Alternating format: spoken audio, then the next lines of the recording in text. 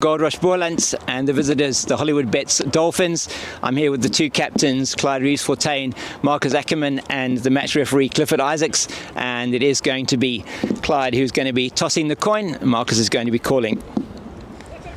Tails. Tails is the call, and it is a head. So Goldrush Boland have won the toss, and just deciding what you're going to be doing, Clyde. We're going to have a bat. Right, and Clyde, a good start to the season for you last week. Batting first, got some good runs on the board on a good surface, and then really gutsed it out to get to that win in the end. Yeah, I think the boys batted really well up front, probably on a tricky wicket, but I think that's the way we want to play. Get big totals on first innings, and then be backing our skills with the bowlers to put them under pressure in the middle over and try and take 20 wickets. And any changes to the lineup from the one that performed so well here last week? Yeah, we've got 2 changes. Ayaguman is fit again, so he comes in for Nathan Jacobs, and then Jet Lee from Barissis has got family commitment, so Fresco comes in for him. Okay, well, good. Well, all the best for the match today. Wish you all the best there. Thank you very much. Thank you. Marcus, lost toss. You're going to be bowling first. How do you feel about that?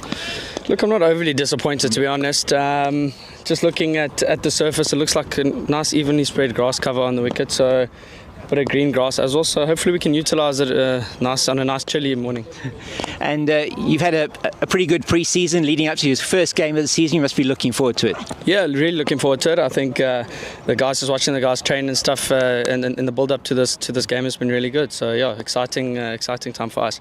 And you've got a very settled squad. I mean, lastly, not too many, no real changes in your squad, but it's a really good blend of youth and experience that you have. So you must be looking forward to that excitement. Yeah, obviously it's every time someone leaves, it's a good opportunity for the next guy to step up. So yeah, like you said, a nice blend of experienced guys and youth. Some exciting youth coming through for us. So yeah. Well, thank you very much, and wish you all the best for the match. Thank you so much. Well, that's the news from the toss, and it is that Goldrush Boland have won the toss, and they've elected to bat first.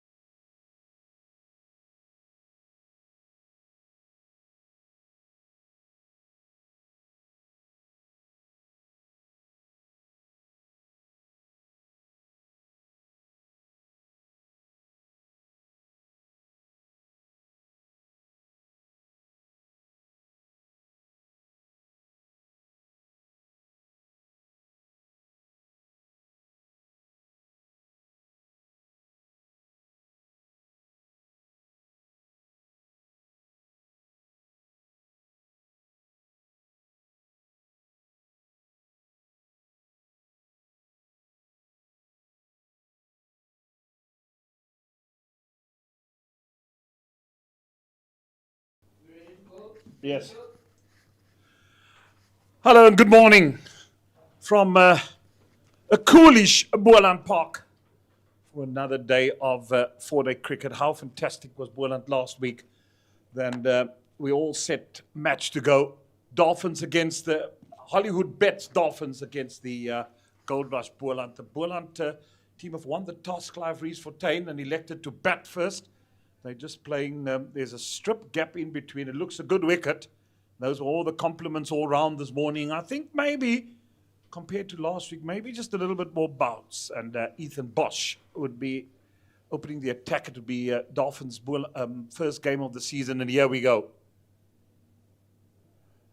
Nice delivery. Just a tinge of away movement. And well left by Peter Malan. And with me in commentary this morning on a coolish day here at Boland Park is Eugene Molian. Good morning and welcome to you as well. A very good morning to you, Jeremy Fredericks, the viewers, and James King, who's also on our commentary stint as well. Yeah, I'm looking forward to this. Boland should be really full of confidence after their victory last week. Second ball of the morning. Just seemed to have died down there as it passed the bat. Yeah, it did. It looked a very good strip, though. Even covering of grass, something that we're not really accustomed to when we come to Boland. We normally see not this much grass on. It's normally a little bit less. So guys will go a little bit straighter. But the curator here, Rupert Bailey, has certainly left a lot of grass on it and just keeps and binds it together for the 4 days. Yeah, I think the absence of Mahima, who's still struggling with a bit of niggles. I hope it's not his disco arm, but he is a DJ at night, so I hope he hasn't been turning those turntables too much. Yeah, but he's almost done, and I'm sure if he had played today, there'd have been more grass off. They've got Farisco Adams in for Nathan Jacobs, and then Ayabalele Damani has been selected as well. So it does increase their seam option. Because I just thought, I'm just worried a little bit about Clinton Stearman and nursing his hamstring. I just thought, they won last week, but Nathan Jacobs, to me, is still young, still got prospect in view, but not really. His line and lengths weren't good, and I thought Mnyaka bowled fantastically well in the second innings. Akona, he really stepped up the plate, but I was just worried about the workload of a Clinton Stearman. The point you're making here is what we spoke about, Jeremy, is that backup to Glenton Stearman. How can Boland manage him, and how can the backup seamers really contribute as well to, he's just been the workhorse of this Boland attack, and for Nyaka last week, I think that second innings will do him the world of good, and he's definitely got something to go on in this game for sure. Yeah, they certainly have a lot of confidence after that victory of last week. So what it says, in essence, that they're full of confidence coming into this game, and they'd like to continue. The big thing is, winning becomes a culture, and then it becomes a habit. And if you can continue on the same vein and the same path as what they did last week, Boland, then it could be a fantastic season for them. They took the ascendancy. They got back 25 points out of it. They're top of the log there. And rightfully so after that magnificent performance. But it's now to string two together. Akushle Shele from the stables end. One thing's for sure, Jeremy. I think when we look at or reflect on last week's game, I think we all can agree that the Titans bowling and their plans in that first innings weren't consistent enough. They weren't trying to get wickets. They were trying to maybe bowl with a little bit more hope rather than just being consistent and patient in this format. I don't think we'll get that from a Hollywoodbets Dolphins side here where Quinton Friend is the head coach. Yeah, he'd expect his bowlers to be right on the money. He was that type of bowler, wasn't he? Hard worker, good coach, and of course being assisted in the batting department by Henry Davids, who knows these conditions here and who played here many, many a year, be it for Boland or for the Cape Cobras. Just about to say, I mean, you would be happy to see Henry Davids on the park again. He's been sitting next to you doing commentary in the Afrikaans studio, so now and again, but it's good to see him out there. Yeah, the pity is that our paths keep on crossing. Not yet Boland, where the Paarl Rocks won in Zanzi League. He played what an innings did he play in that final, Henry Davids, and still trying to give me beans, you know. I think everybody will still trying. I mean, you've been commentating on them for years, Jeremy. Now they sit right next to you. Yeah, and I hear them criticize players now.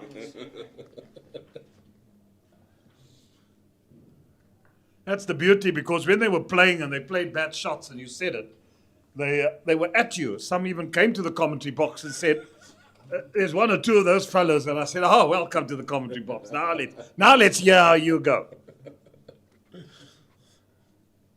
Yeah, all in a good day's work. Well, this field set is good for me to start with 2 slips in a gully, something different than what we saw at Titans were implementing last week.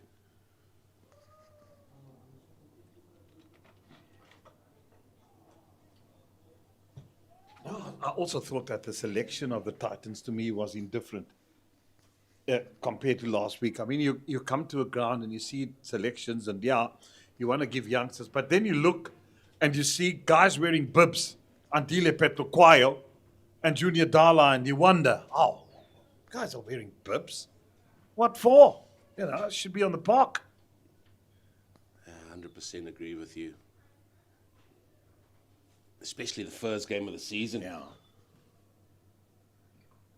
Well, the other thing that I can't understand either is, you know, we talk about, and this is a point, might get criticism for it, but I mean, I'm going to say it in any event, that we talk about 4-day cricket and trying to get crowds in. I've read an article that was written by Neil Manthorpe, and there was another article which I read talking about the death of the concern and the dominance of India in international cricket, and the calendar and the workload. Oh, it's a good delivery. And the article stated about 4-day cricket crowds coming in. We spoke about in England you get between 5,000 and 15,000 coming to watch 4-day cricket when it's Championships Trophy or whatever they play these days. And here we talk about, you could count the people here on Saturdays, about 25, and here's no one in the ground as well. Now, I understand that the national players have duty. And why would you organize a mace tour on the first week of a 4-day game when your international players could be playing here? And then now there's a camp. And they're going to Pakistan. Now, is a camp more fruitful? And I'm not having a go, I'm only asking the question. Is a camp more fruitful than playing 4-day cricket? Being in the middle?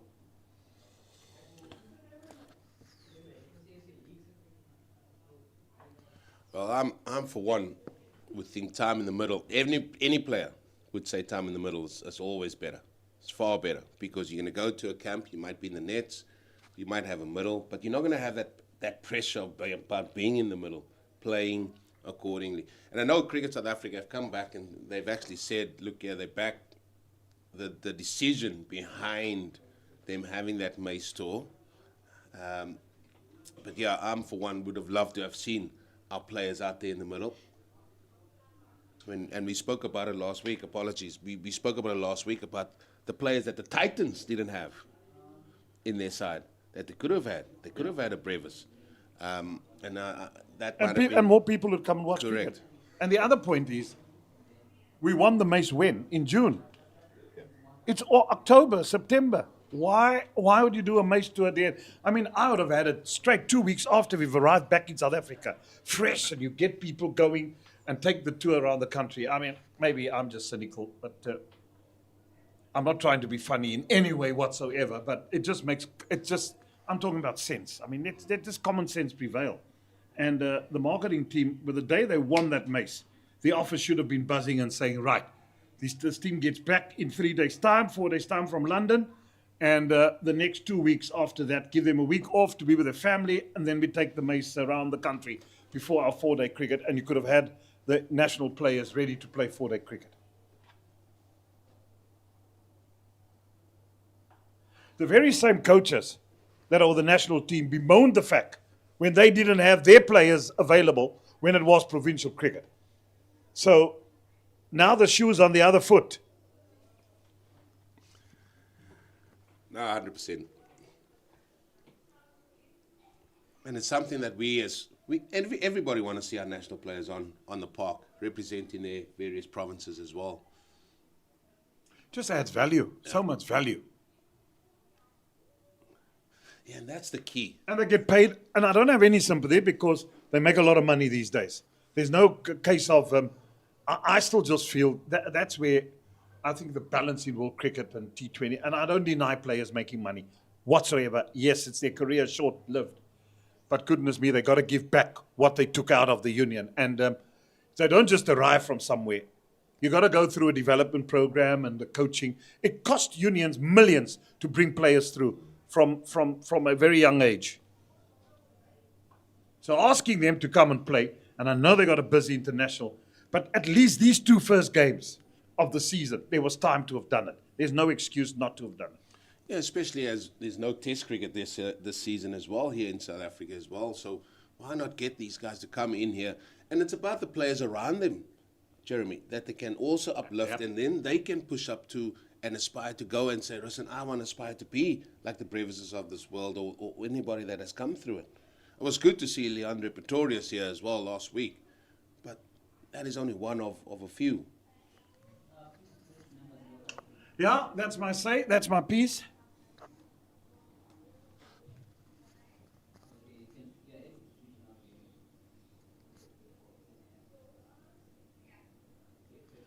You can't play, I'll say it again, and I'll say it till I die, that you cannot play T20 cricket or any other format of cricket if you don't have a base. You can't even play international cricket if you don't have a base from which to perform. And this, what we see out here, gives you the perfect base to all other formats of cricket. Yeah, you've got to have an understanding of your game, batting and bowling. And that's just where it starts. Even the guy in picture here, Rulofsson, fresh from 150 in that first innings last week. Runs, and that'll be the first of the morning. So I had to wait until the 4th over, and it'll happen in the form of a boundary off the bat of Grant Rulofsson. Yeah, he's been in great form and really has played nicely. He's 150. Kaplan in next, who scored 238, I think it was. Only the second highest after JP Duminy with 260 for the Cobras. Not out. That was in 2015, 2016. And then Stian van Zyl, who's the beloved boy of the Boland, got 228 in the following year season for the Cape Cobras. And that's the other point we made. He had a good season last year, Rulofsson, and wasn't picked up in any of the emerging or the CSA sides that were selected. Oh, it's a good nut. There was a bit of bounce, bit of swing, movement. And that's off the pitch. Good to see. Have some of this, Rulofsson. You might have got one down to third man for 4. Hits the deck hard. You actually missed that by a country mile. However, bowler will think, there's something in that for me here. He's really bustling in here, Chele. Yeah, I like the make of him, Akushle. I've always been a bit of a fan. I think he's a hard worker. He's a strong boy. Runs in nicely. He's got a good action. Strong at the crease. This one, Fuller, driven with ease. And will reach the boundary. You just keep building him up. Keep building him up, Jeremy.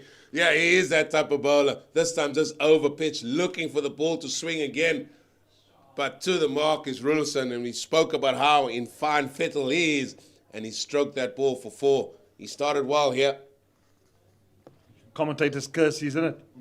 Start bowling up bowlers, bowling up batsmen, suddenly a wicket, and then suddenly just a full half volley, which he leant into and caressed it beautifully through the covers.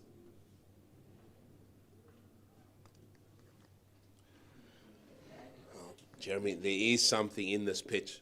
no doubt. It's day one of a 4-day game. It's even covering of grass. Yeah, there will be the odd play and miss, but it still just looked an absolute good wicket out there. Nice, easy pace potentially, but you just got to watch that little bounce there early morning.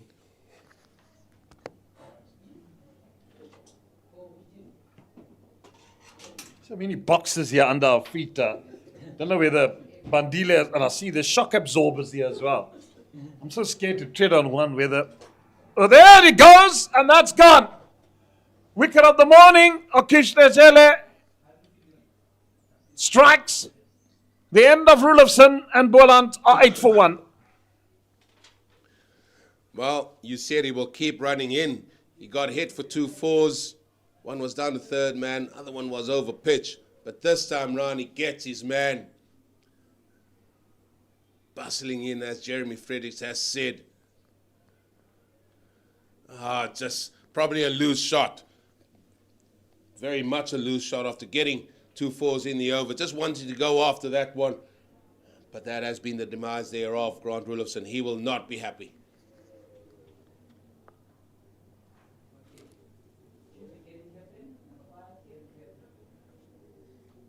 In at number 3 is Gavin Kaplan, man fresh off his 238.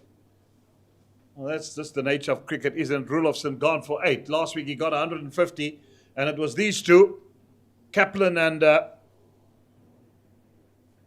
man that's just gone out, Rulofson, that put on good partnerships for Boland. The partnership for that second wicket was 280. That was a mammoth total, and that allowed them to get to that 616 for 9. Yeah, but Jeremy, it's such a game of fine margins. Let's be honest about that. He cuts that for 4. We all say, brilliant batting, whatever. But you got 2 in the over, and like sometimes you just got to reel yourself in. Don't get ahead of yourself and just say, listen, take stock. We've got 8. Happy days. Let's move on.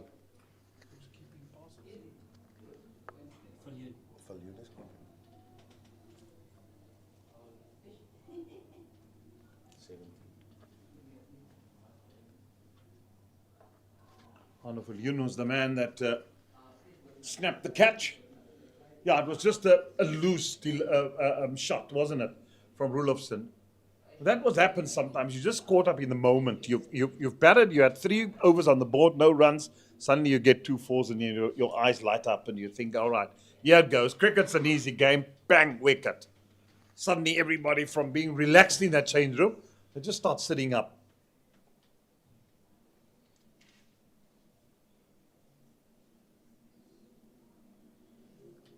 If there's one thing that's a bit of criticism towards these Dolphin bowlers, they've been here on the money, but they've been at times a bit tardy down that leg side.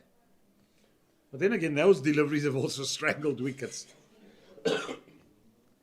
We saw Keegan Peterson being caught down the leg side with a magnificent catch from the captain himself, Clyde Reeves-Fontaine, last week.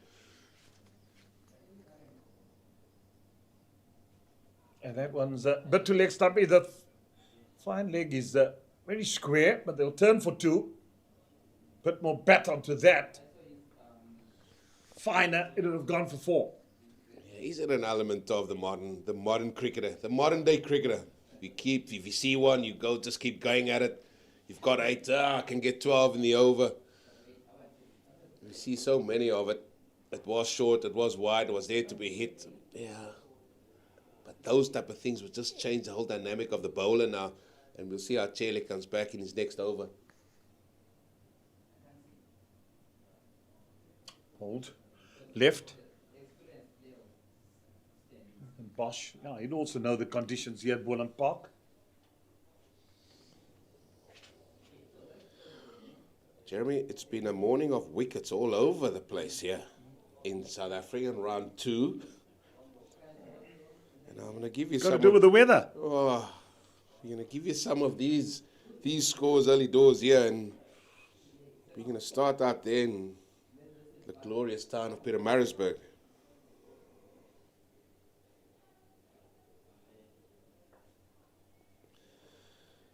Where the Tuskers have won the toss against the Warriors, and the Warriors are 28 for 5. Oh dear. And that is obviously a very early start there. Western 9:30 was it? Or 9 o'clock I start? think it's 9. Yeah, it's early enough. So that's 50 minutes. 5 wickets have fallen. Western Province, playing at home against the Lions. They are 8 for 2. And they lost last week as well. At Newland, at St. George's Park, Yeah, the oldest ground in the country. It was a good game. It was a good game. Went down to the wire. We thought it was a very sporty declaration. However, after speaking to some of the lads, they were expecting rain to come in at Gqeberha. So that's why they declared early. So maybe it was a good trick there for Robbie Peterson and his crew there. The Dragons are at home against the Titans, and the Dragons batting first are 16 without loss. So a whole heap of things happening. What are the Dragons, I beg your pardon? 16 without loss. And they playing against? The Titans. At Potchefstroom. At Potchefstroom. One thing, I'm curious to see what the Titans team is like this week.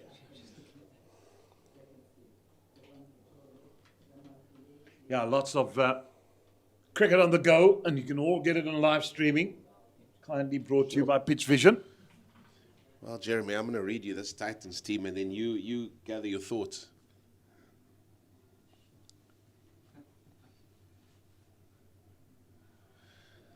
Jorik van Schalkwyk, he's a very talented cricketer. Under 19 cricketer as well, Yeah, he scored a double 100 at youth level in Zimbabwe. Then you have Senekwane, Peterson, Lohandre Pretorius, who's keeping in this game. Makanya, who was a very good batter and bowler last week, kept things tidy. Donald Ferreira still captain. Then it gets interesting. Then it goes Dayan Khalim, Gerald Coetzee, Junior Dala, Andile Petlekoya, and Skalk Engelbrecht. Oh. All right. Point taken.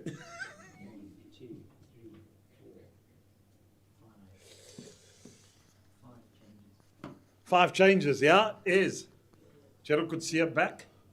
Good to see that. He's having a run. It's important for South African cricket that he gets fit again. He's got a bit of wheels, that boy.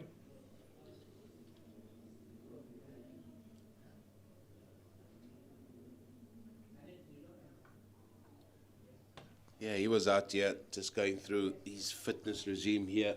He bowled between sessions, Gerald Coetzee, and he looked fit, he looked strong. And obviously just needs some time in the middle. Is this the dropping pitch?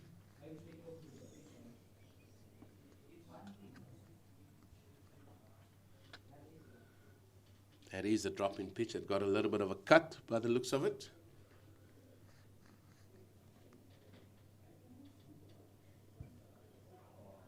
Oh, it's gone through the slips. It's on the ground, though.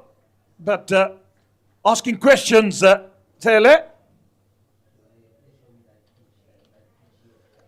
Yeah, he is. And you cannot be just impressed by this guy. He bustles in, as I said, hitting good areas. He's a strong lad. Looks like he just kisses the surface nicely, so it just adds on a little bit of pace.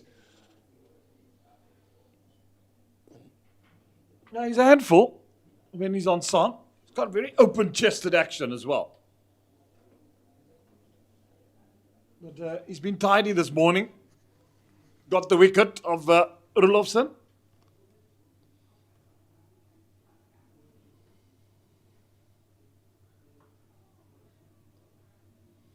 Boland knows that they've got to bat well. They want to bat well in this first innings, and Dolphins know with this batting lineup that they've got to keep it tight and try and restrict Boland as far as what they possibly can.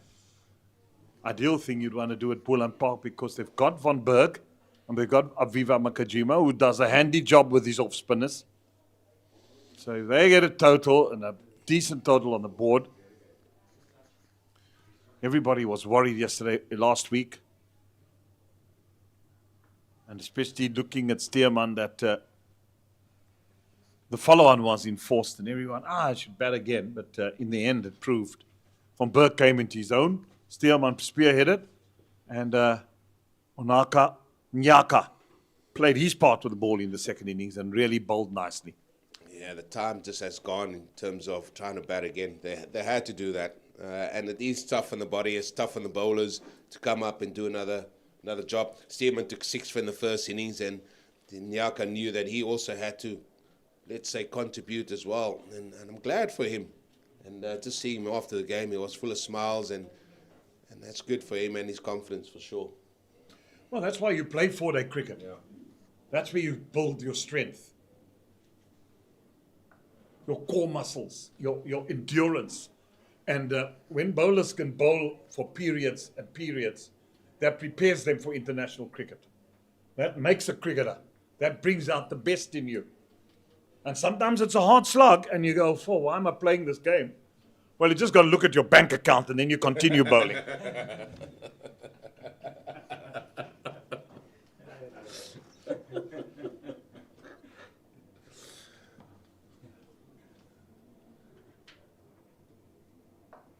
The old days, the poor fellows didn't get paid. They arrived there with boots, no sponsorship. They had to get the one pair of boots. One spike would fall out, and they kept on running in. Yeah, and they got, what was it, the guys used to say, they got 30 rand a game, which could buy like a few beers and a pie. And off you go. There you go. Thanks for coming. Off to work you go. Come next week again. You play for 30 rand, a beer and a pie. Don't forget, you have to also pay for your linseed oil because your bat needs to be looked after. Yeah, exactly. And not everybody got sponsorships to buy your own bat. And then I used to tell guys, we paid to play club cricket, didn't we? To pay your subs and your fees and your ball fees. If we weren't paid up, you see your name disappear off the board at the club. So have these boards up. Sponsored by Castle, and these boards would be up in the clubhouse, and you'd see, you picked in the first team. That's where the match secretary would walk in, or the finance. No, he hasn't paid his subs. Off he goes. So you fork out. You think, I could have bought another Castle Light, and then or a Castle Lager. You'd fork out the money just to play on Saturday. We had a strict guy there. No, he didn't pay. Take him off. Oh, wonderful.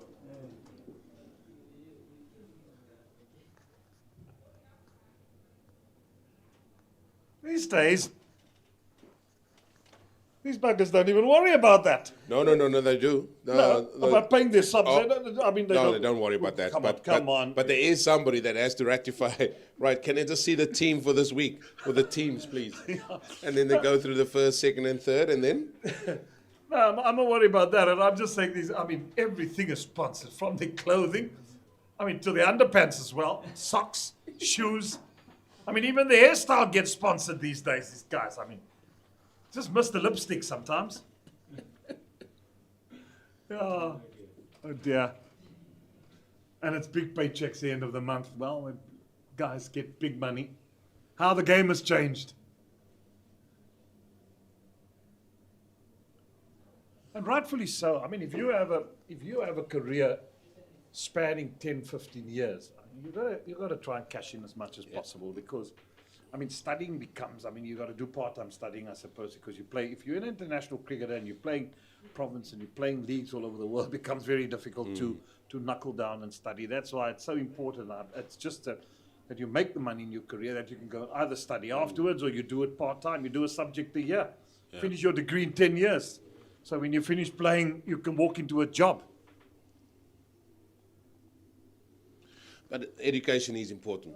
No, that's what I'm saying. But you also make a very good point that, ride that wave as long as you can, be successful, work hard. If you work hard at this game, the world is your oyster, as they say, and there's so many opportunities. There's so many great platforms that's been created, not just in South Africa, everywhere, that these boys can go out and play and just make the best of it. And that is the key for me. And I think the way the guys are sort of working at the game, it's really good, Jeremy, that they are doing that.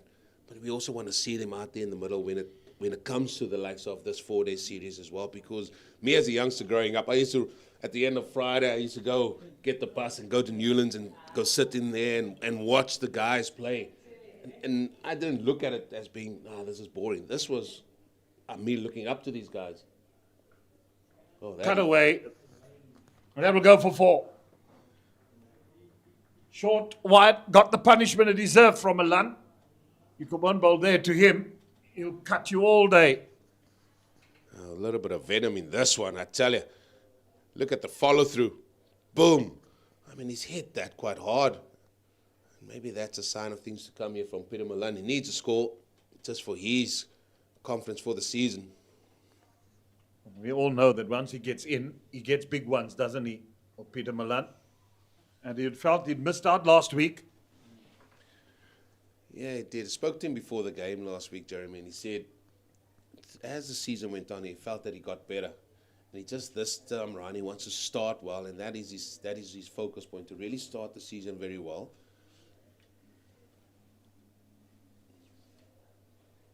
But there's a whole host, excluding this one. Gavin Kaplan also had a good season after making the trip down from Western Province. Yeah, I think it was good for his career move. It's a big loss to Western Province, though. But Boland's gain, and he's certainly shown. I've liked what I've seen from Gavin Kaplan last season as well. Did he start getting into the 80s and 90s, and then I think I did a game here last year where he just fell short of 100. And last week he got that 238, which I would have given him the world of confidence. And that's what all you need. Just sometimes a little bit of a kickstart.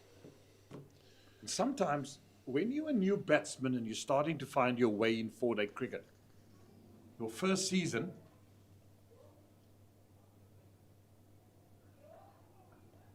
you get runs and you pummeled everybody all over the show, and you think you've arrived. It's the second and third season, to me, that's vital, because now guys have worked you out. And when you can show that in second season I score that same amount of runs like I did first, second, that shows then maturity as a batsman. But sometimes, and it's good for batsmen. I'm a big believer, and Hilton Ackerman always used to say it, the late Hilton Ackerman, nothing wrong being dropped.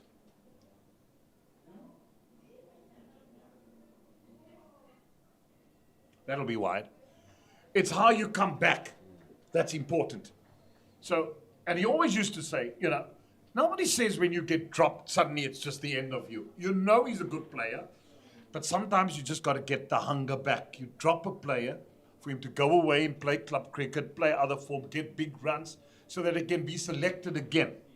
Because now he realizes, wow, what it takes to play at that level. And I think it's so apt. Guy must never feel that I've arrived and I'm alive.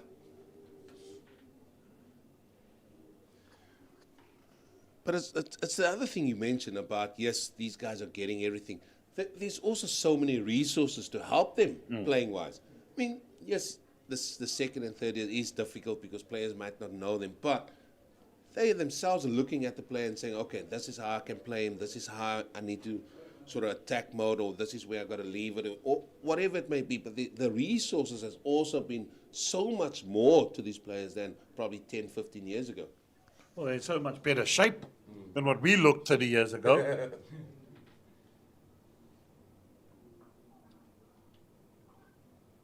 I mean, I remember the time when guys like Alan Bucas, who played for Free State, Jonathan Bucas' dad, now lives there in the Great Black River, played for Free State, and Mike Proctor was the coach. He came with his cane to cricket. And Procky asked him, what's going on here? He says, this is for after 6, coach. And on that cane moment, I think there's a delivery left, if I'm not mistaken, or is the over gone? Over's gone. Time for me to just have a bit of a breather and allow the Cape Fox to come and step in next to me. Thanks for those opening salvo there by the Jeremy the Rhino Fredericks, and I'm joined from one bit of wildlife to the other. The Cape Fox, he's going to be joining me, and a very hearty good morning to you, sir. Thanks so much, Eugene. Lovely to be here at this beautiful Boland Park yet again for another intriguing 4-day series match here between the Hollywoodbets Dolphins and the Goldrush Boland. It's been a very good half an hour so far. Interesting cricket, good from both sides. Perhaps the batters feeling they 22 for 1. Dolphins will feel they're in the game here. I think they're more than in the game, and this is what I expected. They were going to be a little bit more patient, and they've bowled really well. There's been a few loose deliveries that have been put away.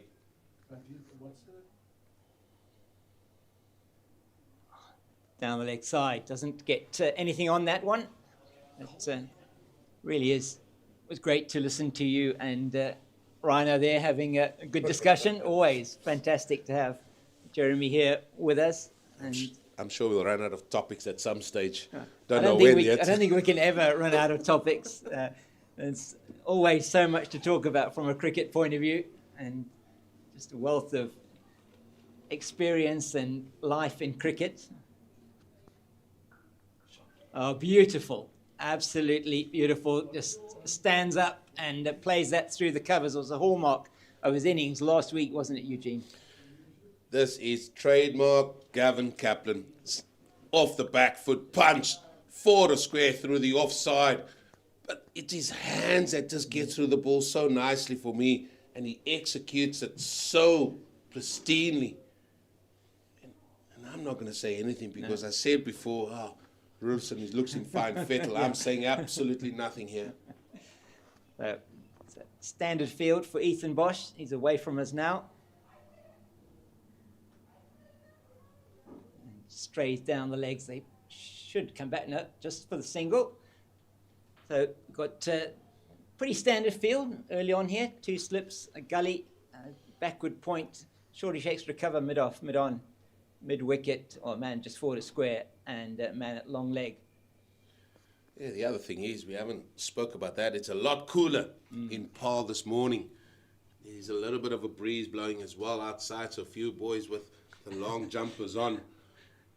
Hands in pockets, definitely, as well. Keep those mitts warm.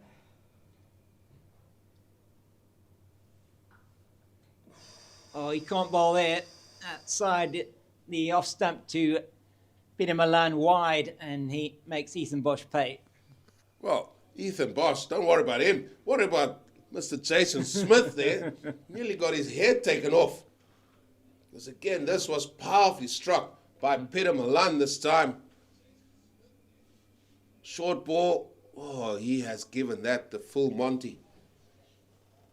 Yeah, coming off the bat really well for Peter Malan in that instance. Score goes to 31, the loss of 1.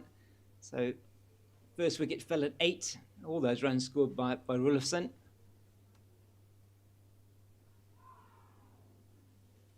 Just jagging back in that time. So haven't necessarily seen too much movement this morning so far, Eugene. I can see they're trying to hit the surface. And sometimes when you're trying to hit the surface, your length is a little bit shorter. You just need to be a little bit fuller on this. I know they're trying to get it there, but they want to bowl it there. And just as a bowler, sometimes when you do that, you drag your length back. So, for one, I'm not going to be too critical about that. I can understand what they're trying to do.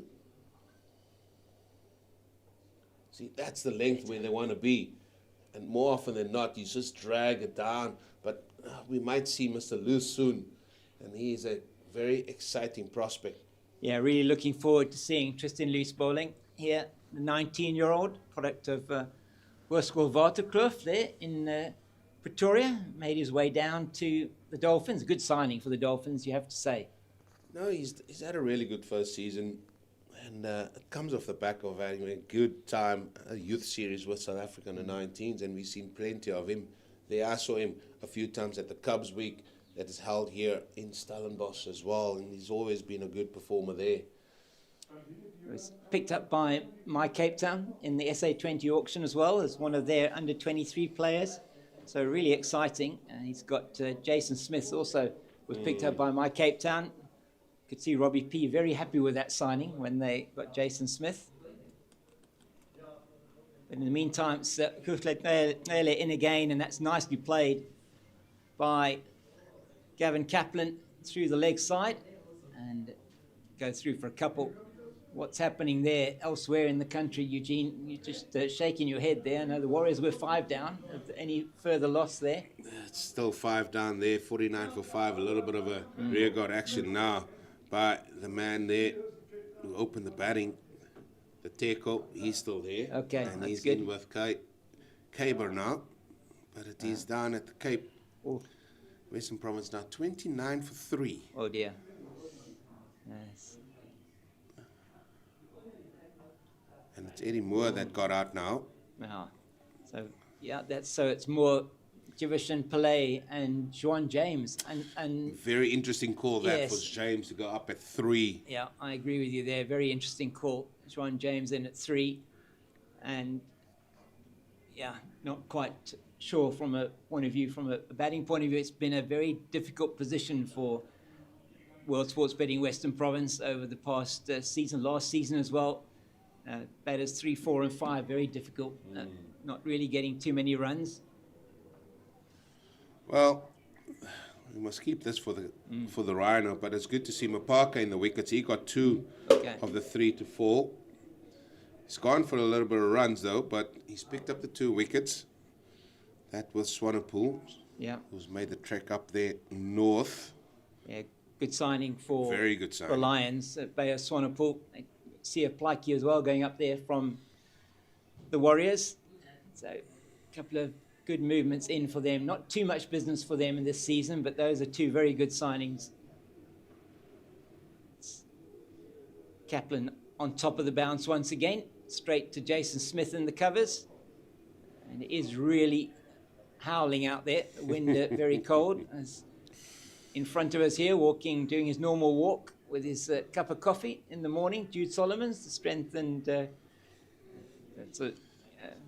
what do you call it? Strength conditioner or conditioning coach, strength and conditioning coach for Goldrush Boland. Always gives us a smile as he goes past. He's full of nonsense.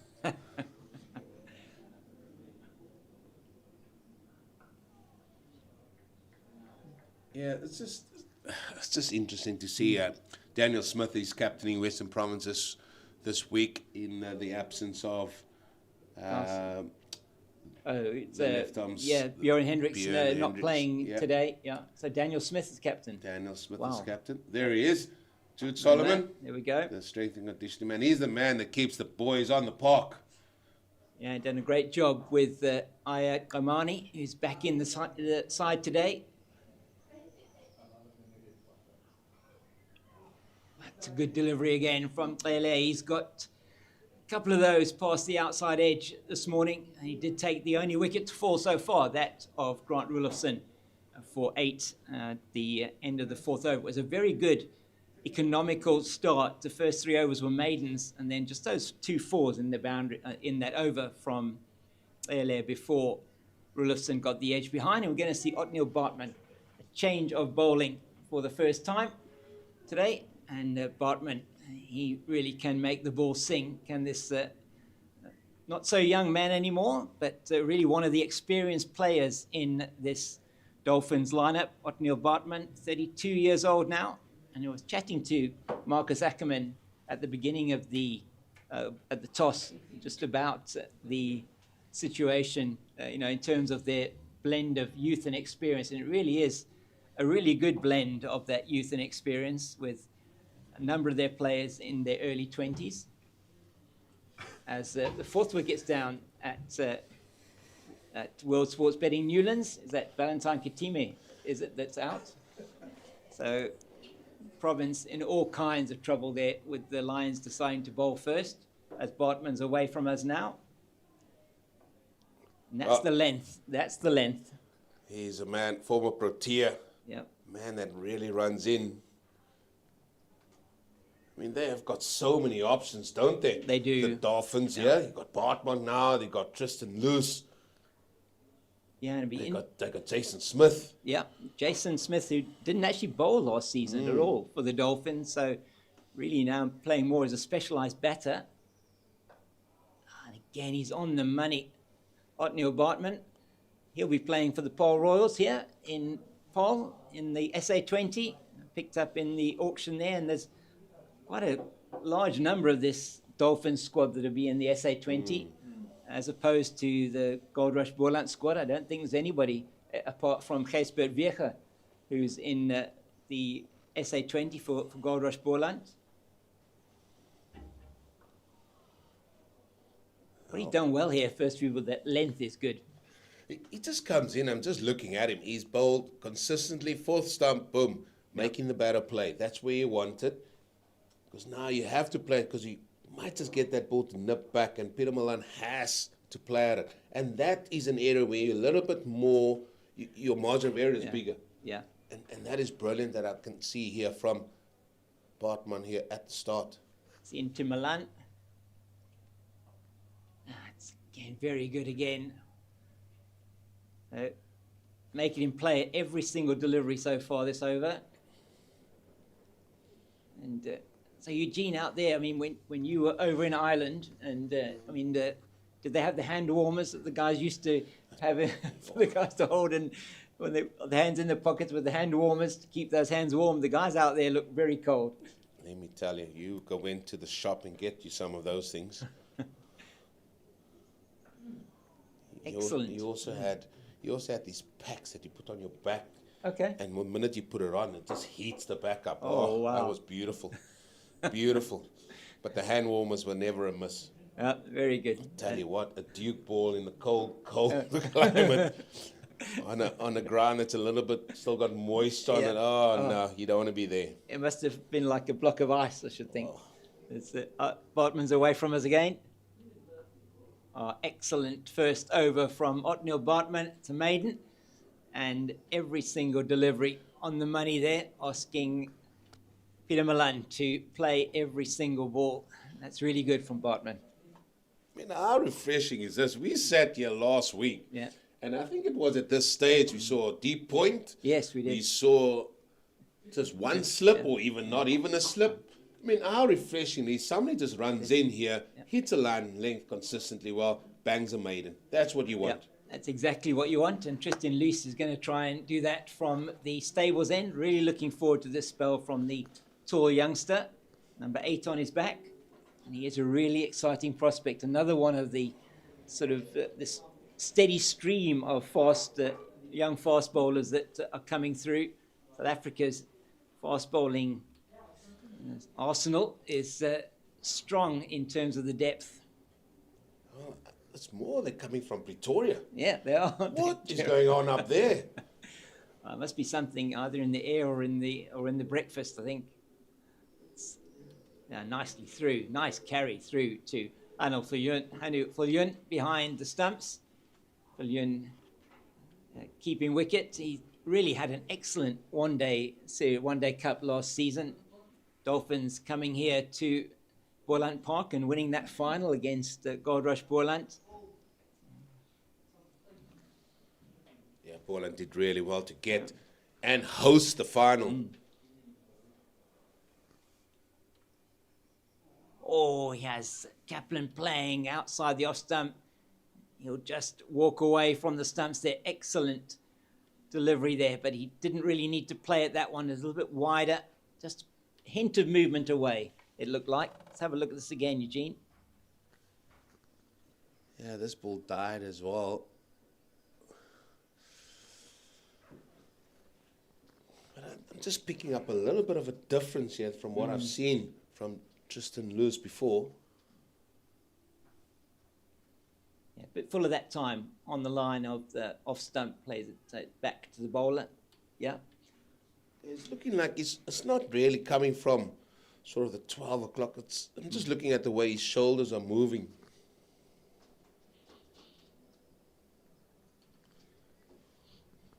Let's look at that again and take us through this. Yeah, so if you look at his shoulders here, it's almost like looking at an angle, not more or less going up and down, and then it just comes around a little bit. Quick arm action. As another wicket has gone at Western Province. My goodness, they are in all sorts of trouble there. And George Linder back in the team, and that would be two left-handers at the crease, and is it Linda that is gone? And that is a huge blow for World Sports Betting Western Province. So they've been put into bat there, and what, 36 or 38 for 5 now. Oh, another one, and he plays and misses yet again, Kaplan. That's a very good delivery from Lucy's, putting it in that channel outside the off stump. And he's certainly troubling the Goldrush Boland batter. Well, bowls a line, bowls a length. And this is what I said last week. Yeah. Bowlers bowling a channel and asking the batter to come out of their little bubble. If you want to score, come and fetch it out here. And so far, we've seen a few playing the misses already. Well, it's excellent from the Dolphins bowlers. Oh, that first no ball of the morning, Tristan Liss, signalled by umpire Sipolele Gaza. He's standing with Andre Olivier. Sipolele Gaza telling us that he's recently moved to Bloemfontein. He's now based in Bloem. Andre Olivier coming from Southwestern Districts. Yeah. So, two experienced umpires here.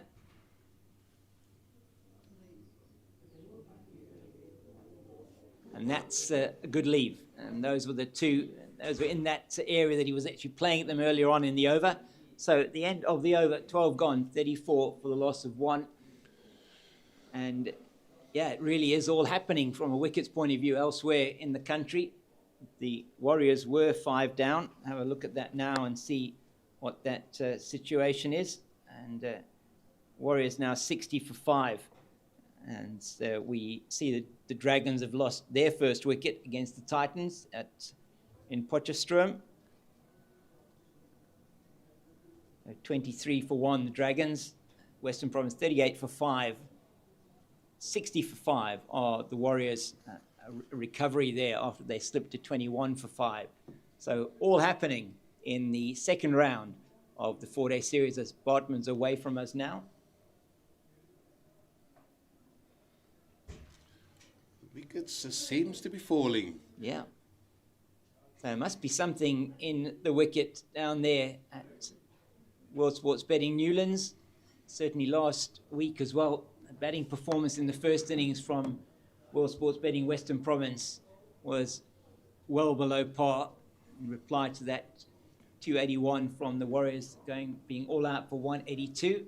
As Milan is on strike here to Bartman.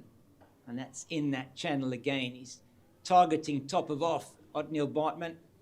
And what is good, Eugene, as you said, is we've still got the 2 slips, the gully. We've still got that man in at a conventional backward point, Ramashan Pillay, I think that is. And so continuing to attack here with a pretty standard first morning field. Yeah, I'm for one loving this. This is what it's about being patient. Oh, big shot. They know that Peter Milan plants that foot a little bit. He could be prone to the leg before. We saw him get out last week to that leg before to Dayan Khalim. Here, Bartman just challenging those pads as well. Yeah, just drifting down. Yeah, it was half an appeal, but exactly as you said, Dayan Khalim got that wicket of Peter Milan in the first innings last week, LBW. And he's gone this time. This time it's the one that goes away. It's a good length, and he has to play it. He's been making him play it every single delivery. And he makes him play it this one, and he gets the edge, and he's immediately on his way back to the pavilion. Second wicket falls. Just reward for some really good bowling from the Dolphins bowlers this morning. It's 34 for the loss of 2. I said what he does so well. He's just bowling on that 4th stump and challenging both the inside and outside edge. This one, just about 5th stump, and Peter Milan, thinking that it might just come on with the arm, gets a feather to it. Second catch for the keeper, Falun, and Goldrush Boland lose their second wicket for 34. Yeah, it has been very good disciplined bowling this morning from the men from Durban, and they've picked up the reward on what is a good surface. And if there is something in it for you as a bowler, if you're putting it in the right places, we said this last week, Very similar type of surface to the one we had last week. This one probably a more even spread of grass, as that we see Aviwa Mgijima coming to the crease. Very good 80 from him in that first innings last week. This is a very different situation that he comes to the crease. Last week came to the crease at 292 for the loss of 2. This week 34 for the loss of 2, and they're going to be looking for a good innings. Yeah. And Ngijima, 104 matches, 160 innings. He's got 3,904 runs with a top of 132. And they're looking for a good innings from him here. That innings by him for Goldrush Boland in the 2023-24 season. So averages just under 28, but that belies the influence he's had in his scores over the last couple of seasons. 2 seasons ago, averaging in the mid-40s, last season in the mid-30s. They're going to need a big one from him here. Well, he loves to get bat on ball and feels for bat and ball. And if Bartman just keeps that line length outside that off stump, and I'm going for the off stump. If he keeps it out there, how he loves to start Aviwa Mgijima. He doesn't like leaving. He loves to play and feel his way into his innings. So this is going to be a very interesting contest. And the Dolphins have certainly done their homework, and the disciplines have been excellent this morning. Exactly what you'd want from your 4 fast bowlers. No let-up at all for the Boland batters. It's a bit full this time, but can't make the most of it.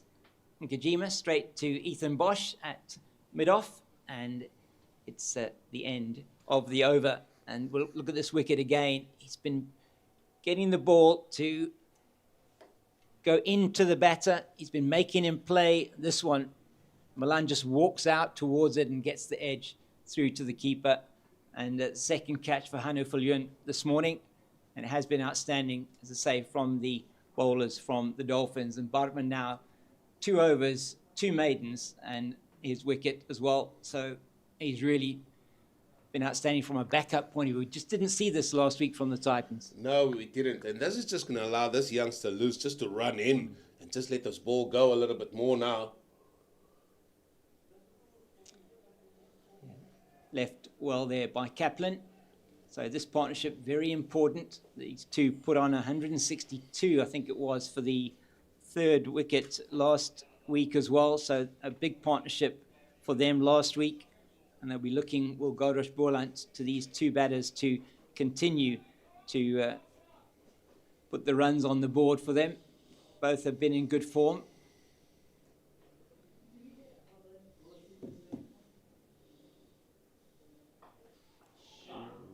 Ooh, he could only have got into trouble with that one, trying to pull it from outside the off stump. Was a bit shorter from loose. Probably not there for the shot from Gavin Kaplan. Gavin Kaplan is renowned to be a little bit of a happy hooker. We saw the plans in place by the Titans last week. And maybe Tristan Loose might be encouraged to bowl a few more.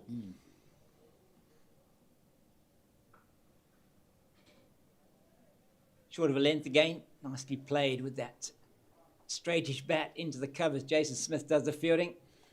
Puts his hands quickly back into his pockets.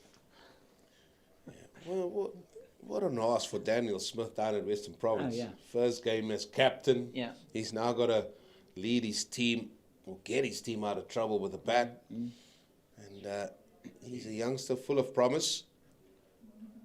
Yeah, and that he is. But not much batting to come there. And Pongwana in now, I presume. It's beautifully played by Gavin Kaplan down the ground. I'm not sure that it's going to go for 4.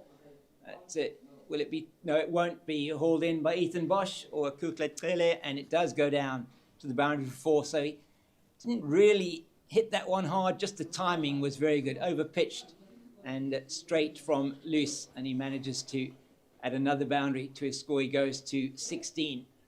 And very important innings for him again today, Gavin Kaplan, and for his team. Well, this is the trademark Gavin Kaplan. Straight, full face of the bat, always presented to the ball, whether it is off the front foot or the back foot. And that time just placed that and drove that beautifully down the ground for 4. This time short and wide, and he gets over the top of the ball, plays it very, very nicely past Jason Smith. And boundaries off successive deliveries for Gavin Kaplan. Played that one far better than the shorter one earlier on in the over. But the trick is, it's still that full face of the bat. He's still looking to hit the ball in front of square. And that's the time you get more of the full face of the bat onto the ball. Sometimes you try and look to square. And that's the time you play with half a bat, and that is when you get into trouble.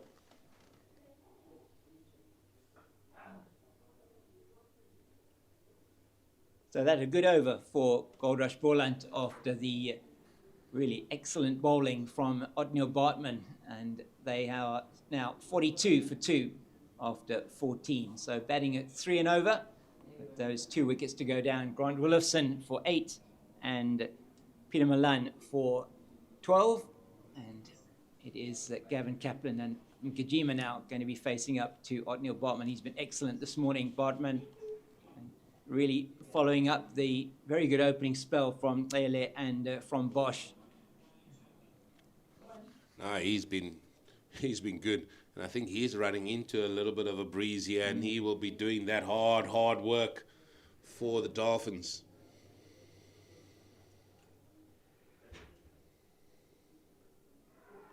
He's bowled him, he's chopped it on, and that is exactly what you were talking about, Eugene.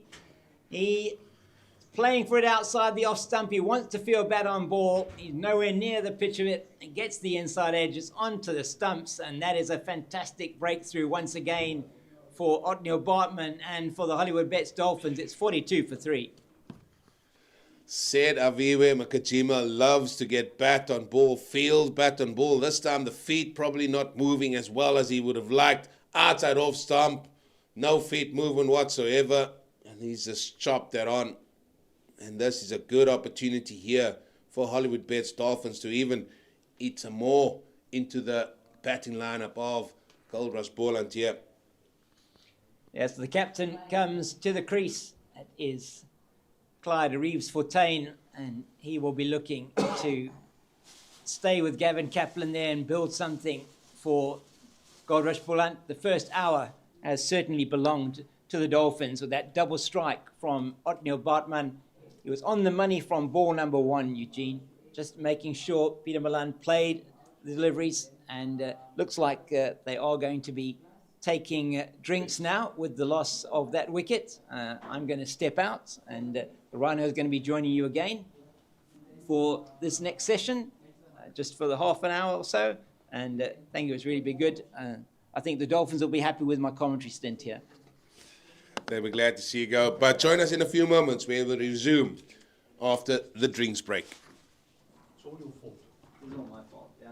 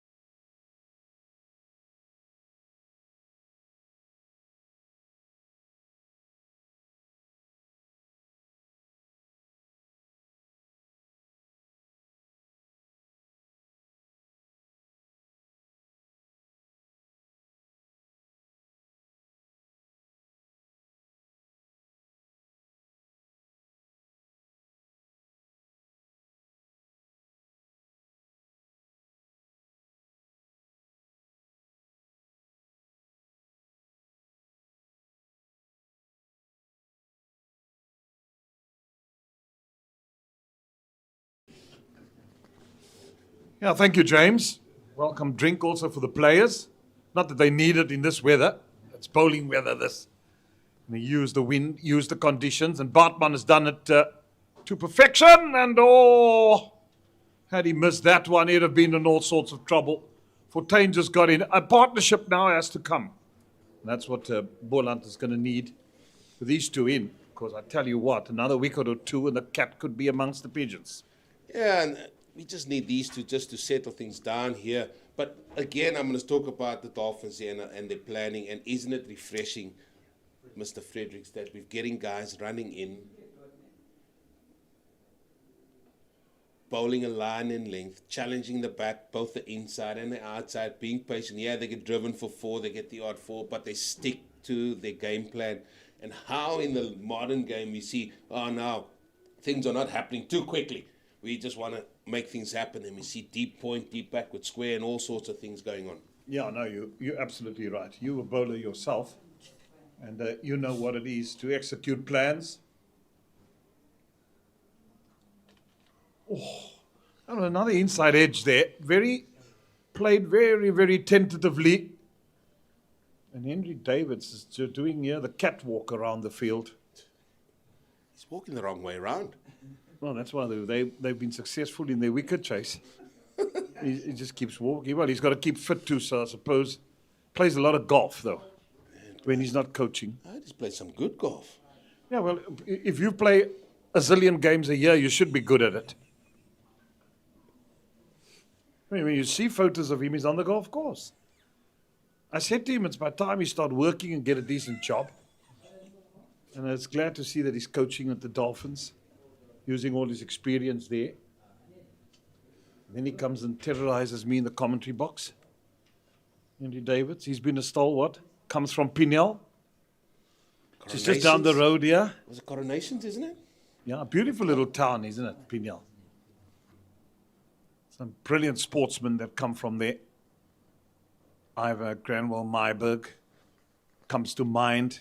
Their father, Pitty Myburg, was a stalwart at Pinnell Villages Rugby. That's the rugby team out of Pinnell. And then the Seisters are there. Wonderful, wonderful sportsmen. Peter Seister was also president here at Boland Cricket, dentist.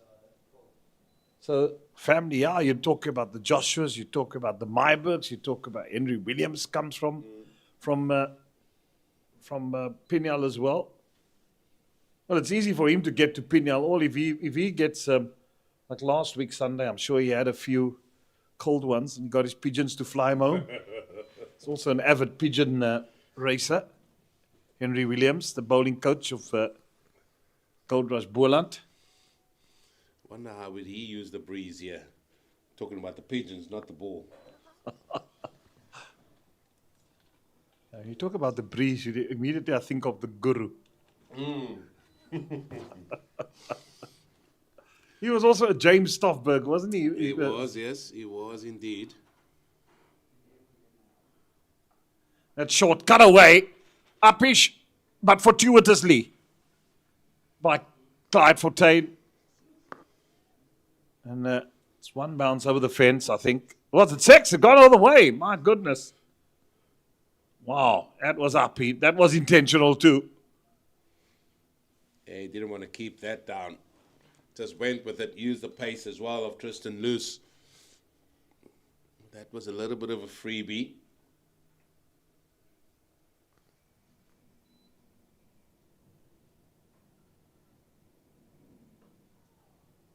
Well, nicely played. Yeah, just to explain to you at home how the bonus points works in terms of 4-day cricket. You get a bonus point for bowling at the fall of wickets, 3, 5, 7, 9. So you can bag 4 bonus points for bowling. That's 4. And then in terms of batting, it's 150. Well, that's a loose stroke outside that off stump. And that's been the undoing of one or two of these Boland batsmen early this morning. Well, this is a little bit wider, a little bit fuller. Have a drive. Oh, maybe not the shot, and as we said, it's a game of such fine margins, but the situation dictates we don't need, or Boland don't need shots like that here now. 3 down for 49. So you get your first batting bonus point.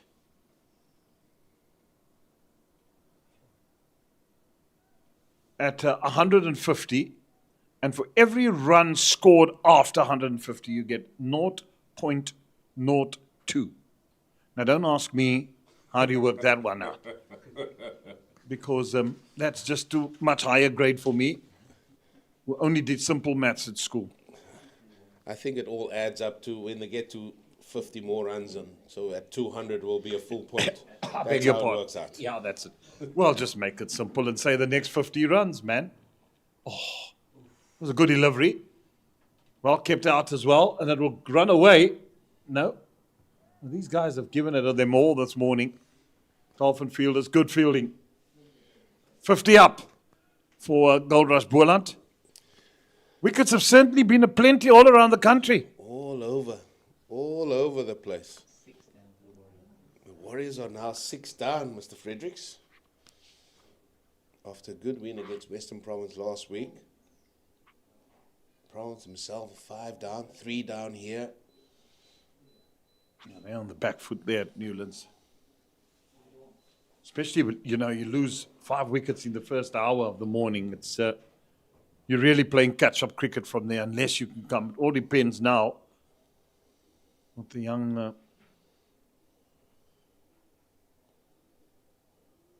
Daniel Smith. Wow, to be entrusted with a captaincy at such a young age when you're still learning your trade at this level yourself. Oh. Yeah, no, and it's he's a good player, as I said, good potentials, good keeper. But in terms of the Lions, they've only turned to Mr. Sapamla now. So just shows the bowling attack from the Lions, as there is the coaching staff of the Dolphins. Quinton Friend there on the right-hand side. Big fella, big fast bowler as well. Yeah, his father was. I played club cricket against his father when his father played for Milnerton. Mervyn Friend. Asked him this morning how his father's doing. He says, nah, it's still doing well. At the good old age of 74, Mervyn Friend. And so cricket runs in the blood and in the veins of that family. And he's had a really good career as a coach, hasn't he? I'm getting old now when I talk about players that I played against. I feel battered. That's why it's good having you here, filling us in. As the Cape Fox said, the Magnificent Seven there in Pietermaritzburg. Do you know who they were? The Magnificent Seven? I've got no clue. Then don't mention things that you can't. I'm just going to go with it. I'll give you a clue. One was Charles Bronson. It's not going to help me. That is not. I know it's got something to do with, isn't it Westerns or something? Yeah, that's Steve about the McQueen. height of it. It's 2. One that you'd never have got. It's Holtz Bochner. Oh, That's he's 3. number 7. No, well, there's 4 more for you to find. I've given you 3. Oh. So in the next commentary stint, you've got to give me an answer who the other 4 were. Can I use my phone? Yes, you can. Okay. But give me the other 4. Magnificent 7. I've given you 3. You'd know some of the other actors that were in there. And I've given you 3 maybe difficult ones that you would have struggled a bit in Charles Bronson. Holtz Bochner is the one that, Holtz Bochner, would you struggle? And Steve McQueen I gave you, 3. No, Foxy. Fox pipes up with John Wayne at the back there.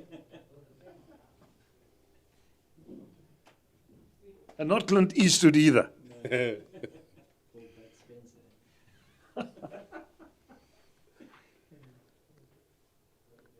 Someone went down. This will give me time to get it. Seems like the batsman's gone down there. Holding his groin. He's had issues with that before, but he says he's okay. Yeah, and he's wicket keeper as well, so he's got to do a lot of diving, a lot of work.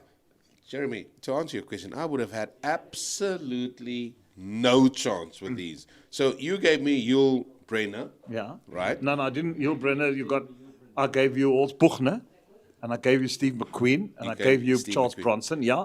Robert Yul Vaughan? Brenner. Yes, Robert Vaughan. And James Coburn. James Coburn, right? There's one more. No, what's it? Ali Wallach. Oh, Eli Walla. Yeah. Eli Walla. Yeah. That's my lesson for the day. Ooh. Yeah, it was a movie called, it was a Western, The Magnificent Seven. Those actors were all in there. It was brilliant, yeah. You are showing your age. I'm not going to tell you what date it was released. No. And guess where I saw that movie? The Luxorama in Park Road, Wynberg. Brilliant. The Lux. Yeah, the Luxorama.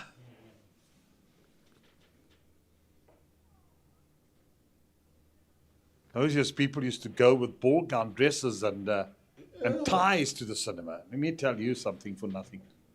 I think the Luxorama opened in the 70s or late 60s, round about there.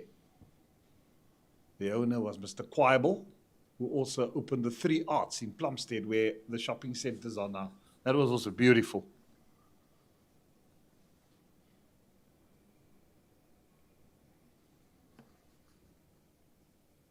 Oh, it's a good appeal given. Yeah, it just looked adjacent. And Andre Wallafay, up comes the finger, and Boland now in a spot of bother at 52 for 4. Well, we said Oatmeal Bartman will always be at the batter.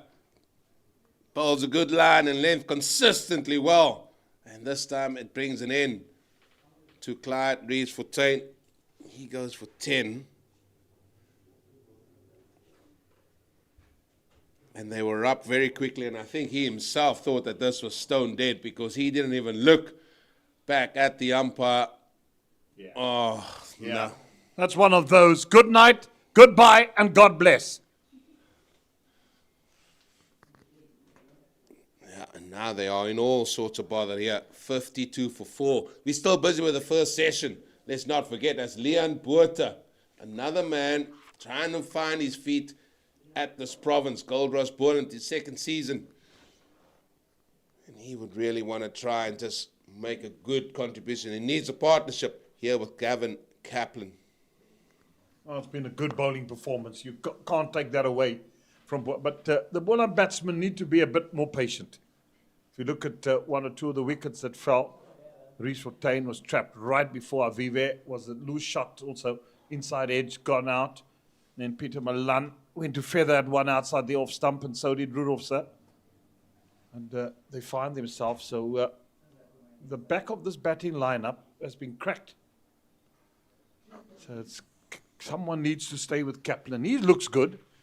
You know, he doesn't look trouble coming back from his 238 of last week, but he needs a partner. They need a partnership here. Otherwise, they're going to find themselves in being skittled out for not much runs. Out! And there it goes! Outside the off stump. It's wide. There was no feet movement. Flashing at it. Wildly gone. Caught it slip. Well, what can you say? It's bowlers that are just running up and hitting a length and line outside that off stump, and the batters wanting to score, their willingness to keep going at it, not being prepared to leave, and that's another one that perishes, and it's Gavin Kaplan who has to go.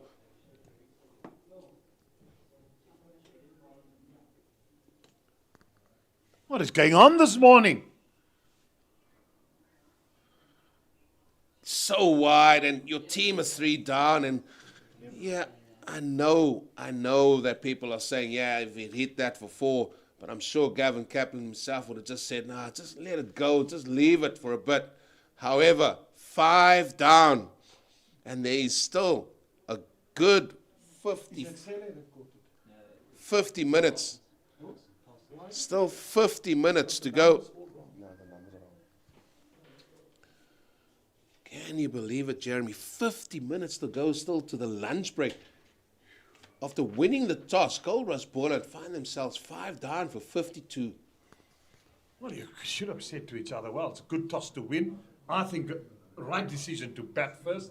But goodness me, it's got to come with responsibility. At times you just win. The bowling is good. Absorb the pressure.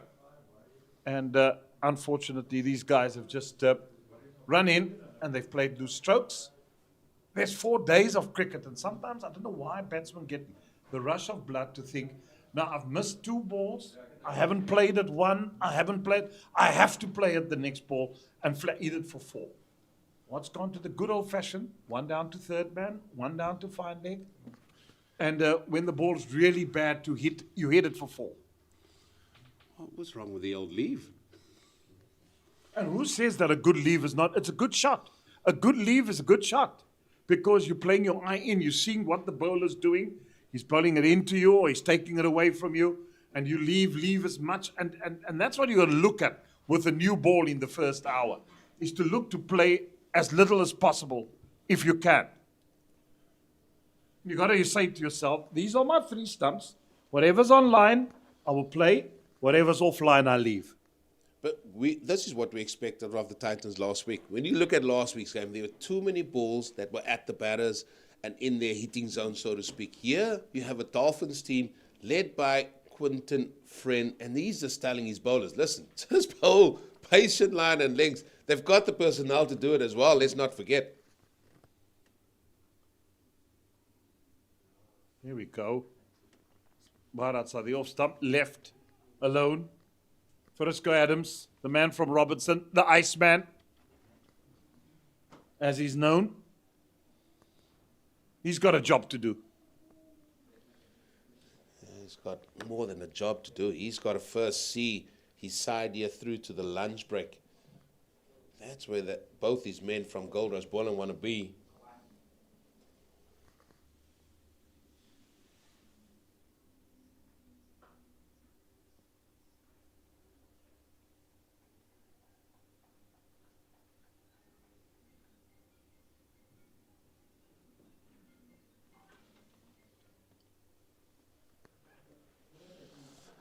Interesting stuff, Mr. Fredericks.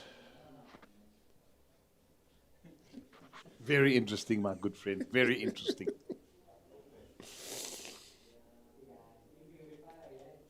How's the coaching job going? It's lovely. Beautiful. Club cricket season starts this week with T20 cricket. It's going to be magnificent at Constantia. Oh! Goodness gracious me. I was going to ask you this. I was waiting for you to come back on comms. When will we see West Indian cricket back to where they were? The 70s, 80s. Competing. You need someone with foresight. And you need the willpower. And then you need to keep your players. And you've got to make sure that they're good enough, because I don't think half of that side is good enough.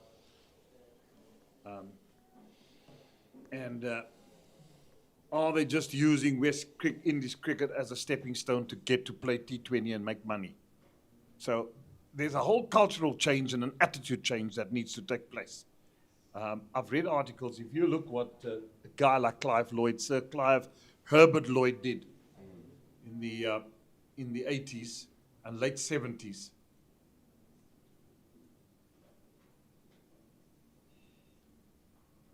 You need almost a type of charismatic leader and also an astute politician. Because, you know, those different islands, the end of the over, in the West Indies, are very, very different from each other. Barbados, Trinidad, Jamaica, and all those islands, you've got to get them to gel together. And that was the one thing that Clive Lloyd got right. He got the islands to gel, picked the best players, and then got the coach there. That was their fitness coach. I mean, he drilled and drilled and drilled the living daylights out of those players. And that's why you had the greats like Holding, Garner, and they just came Patterson, Ambrose, Walsh, Marshall, Roberts. you rattle it off like a recitation. And they just don't have that caliber of players. And you look at batsmen that they had in Sir Vivian Richards, Desmond Haynes, Gordon Greenwich, Jeffrey Dujon. And you go down that list. You got Kali Charan, Lawrence Rowe, and even before them, the great Sir Sobers, Garfield Sobers. So, and you had Brian Lara coming the latter stages. But after that, not really. After Lara, have they had a great after Lara? No. I mean, Lara was great. So that's part of their problem. And are they playing enough cricket in the islands to actually sustain, you know? And I hear this thing of people play. And I mean, and when I see players like Nicholas Paarl, who's a good player in my estimate, but he's not playing for the West Indies. Half of them are not playing there. So that's part of the problem. You need those guys to come and play and give back. I think world cricket needs West Indies to be good because they play with such a swagger. They bring in the crowds. Well, that's the thing. You talk like that about the swagger and bringing in the crowds. Clive Lloyd made a valid point because, I mean, there was a committee that sat there. They had a committee of ex-players and people also sitting around. And he was saying that in the 80s, they brought in money for world cricket. It's now world cricket to assist West Indies and help them as well. The problem with cricket at the moment, international, is that the money is only going to 3 countries. And one is taking the bulk of everything. Now, I know they bring in money for the game, and it's good, and you need that. But the playing fields aren't level in international cricket. I mean, let's be honest. We've won the Mace in South Africa. Look how we get treated. We don't even get Test cricket. No, but I mean, it's how do we expect that world cricket must flourish? You can't just have this hit and giggle being the mainstay of cricket. It cannot sustain itself.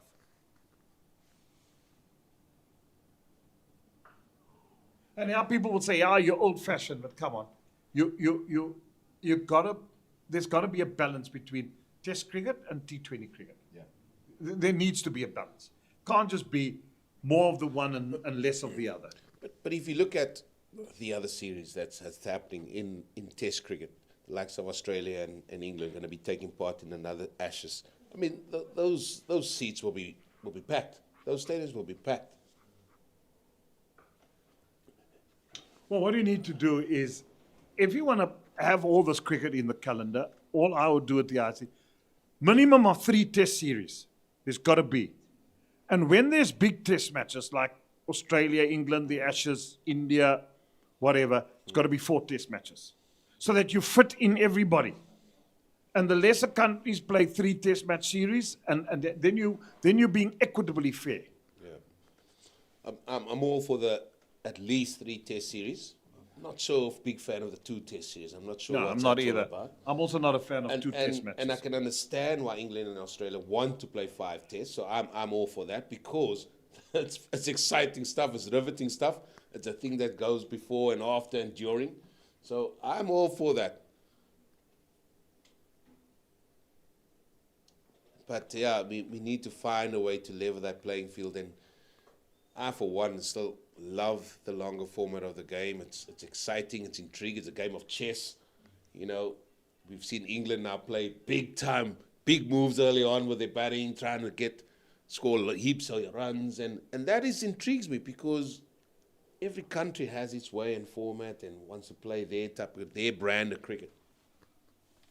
Yeah, but yeah, you can say you're a fan of the 5-day cricket, but you can't have England, Australia, and India playing each other all the time. Eventually, it's going to become a boring subject, and you're going to get less people in the ground. You've got to spread the game. You've got to develop people. I'm saying spend money, get the West Indies up to standard again, have checks and balances in place, and even if you must send a watchdog from the ICC. No, it's important because if you have a strong South Africa, a strong West Indies, a strong Australia, a strong Pakistan, a strong England, and a strong Sri Lanka, I'm just making an example. My goodness, how better would world cricket not be? Yeah, and I was watching the other day something about Sri Lanka cricket. They won the World Cup as well. Yeah, they won it with Jayasuriya Yeah. and Arjuna 96, Ranatunga was in the captain. 96, yeah. They won it in India, wasn't it? They and India hosted it in 96. So yeah, you're 100% correct. We need to get that playing field very much more even.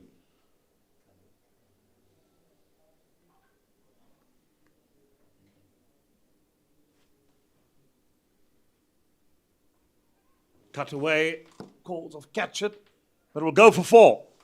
Welcome boundary, again bit of flashy, outside that off stump. Well, things are happening fast everywhere, it seems. Well, here, short and wide, and Leon Botha just latches on to that. And they're just going to keep playing their way. They're going to try and keep moving the score moving forward. Well, they need a partnership. That is what's needed here. And you can come and say, yeah, unfortunately, T20 will give money. Yeah, we all understand the money's there, but goodness me, you've got to look after the game. You can't just develop kids from school and develop sloggers. You've got to develop decent cricketers from whence to play T20 cricket from. So I'm a believer that there's got to be a base, and this is the base for you to play all other formats. And that is where my sort of thinking comes as well. You talked about school cricket. Most schools are just playing T20 cricket, and where's the day of time cricket? We don't see that too often now. We were talking not so long ago about the Passmore bus that we filled in, went to maybe a Bishops or whatever, where we played a time game against them, and we don't see that too often anymore. Well, hence, because that's the crop of youngsters coming, hence the score being here 50 for 5, and Newlands 60 for 5, and the score at the Warriors game, whatever, 50 for 7 or 6. That is because exactly what that is happening at schoolboy level. So there's no concentration to bat for longer periods of time. We can't just get hyped up because there's a tournament happening somewhere and wah, wah, wah, and go wah, wah, wah, and rah, rah, rah. Got to develop, you got to spend the time to develop proper cricketers. And people can disagree with me. It's their right to disagree. But I'll stick with my point that this is an important format to play. Massive. It's massive. So get the balance right between the two.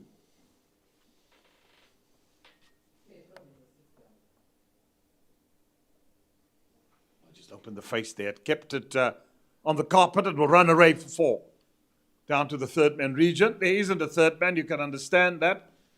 Because they're definitely attacking Bartman into his stride. Yeah, just open the face there from Frisco Adams. But look at the line of that delivery and look at where he played it again. Yeah. And that is what Bartman does. He just gets you to play the ball where you want to leave potentially. But that one nicely played by Adams, down for 4. Well, Hollywoodbets Dolphins on top here. Look at those figures, 3 for 5 runs.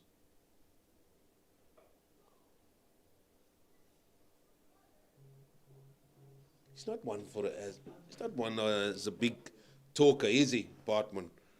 Just does his job with the ball, turns, bowls, turns around again, walks back. A few people we know probably would have said a few things, wouldn't they? Yeah, he's a very quiet fella. Just goes about doing his business.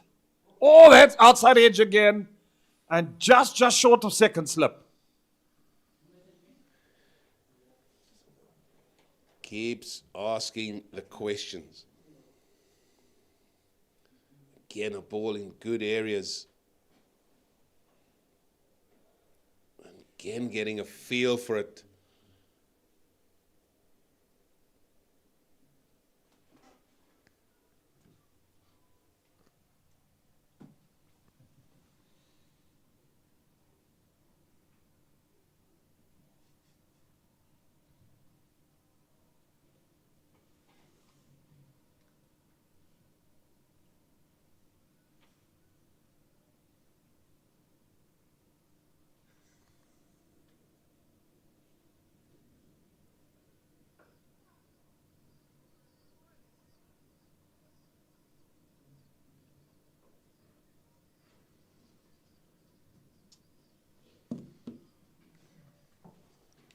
Who's this layer, Boland?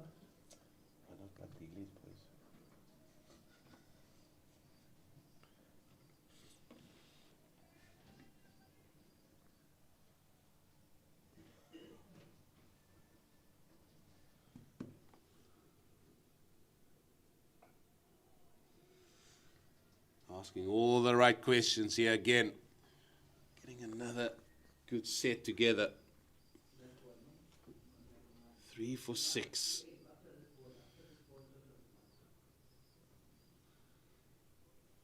Well, they can even turn back to Bosch if they wanted to, just to have another spell before lunch. Yeah, they certainly got all the ammunition here this morning.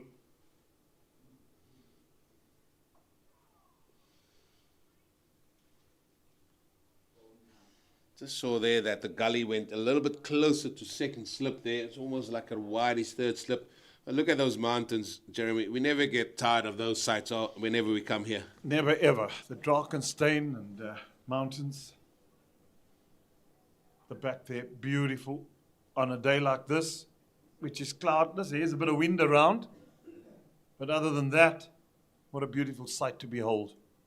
Bowlers of the Dolphins have been exemplary this morning. And they've certainly bowled good line and length. Neil Bartman being the pick of them.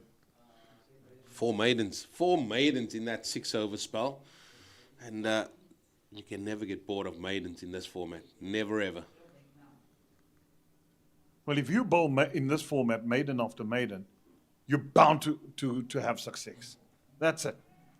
Put the batsman under pressure, tell the batsman, right, this is where I'm going to go, top of off stump. Going to have my line and length, you make the play, and then I'll alter my plans when I have to do that. If I cannot bowl there and I see you getting on top of me. That's the true mark of a good bowler. Yeah, I've kept talking about this before, and the great Aldin Baptiste was a good performer for Eastern Province back then. And his theory was always, he needs to build up enough credit to do something else. But that he meant, he just bowled maiden after maiden, over after over. And he said normally around the 6th, 7th, maybe in the 8th over, I think I've built enough credit, bowled enough maidens to say, okay, I can try something else. We sometimes as bowlers go too quickly, searching for that wicket.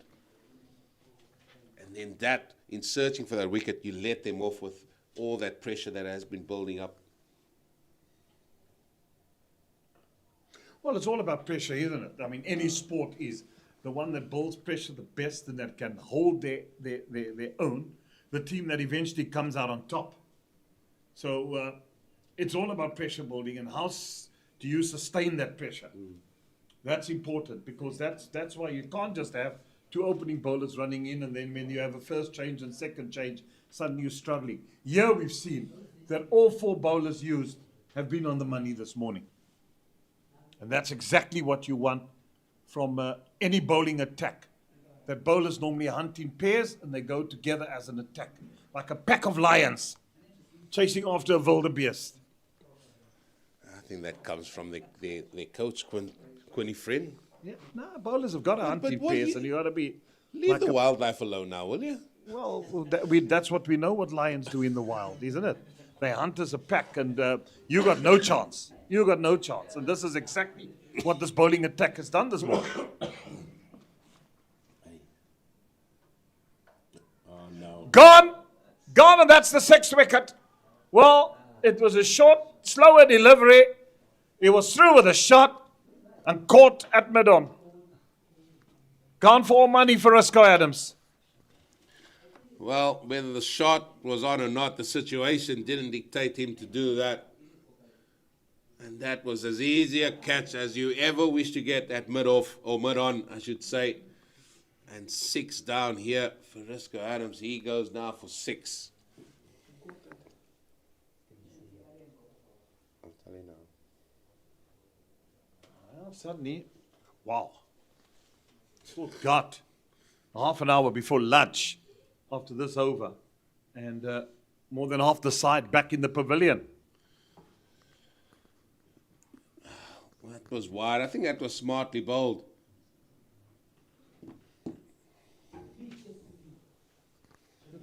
Thiele to me that had caught it. Not sure. Sean van Berg in. Well, he wouldn't have expected this. At this stage, at 20-12, he'd be walking in. No, he thought he could just enjoy his lunch, watch the boys bat again. And the most experienced man in the side, he's got to come out and do a job with the bat. He's got to show all the experience here. And he has got to go with a youngster still finding his way in the team in first-class cricket, Leon Botha.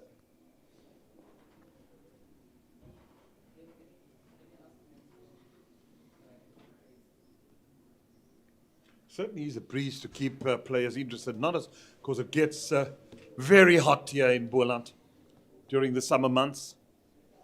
And with the southeaster still blowing strong, you've got that breeze that gives you that extra bit of vooma. Now just get that engines pumping. Vroom, vroom. That's why the bowlers are doing that. When it gets hot here and batsmen stay in, it becomes a hard task. This is a very good wicket. There's nothing untoward with a wicket that you can say that Boland is in all sorts of trouble at 62 for 6. The fact of the matter that they're in this situation has been their own undoing.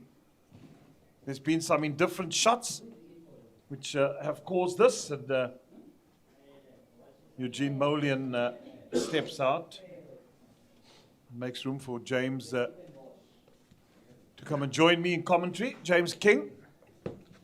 But it's been a great morning. So Ethan Bosch back into the attack now. Bartman will get a break. He's bowled very, very well, Bartman. So it will be now that Ethan Bosch back into the attack. And that's the big thing when you're taking wickets, is that you keep the bowlers interested and they stay fresh. Yeah, it's been a fantastic morning for the Dolphins. They bowled in the right areas, and Otniel Bartman, just incredible. His 6 overs and 3 for 5. And now it's all up to the inexperienced Leon Botha and Sean van Berg. So 2 opposite ends of the spectrum here for Goldrush Boland, with these 2 at the crease. Just his second game for Goldrush Boland. Botha, having only played 2 games previously for what was then the Western Province team in the 3-day competition. So it's a whole lot to do here. And across the country, it seems like wickets have been falling everywhere except at Potchefstroom. Well, left, outside that off stump. That's where they've been all day, bowlers, and they've certainly bowled to a plan. They would have discussed this in their team talk prior to this game. This is what we're going to do. This is going to be our attack. And how successful have they been? 3 slips now in, and a gully. 2 slips, I beg your pardon. And they've kept this field the entire morning, and we didn't see this with the Titans last week. They'd spread the field wide after like 50 minutes. Oh, Peter Milan lost his wicket early last week, so you had 2 batsmen in. Yeah. And that was the challenge that the Titans had. Not that they didn't have the opportunities also, because there were some chances that went a-begging. But they were not sustaining this in their bowling attack. They were too wide, too short, and that allowed batsmen to capitalize. The minute you give a width on this wicket or bowl too short, the batsman's in business. And that's where the Dolphins have been absolutely brilliant this morning. They've been hitting the right areas. Otniel Bartman particularly, he ripped the heart out of that top order.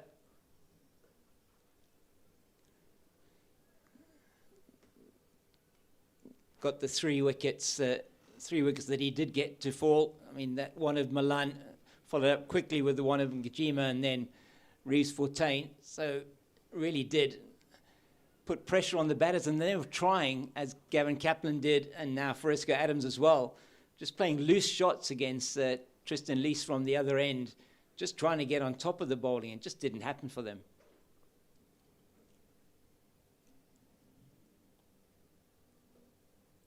Tucks this away, get a couple here.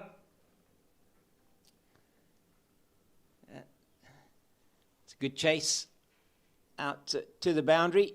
And it was the substitute fielder, In fact, Aryan Gopalan, who took that catch at mid-on, he was just on the field, I think for Kukletele, just for that short period of time, got his name on the scoreboard.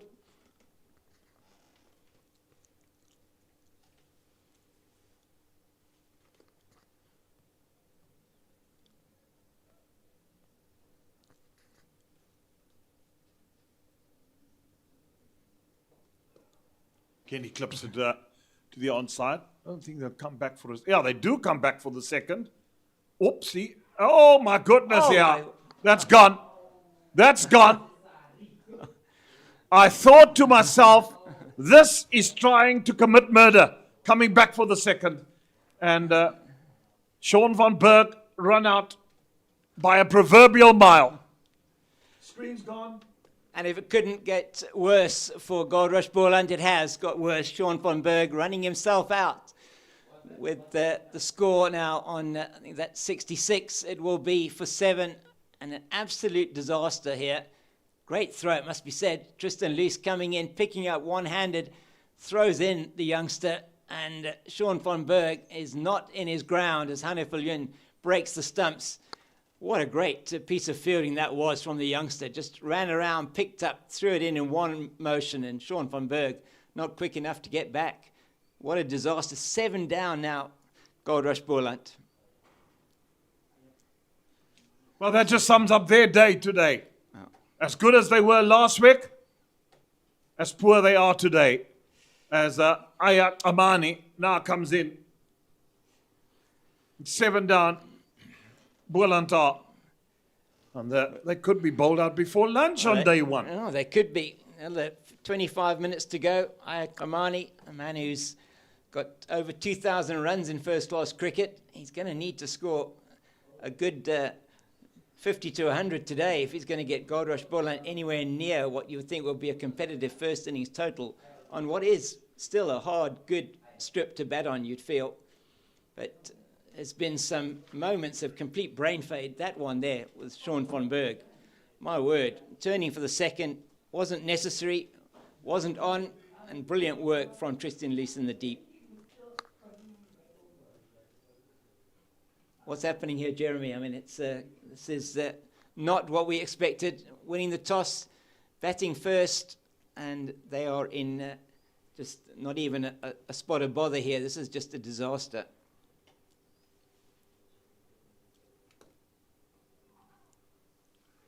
Oh dear, oh dear, oh dear. Oh my goodness, what is happening here? I mean, had Tsepang Ditole picked that one up cleanly, and that would have been the 8th wicket down. Leon Buerta just heading off like a, I don't know what, like a deer in the headlights. He was running down the wicket. Thankfully sent back quickly enough to Tole. He's just got his head down because he knows he could have affected the 8th wicket there.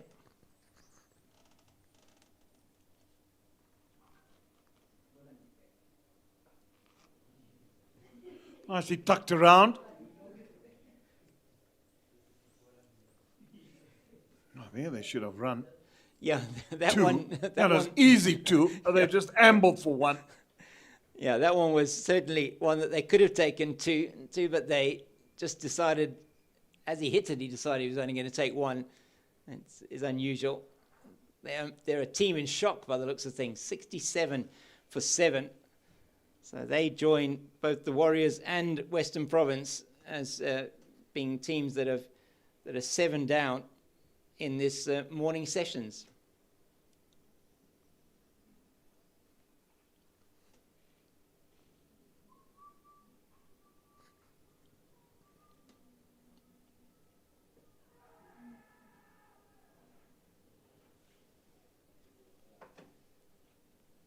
Eventful indeed it has been.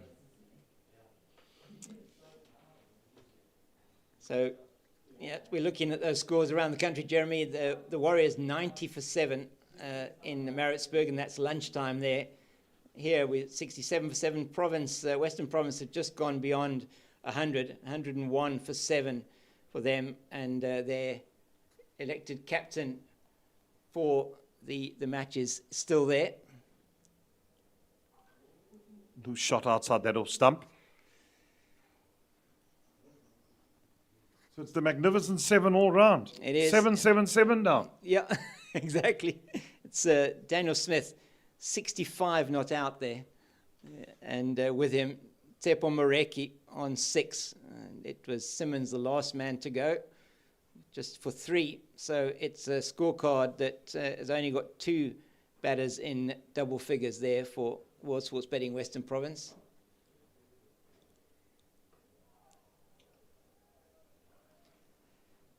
Yeah, what is happening around the country? Say, it is 7-7-7. Well, I'm sure someone at the casino. Those are lucky numbers, 3 sevens. I mean, that's we do have quite a number of betting companies involved in cricket. So,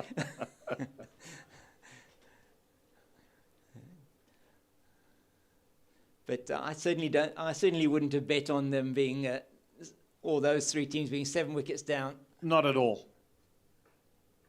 Nicely driven. It's found the gap. Don't go for 4, they get a couple.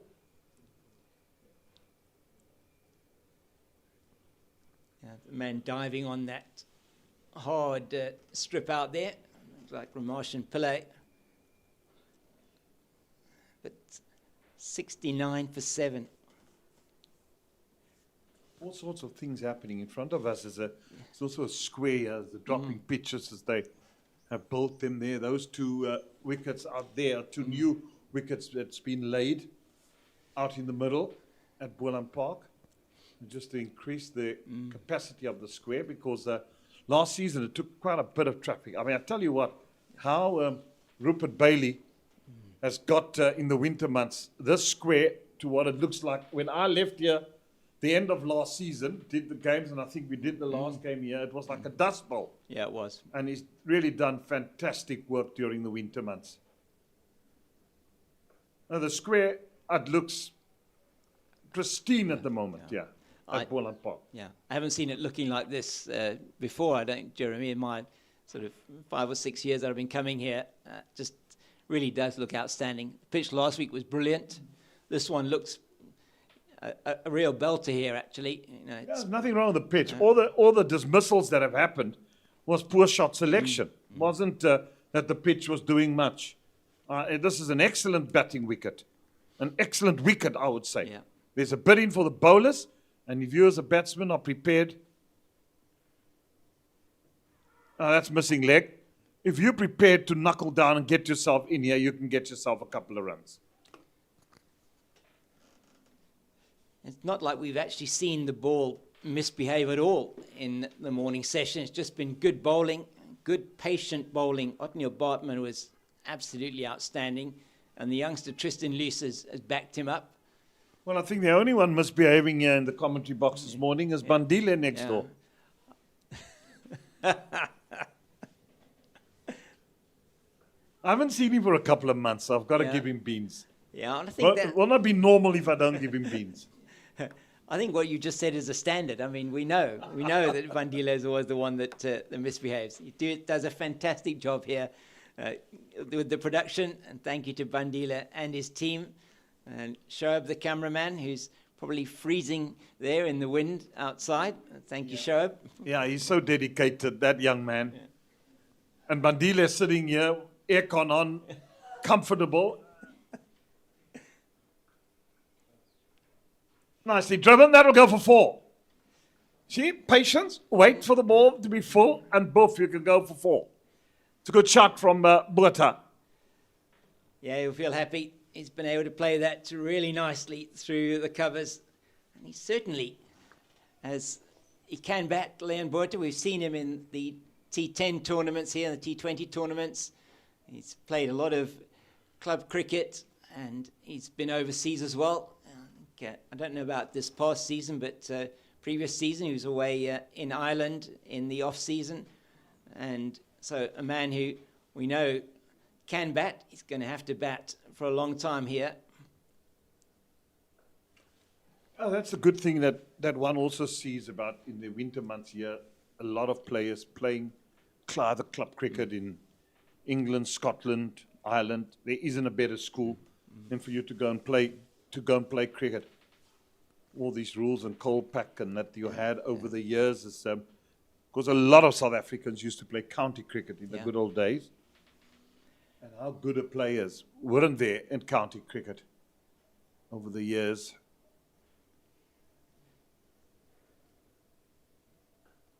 That's short, and it gets the treatment. Nicely played, pulled away through mid-wicket. And it was just a fraction short. It wasn't that it was very short, but he was onto that quickly. Leon Botha played it beautifully. Say over that man at mid-wicket down to the boundary for 4. And as you say, Jeremy, so many of those men from ages past that played a lot of county cricket. We remember it.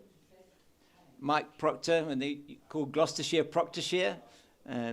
Peter Kirsten at Peter- Derbyshire, yeah, Clive Arthur Rice. Roux at Sussex, Rice and Headley at Nottinghamshire. Yeah, they were absolutely brilliant. Jimmy Jimmy Cook scored a that's right. basket of runs at Somerset, Yeah. didn't he? Yeah, they say that wicket is very good for batting at Taunton. So but he did. He scored a ton of runs, and so many of the South Africans, and now still so many South Africans in that county championship as well. Yeah, Bedingham Verena Yeah, playing there, and we saw Bjorn Fortuin also playing at Hampshire. and you still got Kyle Abbott, I think, down Yeah, playing yeah. at Hampshire, and a couple of other youngsters that here you might have we spoke a bit about him last week. Daniel Laterkhan, who's the youngster, 20 years old, I think he is, that he was picked up by My Cape Town in the SA20 auction as a rookie, as one of their under 23s. He's been playing for Worcestershire. He was one of the reasons why they got to that final in the One Day Cup, where they were then, I think, they didn't get over the line there, but he was very much involved there and played a couple of first-class games as well. So it'd be interesting to see how Western Province, if they try and integrate him into their team for this season. There's a few players from outside the squad that already represented Western Province in the 4-day series.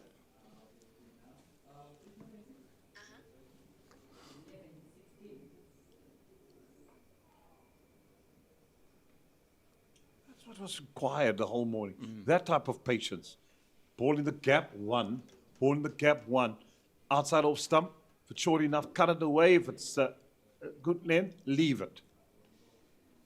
They didn't give themselves time, the batters, to develop their innings. And as you said, I mean, probably the key wickets there from the leaving point of view. I mean, Gavin Kaplan, in the situation they were in, you would feel he was the man who had to hold the innings together. And when they were 4 down for 52 and just played an injudicious shot outside the off stump. Good delivery. Good delivery. He's been on the money, hasn't he? Yeah, It's been good. he has. Back for his second spell. He was the one who got that initial breakthrough. Grant Willifson scored 150 last week. This week out for 8. And hit 2 4s in the over, and then he went for another expansive shot outside the off stump. So a lot of these wickets have been the batter's own undoing for Isco Adams, and then that almost crazy run out of Sean von Berg. Making the batsman play at every delivery. Not relenting from his line or his length. We speak a lot about that, the patience of the bowler, the patience of the batter, who's the one who's going to give first. And you can see by the scorecard who's been the teams that have had the most patience this morning.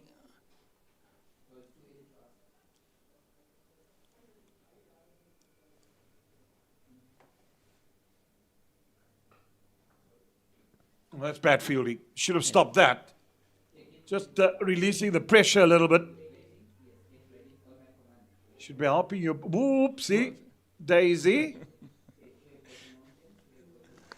End of the 26th over, 84-7.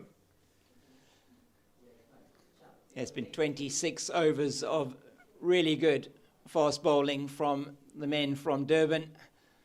And looks like there's going to be Ethan Bosch to continue, and why not? They've come here with an attack that is based on seam. Yeah, that scorecard tells a sorry sight. And just see how good Bartman has been, all the bowlers in actual fact. And then the suicidal run out that came as well. But all in all, this batting lineup got themselves in. Kaplan got 20, out. Botha still there. Clyde just looked as if he got in. Malan just looked 12 of 38 and then got himself out. So that just shows you how this Goldrush Boland's morning has went.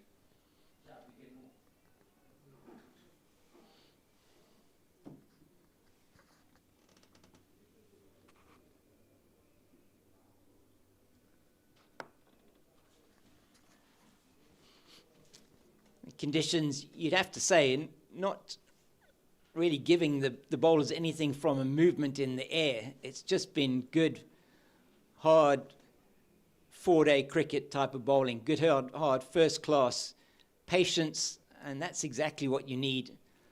The surface is just, it is certainly quicker than most of the Boland surfaces, but just something for the bowlers. If they bowl in the right areas, and not too much lateral movement though, Jeremy, today. No, it's been, I've seen one or two move away off the deck from the seam, but nothing much that you could say provided danger. He's a stiff breeze.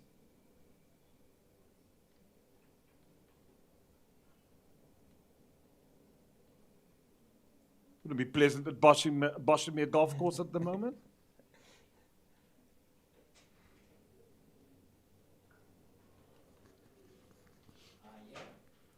Pearl Valley is also not too far from here. No, Just lovely golf courses just down the road from each other. Lovely. That's where I think the Paarl Royals SA20 team, they stay there down at Paarl Valley with the tournaments on here. Yeah, the first Mzansi League, when I was manager, we stayed there at Pearl Valley. Can't afford to play there, James. It's just too expensive.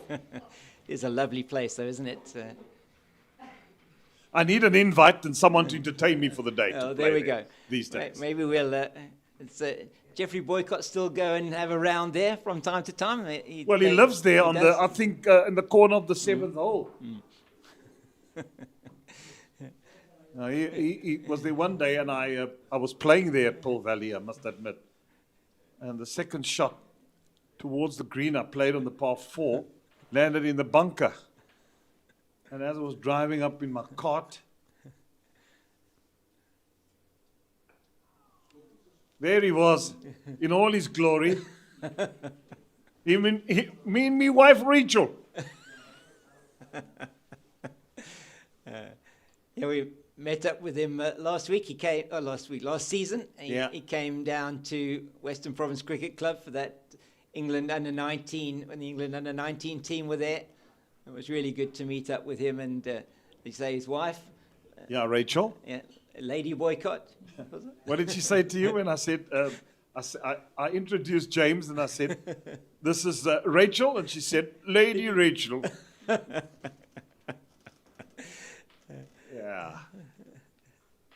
Yeah, it's really good to meet them. So, as you say, the really is a lovely place out there, and so many estates around here. Some beautiful places. Val de Vie, not too far from here as well. Eugene was telling me last week you've got the Mark Boucher place out there, I believe, and Jacques Callis, his good friend Jacques Callis. So we did have Mark Boucher here, as you said, last week at the match. Also had the convener of selectors here with us last week. Yeah, Patrick Maroney.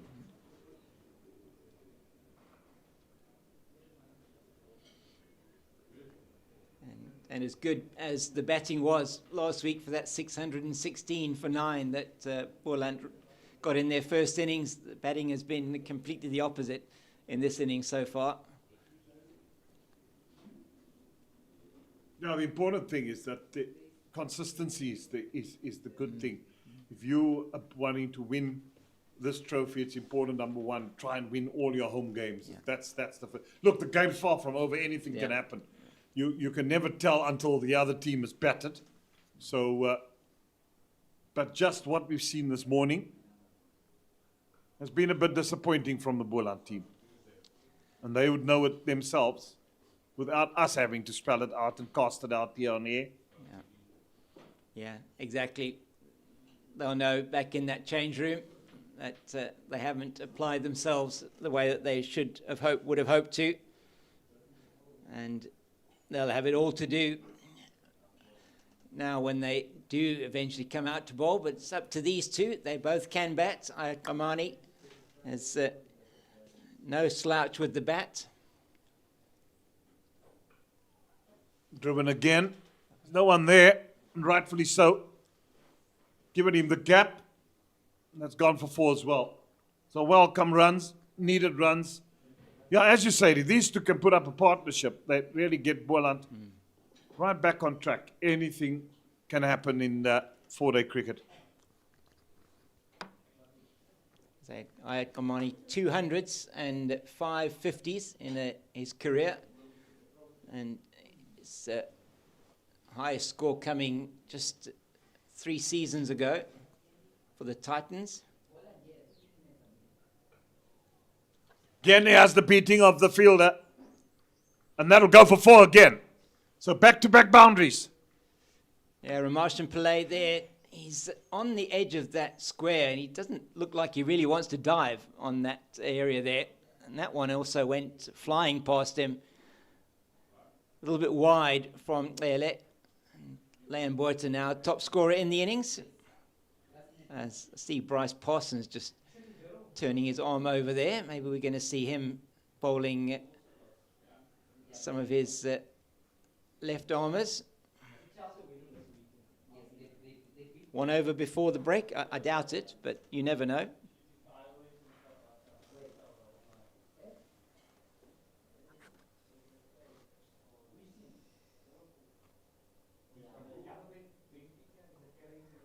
Oh, that's just dropped short. That was perilously close and almost the undoing of Boerta just before lunch. Just seemed to stop on him there, Jeremy. Yeah, no, they just didn't play it very well at all. Didn't get on top of the ball at all. He was very fortunate to still be there. 88 for 7.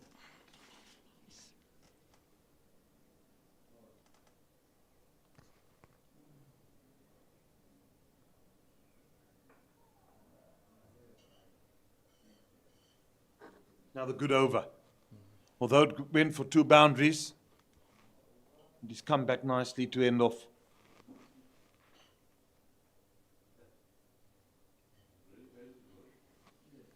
Suppose we'll have 1 more over before lunch. It's important that they keep the horse bolted now. Make sure that these two come back to play and bat after lunch. Oh, we are going to see Bryce Parsons bowling from this the Niederberg end. Just 1 over a spin before the close. The only real frontline spinner that they have in this Dolphins lineup. So it is interesting that they've gone with the pace attack. It's worked for them, most definitely. Well, they're right on top. And maybe just a good idea. Give the bowlers a rest and say to them, right, come on, have 1 before lunch. Just have a little look-see what it's going to do. Don't expect there to be much turn on day 1 before lunch. There's not enough footmarks, but just to have a look-see and give the bowlers a rest and say, right, you've got 40 minutes. After lunch, we'll come charging in again and see if we can get these 3 wickets and bowl Boland out cheaply. So the tactics, I mean, you can look at that ball. It's still brand new. It's only 28 overs old.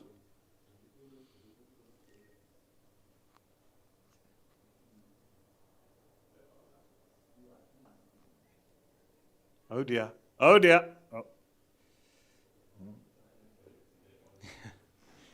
Yeah, that's the last thing that they want now. They've already had 1 run out and do not want to get that happening again. Bryce Parsons into his first over. This is his 24th first-class match. He's got 31 wickets, an average of 33.9 for the slow left armour. Still a youngster, 24 years old. A couple of years ago, he was captain of the South African under-19 team. And one of the players that have come through. I think he's got a bright future ahead of him. Yeah. Bryce Parsons. He can bat as well. Yeah, he's had some really good seasons with the bats.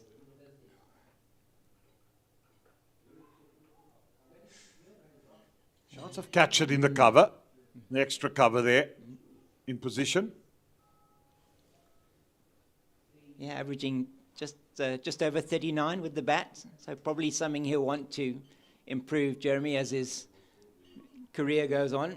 Just 23 matches, as I say, so far. Oh, that's very good. Normally, you want your average. I mean, he's just a tad under 40. That's where you want to be. But 23 first-class games, an average of 39, I think that's good. So you look, if he doubles that amount and improves that average by 10, you'll be batting at 48, 47. Yeah. Double the amount of games if he continues in the same vein. Right. That's excellent. It is. And if you look at the averages, and when we look at these numbers frequently, I mean, that is, as you say, for first-class cricket in South Africa, it's actually a good average.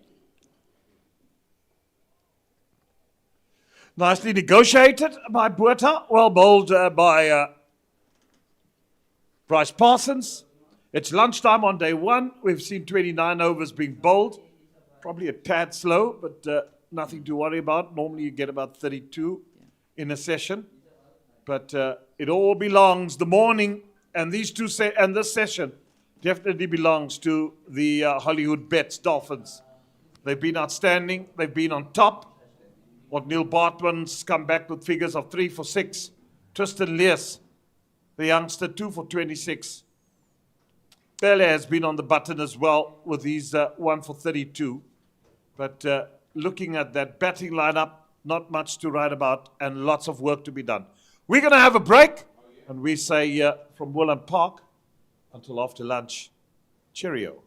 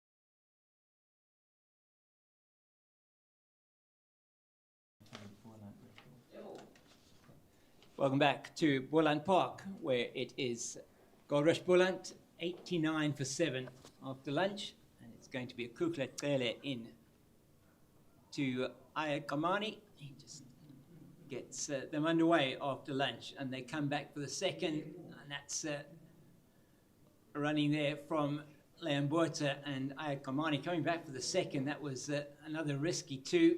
They get through. It's 91 for 7. I'm James King, Cape Fox.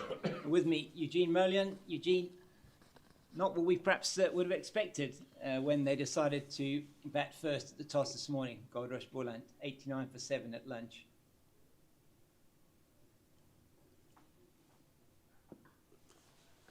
Yeah, yes and no. I think what we have seen is a better bowling performance from what we've seen last week that the Titans delivered. And the Dolphins bowlers have just been a lot more patient. And what we've seen from the batting perspective from Goldrush Boland is not having that patience just to leave balls. We've seen a lot of wickets outside the 4th, 5th, even 6th stump. Balls that weren't even hitting the stumps, either caught behind as well or sometimes played on.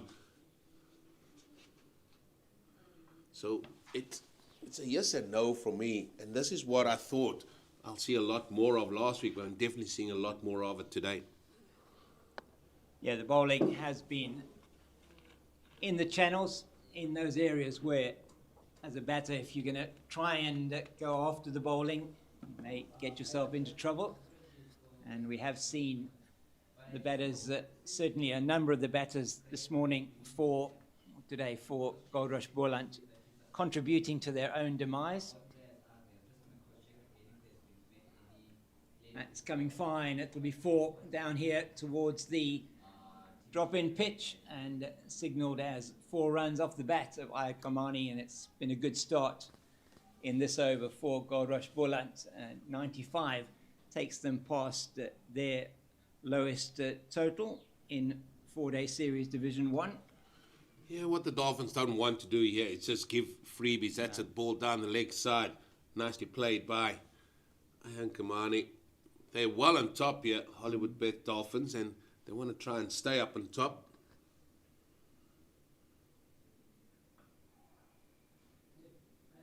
Nicely played once again, and go through for the single.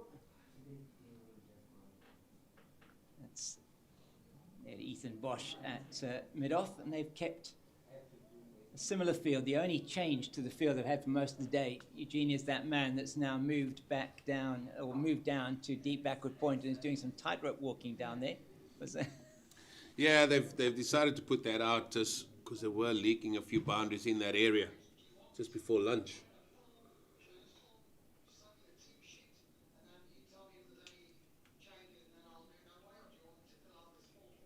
So big opportunity here as it's the end of the over, 96 for 7 after 30. Big opportunity here for a youngster like Leon Buerta. He's already gone to his highest score in first class cricket of 24. It's a very small sample size. It's only his 3rd innings in first class cricket. But a good opportunity for him, you feel, to put a marker down here and say, okay, I'm here, I know that I can build an innings. Given the opportunity to do that, as it's the danger man, Otniel Bartman, to come back on from the Nederburg end, where he was so successful early on. 6 overs, 4 maidens, 3 for 6. He was outstanding this morning. Well, he was on the money from ball 1, and as I said when I was on comms when he was bowling, he just bowls at line and length, nuggety, 4th stump line, getting the ball to go back into the right hand and away slightly as well. But as you spoke about Leon Buerta, yeah, what an opportunity for him just to try and get a big one. It's batting under pressure. That's the thing here, because there's 7 down, still Steerman to come and Nyaka to come. So he knows he might run out of partners, and how will he then bat?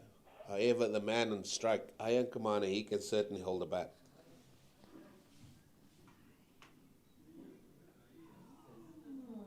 And his experience, you feel, is going to be very important for Goldrush Boland in this situation.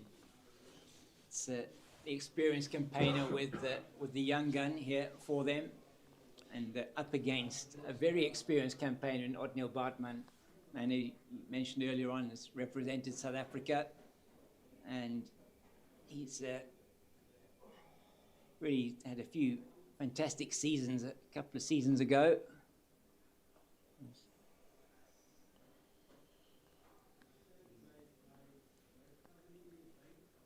He shouldn't go away from what was so successful in that first session for the Dolphins. They're just striving to go and maybe just knock a few of these Boland men over by going too straight now. From what we've seen, a few of the balls already been clipped to the leg side after lunch.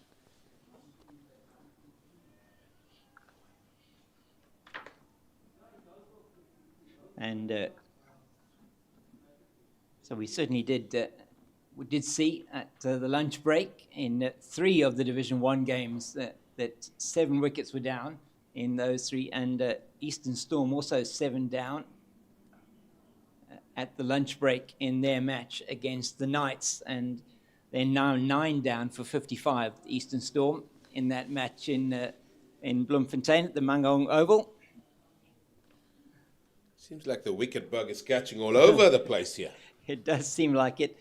Only place where it hasn't caught on in this round of first division matches is in Potchefstroom, where the Dragons are 111 for 1, but it's Mikael Prince who retired hurt with a score on 0. Not sure what has happened there. Sibo Ngwepe, after his very good 150 last week, out for 17, but Reynard van Tondo and Vian Libber both in the 40s there for the Dragons. But Bartman has been the outstanding performer today for the Dolphins. Yes, he has. And again, starts with a very good over just for 1. 97 for 7. And what a difference a week makes. Yeah, absolutely. It's, as good as the batters were from Goldrush Boland last week in amassing that record total for them of 616 for 9, which is the highest total on this ground, that it actually has been completely the opposite today. And just shows new game, new day. You just have to really set yourself again.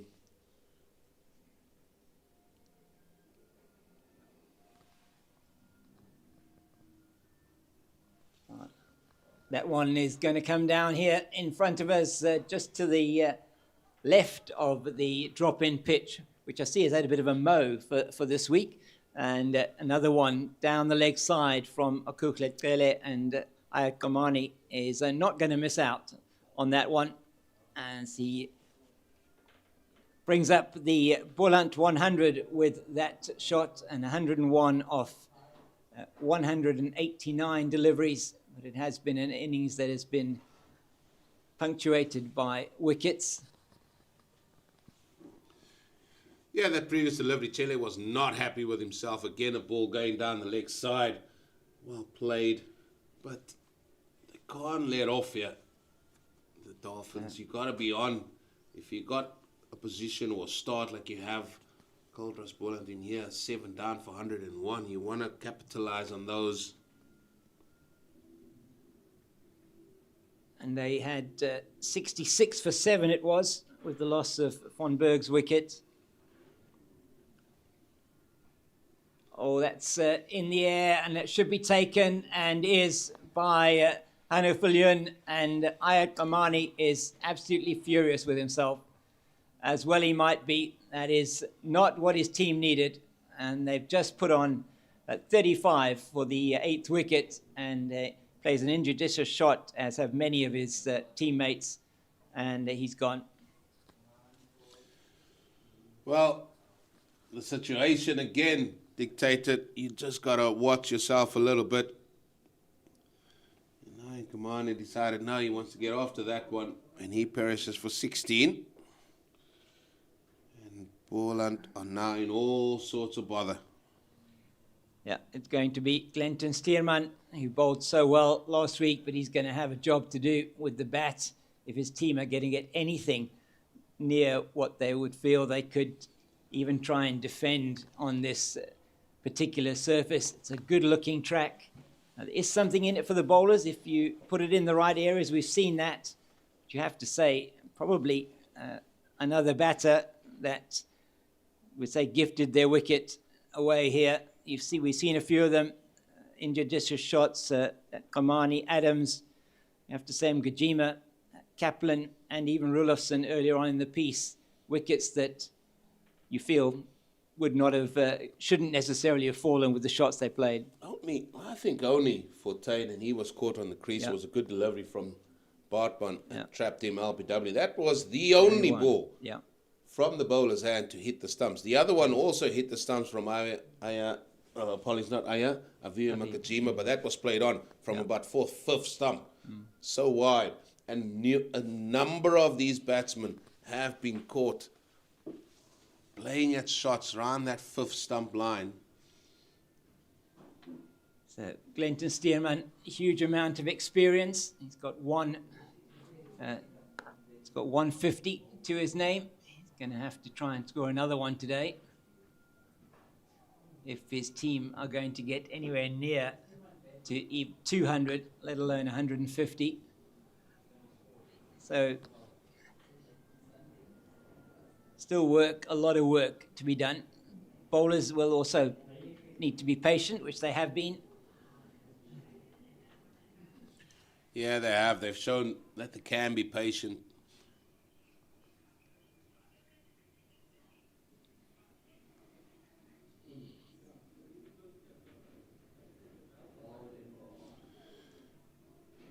Yeah, it's left alone. It's been a shot that hasn't been played enough today. You would have felt, certainly those deliveries and that one with Ayat Kamani as well, just getting him to play that one when he didn't need to. Maybe it got big on him, and Ele's taken his second wicket with that dismissal of Ayat Kamani. Yeah, that reset button seems to be very difficult to press, especially from one week to the next. I'll touch on that in a minute.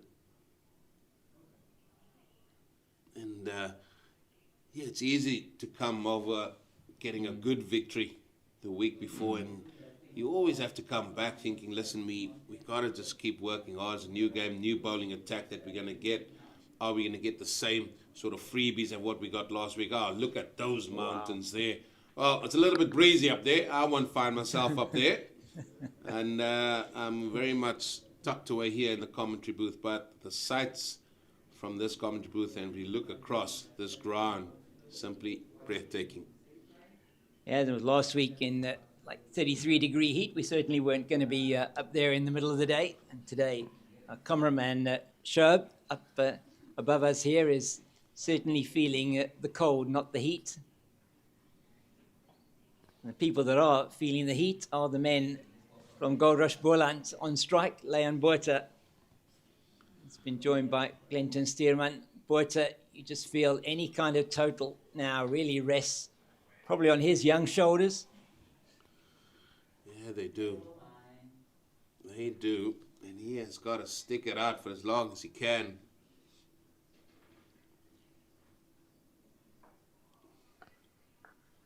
It's going to be a test of his patience. We know he's a player that can be quite explosive in how he plays. He's got all the shots. Certainly, we've seen him at T20 and T10 level here in the Boland, really playing exceptionally well for his club in those competitions. He's been contracted this year on a high-performance contract. That's nicely played. But, perhaps wanted to get it a bit squarer than that, but he'll take the single. I'm right in saying is he a Rondebosch boy? He is a Rondebosch boy, yes, indeed. So 2 Rondebosch boys in this Goldrush Boland lineup, himself and Gavin Kaplan.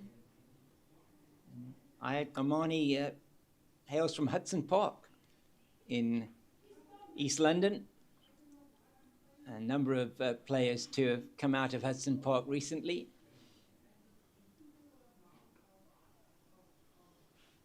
Including the South African A team and Warriors wicketkeeper Sinetemba Ashile, who's not actually playing for the Warriors this week, No. which after his big 100, so I wonder if he's perhaps picked up an injury.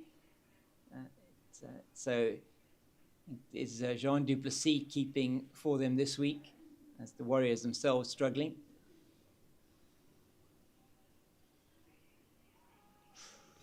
Stearman upset with himself that he didn't hit that one.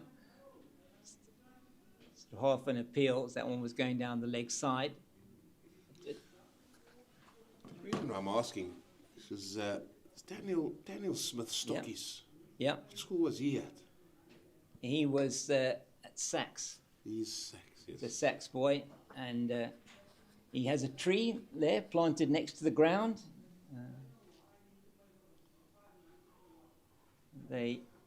Whenever a schoolboy scores a century for the team, for the first team or first 11, I believe this is not just a Sachs tradition, but they do then plant a tree for the youngster, and they put a Okay. bit of a plaque there on the ground. I was fortunate to be there for the over 50s World Cup a couple of years ago, and did a bit of a walk around the ground and had a look at some of the trees.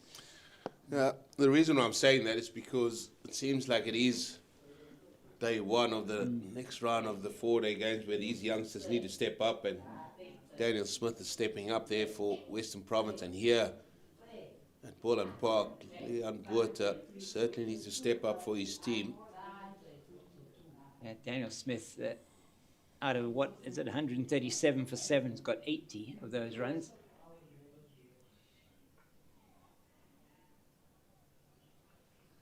Well fielded in the covers there by Tristan Lees. But he does need to step up, doesn't he? Leon Botha, a big opportunity for him today. Yeah, I've seen a lot of him. Also had a chat with him. He was looking to come to UCT at the time and was asking about the cricket and everything else. Decided to go to Marty's, and then with Marty's cricket, he stepped up here to Boland as well. That's a good leave from the young man. To come back to something you were chatting a bit about with Jeremy earlier on, and it was interesting that I was doing a bit of research yesterday for the match and looking at Tsepang Ditole's history, and he was in a Gauteng under-19 team with players like Keaton Jennings, Malcolm Knopfel, Quinton de Kock, Boland's own Imran Manak, and they used to play at 3-day matches in those days, the under-19 teams. Again, well left. It came in towards him, but certainly left that one well. Had a good view of where his off stump was, and certainly from that sort of level, we're now talking about T20 cricket, maybe 50 overs cricket, very little timed cricket that they're playing. Under 19s, when they do play in unofficial test matches, they really don't have very much red ball experience. Yeah, and I mean that goes even back to when we played 3-day under-19 cricket, and that was how we got selected for South Africa under-19 teams, and respectively. I remember in the 95-96 season, at the end of that, we played 3-day cricket. We played against Boland, and that was at the lovely ground at Eitzig in Constantia, very small. Right. And then the other game we played was, I think it was Eastern Province away. Yeah. So there was some 3-day cricket being played there because they needed to pick teams for the longer format of the game. Oh, that should be a wide. Yeah, it is indeed. Umpire Andre Olivier signalling to Sipolele Gaza that is wide, and it will add an extra to the score, 103 for 8. Yeah, so I think they incorporated more 3-day cricket after that. But with that, there was a lot of B cricket as well happening in conjunction with that. And we spoke about this long and hard when England under 19s came here last season, whereas they have played so much 3-4 day cricket over in the UK, whether it is school, whether it is their counties, whether it's their academies, but they've always open to the longer format of the game, and you can see how that has paid dividends for their youngsters playing there. I think his name was Roo. Yes. That he was over here, and he's had a really good season over there, playing county cricket, scoring loads of runs. Yeah. And we need to look at how best to get the best out of our cricketers, not just with, as Mr. Frederick say, hit and miss cricket with T20, but with the longer format for them to really work on the game. And I do agree when he says that this is a format where you know, and you know more about yourself as a cricketer, whether it's bat or ball. You put in the long yards, bowling spells after spells, and you're also bowling with an older ball, so you're working on your skill levels. And it's something that Coach Shukri Conrad was talking about. I mean, South African cricket, in terms of Test cricket, he's saying, and he was saying in the interviews that I've heard, saying that it is the premier format. It is the format that they really want to succeed in. We've got the World Test Championship Maces. Botman runs away from us now. Well, that's nicely played there by Glenton Stearman. That is going to go down to the boundary at backward point for 4. And a welcome boundary once again for Goldrush Boland. Just a little bit short and wide from Bartman, uncharacteristically for him in this spell. But just talking a bit about that, I mean, Shukri Conrad saying it is the foot. So from a point of view of developing cricketers to play Test cricket, this is the format they have to play, 4-day cricket. What we do have, we've got a 2-division structure, but from a Colts point of view, which is where the players that are maybe squad players plus players that are youngsters that are coming through playing the Colts, and only 3 rounds of Colts matches are going to be played this season, looking at the fixtures that have been published. So is that enough? I mean, there is very little cricket happening for those other players when the SA20 is on. And it's difficult to see them getting in high-quality 3-day cricket. Well, you're bringing up something else for me. The Cape Fox there is the cult structure working? Yeah. For me, when we were playing, and I don't want to talk about us and when we were playing and stuff like that, we spoke about this B-side cricket. I think there's a whole lot of club cricketers that are missing out. Yeah. And club cricketers need to be rewarded for their performances through the season. And that is where I think you can look at that Colts team, call it what you may, and then you just say, let's call it, for argument's sake, B cricket now. But you play 5 or 6 under 23s. Yes. Then that's a minimum. You can also play more than that. But you're also giving reward to the club cricketers, and that's where your experienced men come in, guys that might have just missed out, but now through hours of playing club cricket, etc., they find their way back in. And I've always said, like, 1 or 2 innings away, you could be 1 or 2 innings away from playing representative cricket. Yeah. Why not reward guys that are doing well on the grassroots circuit, that are not in your cult setup, and say, listen, why don't you come in and play 3-day cricket against whichever provinces? We don't see that anymore. It's just, this is our Colts, this is the guy we're going to blood, but we're forgetting about our club structures as well. And where you do have a very strong club structure, we'll talk about that after this Bartman delivery. Then behind it, Leon Botha. And where you do have very strong club structures, which you do have here in the Western Cape, both in Boland and at Western Province, you've got so many players that are there that, even youngsters that are coming through that are playing for their, maybe at schoolboy level, that are playing for first team at club level as well as playing for schools.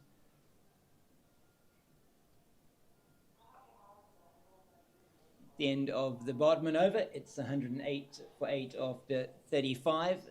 Just gives them the opportunity to play a longer version of the game and build their game. You know, your technique is most tested in this format. I'll give you an example. That Western Province, Jody Lawrence, Yes. made his debut last year for Western Province, and he's playing again today. So there are players in the club structure that can definitely come up and perform here. They work hard. They do hours and hours of training. I mean, Josh Brett is getting a chance now as well. He's been a very steady performer at club cricket, and this is what we want to see more of come through the system. And we've seen a lot of good club cricketers here in Boland as well. It's in the air from Stearman, but safely falls in front of Ethan Bosch at mid-off.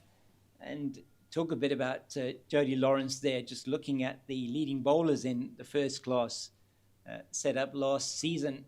Took 18 wickets at an average of 19 in the matches he played in. So fantastic opportunity for him. I think he made his debut at the Wanderers and really did put in a great performance. Squares him up that time. This is better from Akuka Tele in this over. Yeah, it certainly has been.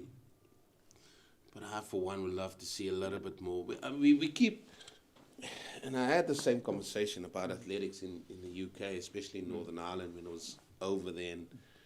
And we keep fishing for talent instead of casting our net far and wide. Yeah. Because you can get that rough diamond.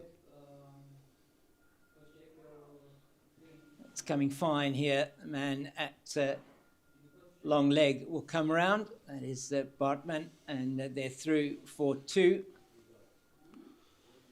And there's so many cricketers. I mean, you spoke about the club structures, and that club structures goes through in every province. And I know with my time at the Northwest, it's very competitive. Gauteng, as you can imagine, is always competitive up there. And you never know when you can find that one person, that one player. It's very nicely played by Stearman into that backward point area where Kaya Zondo does the fielding. And they're through for another single. I mean, you talk about a player that for Western Province as well that went through for that Metro T10 was Mbalelo Dube, who's now playing at Rylands. I think he's playing at Rylands Cricket Club. And certainly Western Province identifying talent. You mentioned Josh Briot as well, playing at your club, I think Claremont. That's not why I mentioned it. No, but he is playing there. So that it's, you know, that he was caught into the setup last season. Did play in a first-class game for Western Province. And this season went with the squad to that match in St. George's Park. Didn't play in the match. But you want to give those players the opportunity, as you say, to play, perhaps play some three-day cricket. Even if it is within in a regional basis, it's still strength versus strength. Maybe that's the key. Maybe that is the key. As you say, a regional basis, another over come to an end. Nelson on the board, 8 wickets gone. Excuse me. Maybe that should be the way in for unions to look at. Western Province and Boland quite close together. Maybe there is time where we can say, right, let's pick a select 11 to come and play against each other in a longer format, see what's out there. Are we missing anyone? But also, let's reward our club cricketers with something. Yes. For their performances throughout the season. Now, I think that is very important. I mean, we do see the teams, the club teams, the champion club teams going for club championships, and this Bartman away from us. Once again, that is too much on the legs, and that's very nicely played by Stearman once again, and work done on the boundary by Tele, and they'll come through for another 2. He just looks like he's striving to get another wicket here. I think he's had enough Yeah. being on the field, Bartman. But then just go back to what has worked for you so far in that first session. No mug with a bat. Here's Glenton Stearman. These two know each other very well. Yeah. Both hailing from the same area. Oh, wouldn't he love to get Glenton's wicket, Otniel? Vice versa. Vice versa. Most definitely. No. Yeah. Otniel Bartman from Bridgeton Secondary in Oudtshoorn, I believe, and Glenton Stearman, I think Morrisstead, I think was the school he went to in, maybe wrong there, but also from Oudtshoorn, so two products of the Southwestern districts, both having represented South Africa. That's a good delivery. That's exactly where he would want to be bowling.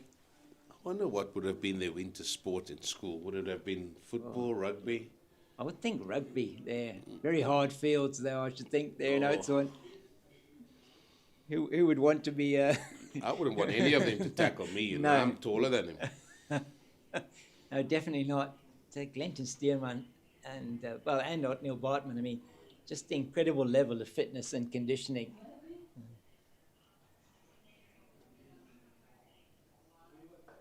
Oh, he's in... Oh, hello. Well, that kept a little bit low, didn't it? Oh, hello. Almost submarine, that one. My goodness. Looking at that and thinking, okay, all right, I'll make some notes. Yeah, make some notes.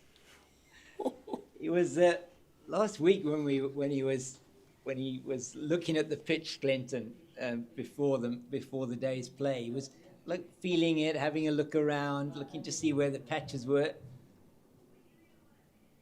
And that's too much down the leg side. Oh, that hurt. That hurt. Oh dear. Oh. Oh, on that, I think behind the pad on that back leg. I'll have a look at it now. That really did hurt. And if Fullian's just calling the physio on for himself, I think that's going to need some ice or something on there. That was sore. Yeah, just missed the pad. Those just missed the pad. Somehow, every time you play a shot a certain way, all the padding doesn't cover the necessary. And that time, it just looked like it did on the inside of the knee. And there will be a little bit of a break in play here now. Yeah, so perhaps while we have that break in play, we can have a look at what's happening elsewhere in the country and maybe elsewhere in the world. And first up, down the road at Newlands, it is Daniel Smith, moved to 92 of 74 deliveries and at the crease we're now with Tsepo Moreki, who's on 25. They've put on 68 for the 8th wicket for World Sports Betting Western Province. So that's really good for them. There's a delay at Pietermaritzburg for bad light. The Warriors are 90 for 7. And the Dragons have lost their 2nd wicket. They're 121 for 2.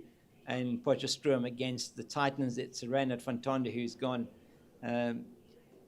victim of Skalk Engelbrecht, the spinner, and caught by Pretorius, who's keeping wicket for the Titans in that game. And the Eastern Storm, 59 all out in Bloemfontein.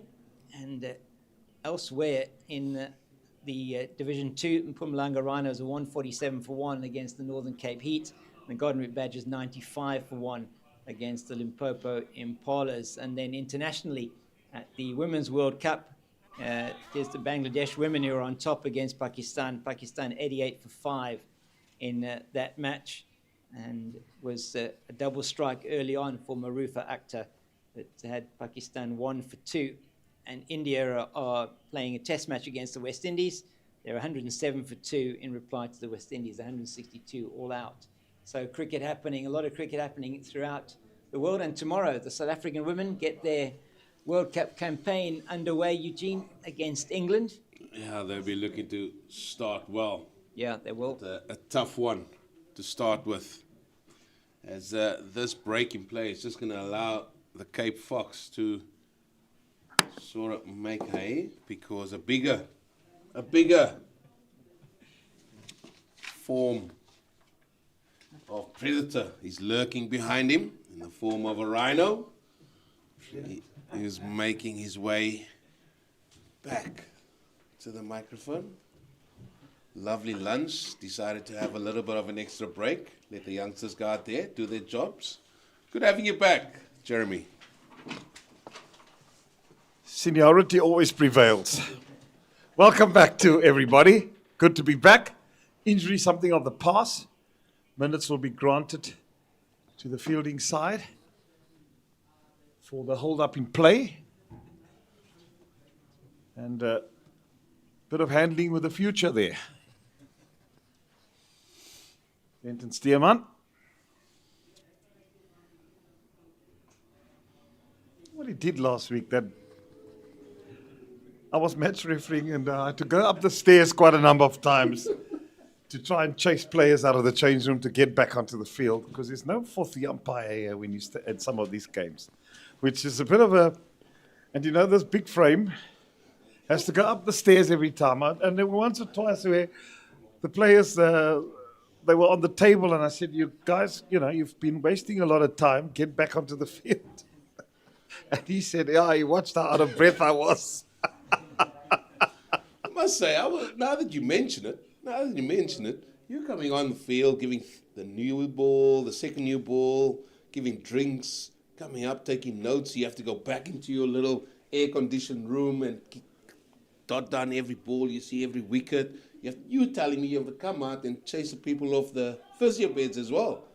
Well, there were some of them were coming off immediately after bowling and then wanted to be treated and then wanted time. That's all the tactics that these guys, and you learn these things very quickly, how these players try tactically are exactly. And you know, administrator after 40 years in the game, you're not going to get away with it. Administrator, teacher, don't miss a trick, Jeremy Fredericks. I know how you players think.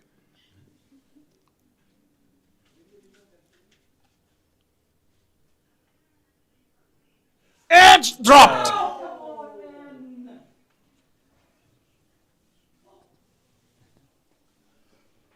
Looks like that's the captain that dropped that one, Marcus Ackerman. Second slip. It was at a comfortable height. He did go to his left. Flashing hard at this one was Leon Buerta. Oh, and just couldn't hold on to that.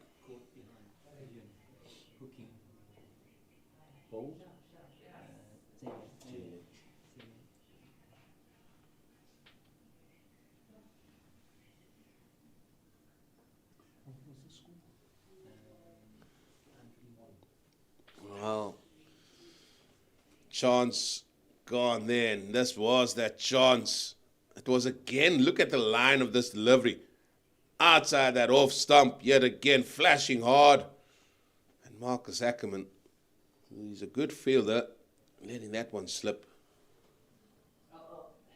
Yeah, so it'll be unlucky there. He's bowled nicely. Could have had his third. That one just coming back a little bit. Just back to your stint going up and down the steps. I'm very surprised you haven't come up with a way and means for you not to do that. Well, the good thing at Boland Park, you come out of that room and the steps are right there. If I must be at a ground where I'm miles away, it ain't happening. Just trying to think of the grounds where you might be. Centurion would be a long walk.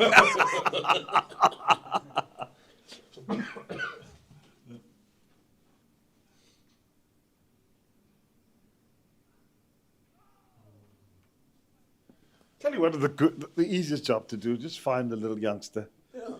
Give him $200 for the day. Come on, yeah. Bring your whites on, get your sand shoes on, youngster. There you go. Just go find out what's happening there, please. Yeah. Well, you just need a two-way radio and just go up there. Tell him to take it up there and report back to you. Not that easy, Eugene. No, I know it's not that easy. There's such a lot of things and you've got to be careful of, and all in a good day's work. Single. But it's so much great insight.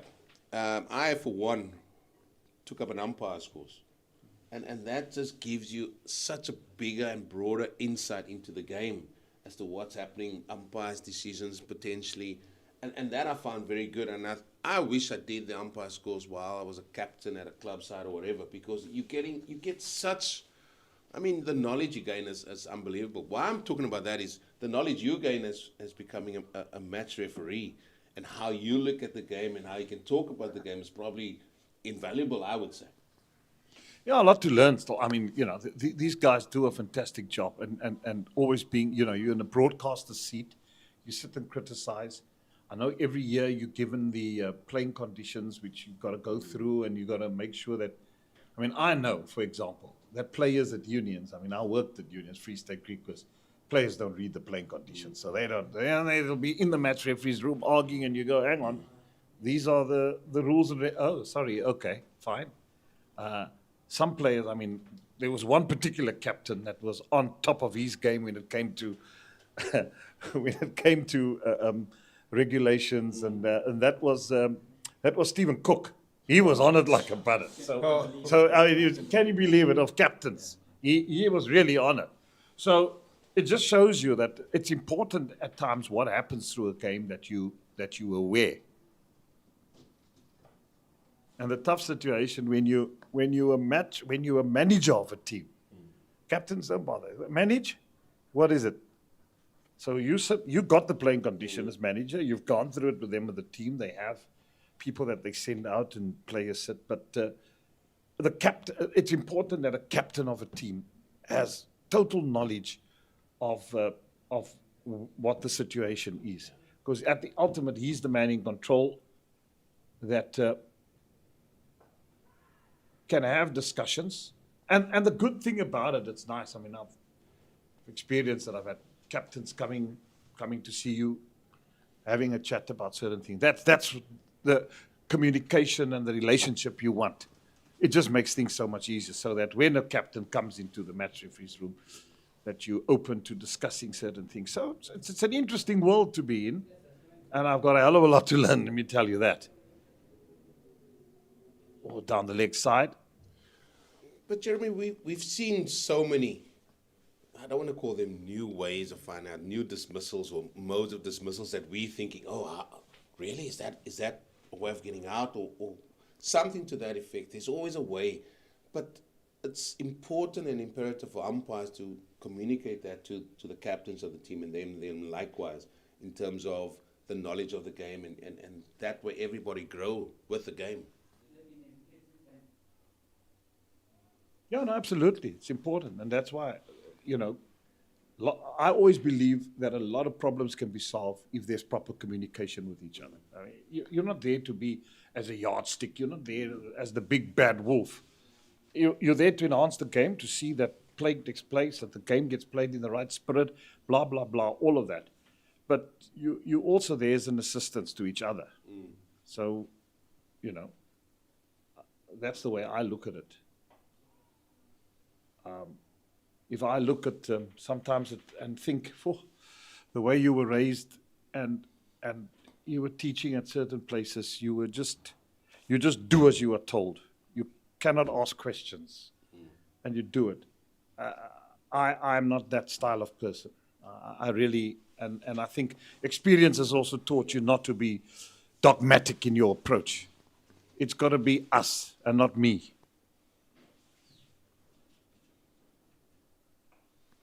Nicely played. That will run away for 4. Just the loosener there from Otniel Bartman, but he's been on the money. These Dolphin bowlers, the Hollywoodbets Dolphins, they've been magnificent this morning. There's no doubt about it. They've done the hard work. They've come after lunch. They've taken another wicket, 119 for 8.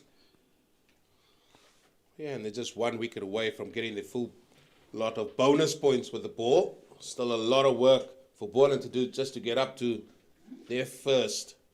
And just a last point on that, Jeremy, and I know there's a lot of road shows and those type of things, but that's one thing that I would love to see implemented more, where there is going to be something where all the captains of the provinces get together, with the umpires, the chief of umpires, and they discuss various things like that, things that might happen in a game. So when it comes to game time, everybody is clear. You said yourself right now, look at players don't read the bylaws or etc., the regulation.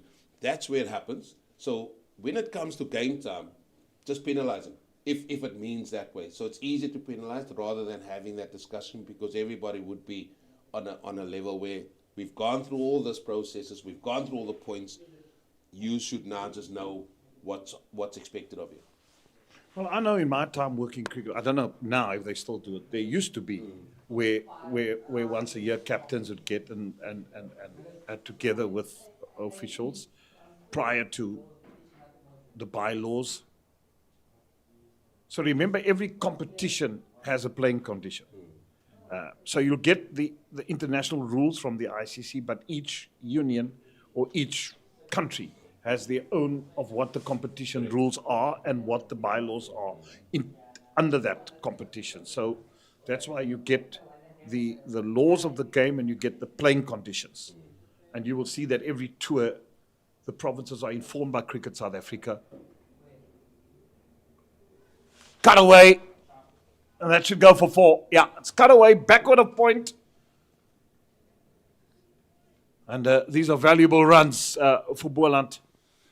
Yeah, Tristan Lewis back into the attack, short and wide. And again, the willingness of Goldrush Boland to play that line, this time to full effect from Leon Botha. He moves on to 30. But I would say it's not only this responsible, although the captain main responsible, I think management and I think players within the teams. You do get some boffins in a team, guys that are the professors, captain that can assist the captain and says, no, there's some of these guys, they're quite clever. You get 1 or 2 in a team that just has that accountant status, that they know everything, can work out figures quickly, and then those are the type of guys you must use. Okay, what's it? And you discuss it and that type of thing. So, yeah, there's ways and means around it.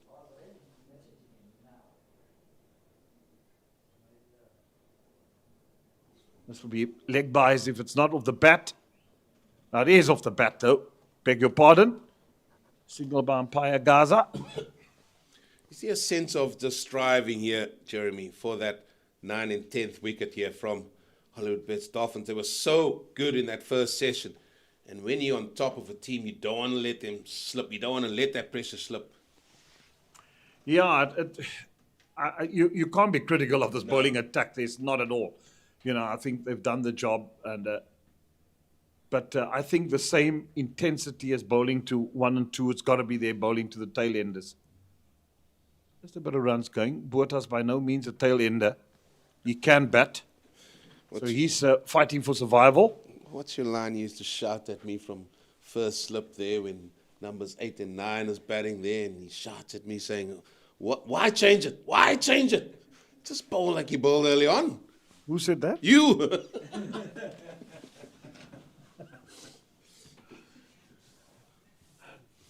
Oh dear, James, I got nowhere to run, my man. Got me under the pump.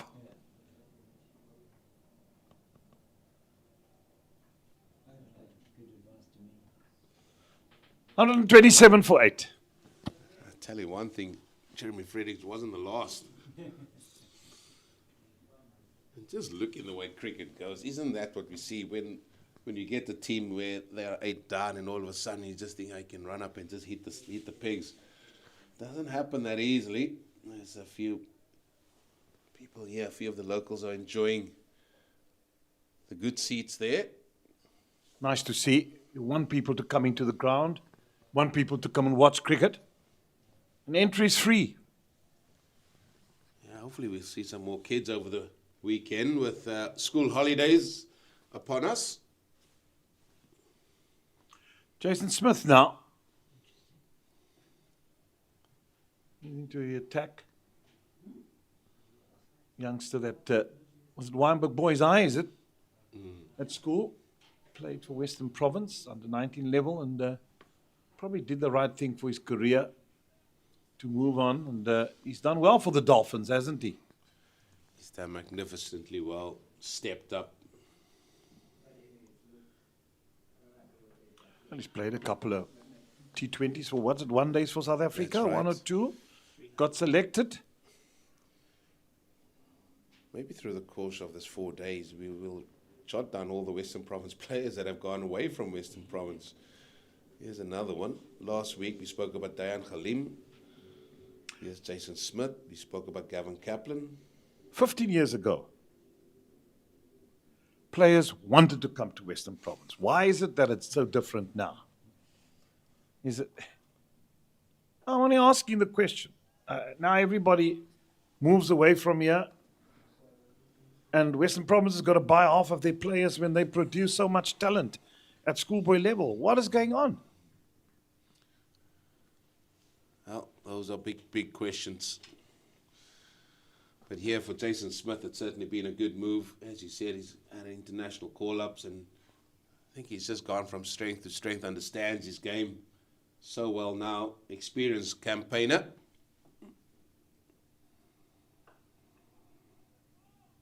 Oh, it was a good shot, good fielding. Mark Ackerman.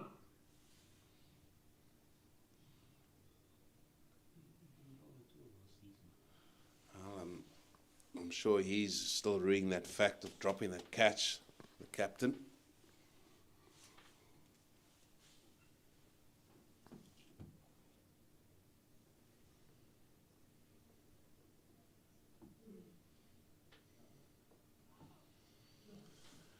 Nicely played, and that will run away. And 4 more needed runs. Yeah, maybe just taking their foot off the gas here a little bit. Hollywoodbets Dolphin, but they're still in a very, very commanding position with the ball. Yeah, just a little bit of an angle run in, and all that momentum is going to the leg side a little bit for Jason Smith, and that is picked off his legs quite easily by Glenton Stearman.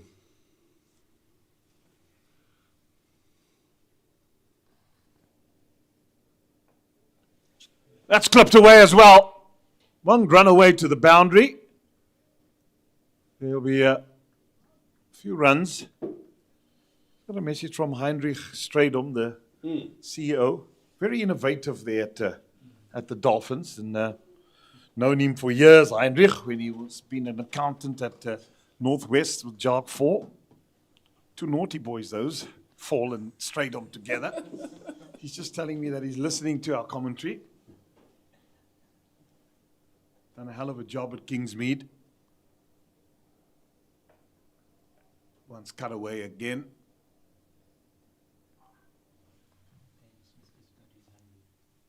And that's what you probably need around the country, is where the CEOs, because they set the trend of being innovative. I mean, they've had a stadium golf now, about just a month ago. Hollywoodbets being brilliant sponsors there, and they had what is a T10 tournament over a weekend? Metro, Yeah. And then I know I was MC there for 2 or 3 years ago, 100 years of Kingsmead. They had all the stars there the night. Interviewed Gary Kirsten, Mike Proctor, just to mention a few. So, and what he's done, not Castle Corner, but the other side of Kingsmead. As we go, sometimes we spend time in Durban to commentate. And I know I'd gone to that ground where things were really looking tacky and not very good. But I mean, since Heinrich has got there, if you go to Kingsmead now, it's a transformed place. It's just magnificent what they're doing. So I know you're listening, Heinrich, but well done to you and your staff there at the Dolphins. And what a wonderful staff you have, from your PA, secretaries, ever you go down there to care. Well, we've always had good times at Kingsmead. Castle Corner, Boxing Day tests. Myself and Jackman would be singing at 2 o'clock in the morning. Now, that's the proper fox. If you're talking about Robin Jackman, was the silver fox by day and the flying fox by night.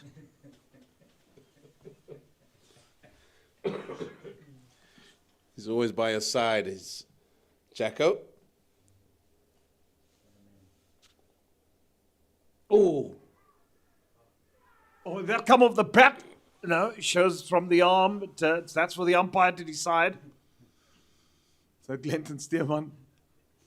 Oh, he's been in the wars, been hit Yeah. on the knee, and now he shows us he's been hit on the arm.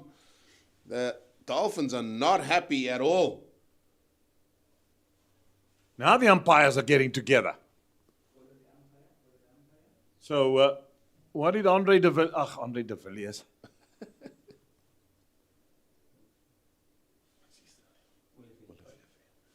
Andre Williffe is seeing and them just having discussions there with Sipulela Gaza. His first decision was not out. Now they confirm. They have a discussion.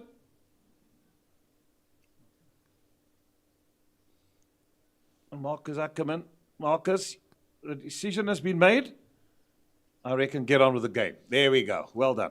Yeah, I think that just boils over from when he think his team should have been 9 down, or they should have had him 9 down. Ooh. If we can slow that down again, there will be a very good look. But as you rightly said there, Jeremy, once the umpire make their decision, we just need to get on with it.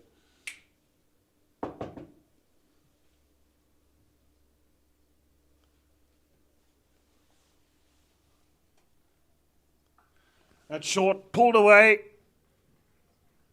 Well, he got into position there very quickly, didn't he, Glenton Stearman? And 4 more. Well, this partnership, worth 37, is most valuable to Goldrush Boland here. He's been in the wars as that fella, Glenton Stearman. But he's certainly trying to take the attack here back to the Hollywoodbets, Dolphins bowlers.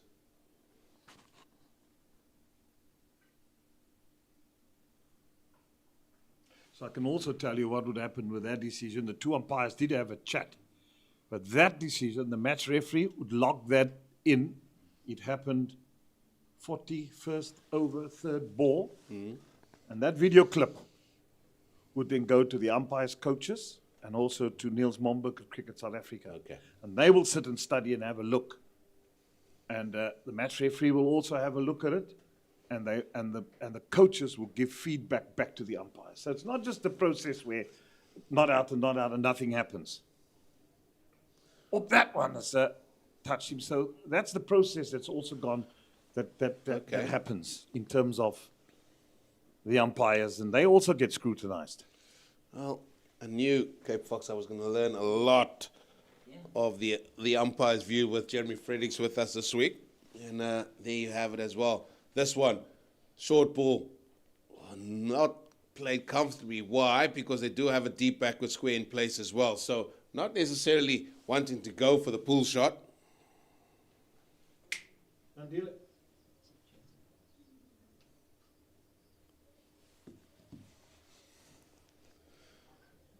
Pandila had a very good lunch by the looks of it. Lost the plot at lunchtime.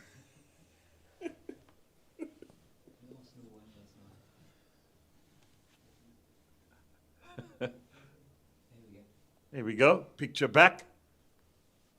Have a look at this delivery again. It's bang on target. Now then, was their bat. Very difficult to look from behind. Yeah. No ball called. Other thing that's going to happen, and I know we're doing that, you need actually a camera on both sides of the ground. So you can be behind the bowler's hand. I know when they bowl from this end where we're sitting, you've got that picture, but there needs to be a cameraman on the other end as well, in order to have a close-up. To help matters. Yeah, I would. To speak to Johan and to Gavin van Dijk, invest a bit more there from Pitch Vision. I mean, they've got new cameras, which is lovely technology and things for the season. Pitch Vision Pro. Get it out there. Yeah, Gavin van Dijk, known him for years.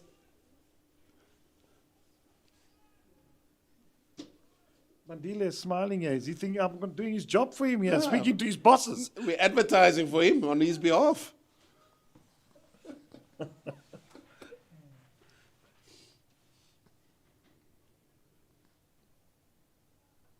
That one's whipped away.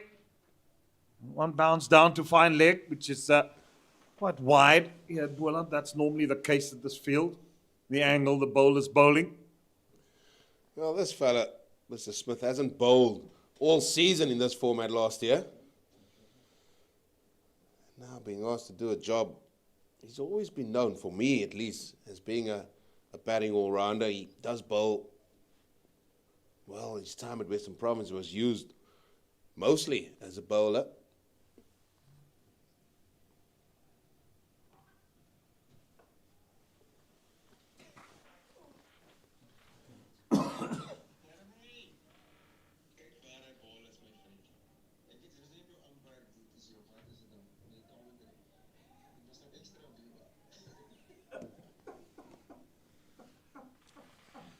Now you see all sorts of things happen. The CEO of the Dolphins, the batting coach is sending messages. What's going on here?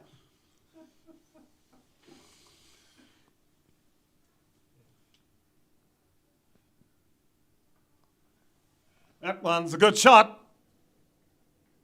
Pulled away. Oh, runs are flowing here. Boland are a couple away now. 5 runs away from their first batting bonus point. I didn't think they'll get there. Yeah, but it's just being let off the hook here for me. They've been so good in that first session, and here, the first hour after lunch, they've got 1 wicket, but just not going their way. And that happens in cricket. You just got to be patient as well.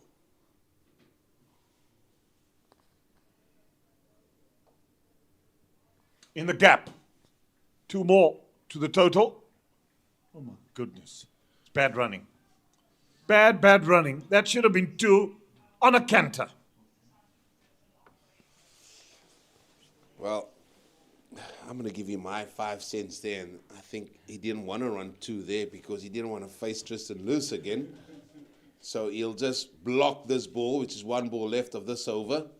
And then say over to you, Leon Botha, with all due respect to Mr. Steelman. Well, he's 27 or 41 balls.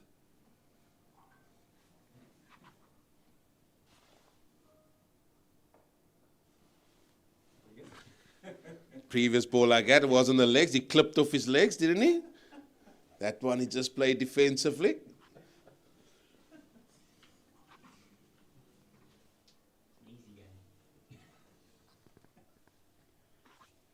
That's where you spend your day at the cricket.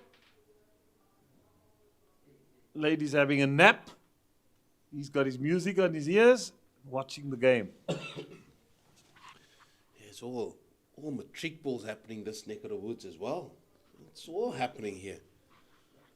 I'm glad I don't have children. It costs a lot of money. If you have 4 children, they matric. No. I mean, you buy a ball gown, what does it cost? 20,000 rand. When do I have my Johnny Walker Black?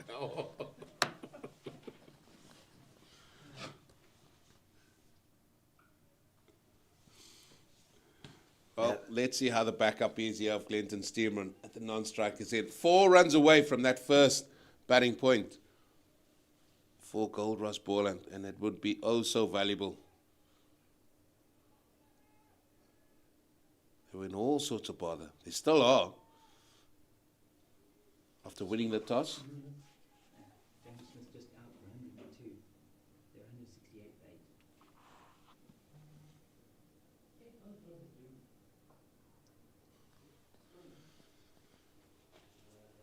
It's making them jump there, Jeremy, a little bit.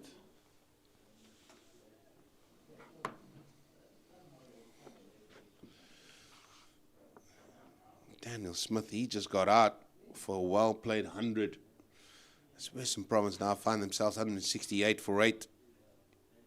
Captain playing a captain's knock.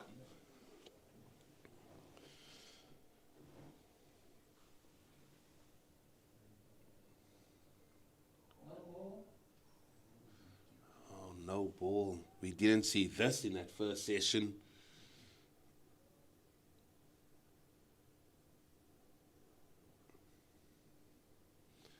Still bad light up there in Pietermaritzburg. 90 for 7, the Warriors. The Dragons are well placed, 158 for 2. Very good run rate up there. That's a good position to be in. And that's where the Goldrush Boland would have wanted to be. Maybe 2 wickets down with that total on the board, winning the toss, batting first. Well, they're all coming out of the woodwork in Durban. One of their board members, Professor Logan Naidu, saying hi. I've heard it all. Heinrich, Professor Naidu, Dr. Naidu. You into marketing and and advertising now? Henry Davids. What's going on?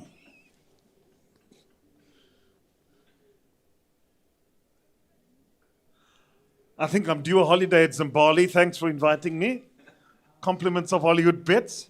You're just name dropping now. You're just absolutely name dropping now. Come on, Darren Effer.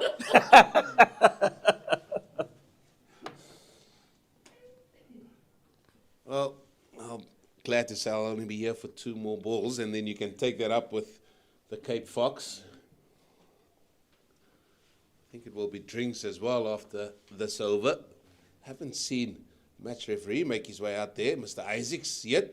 Last week, a certain person was out there way before. New kid on the block, you want to shine. Oh! Gone, bowled. That's the end. 9th wicket down now. End of Glenton Stearman.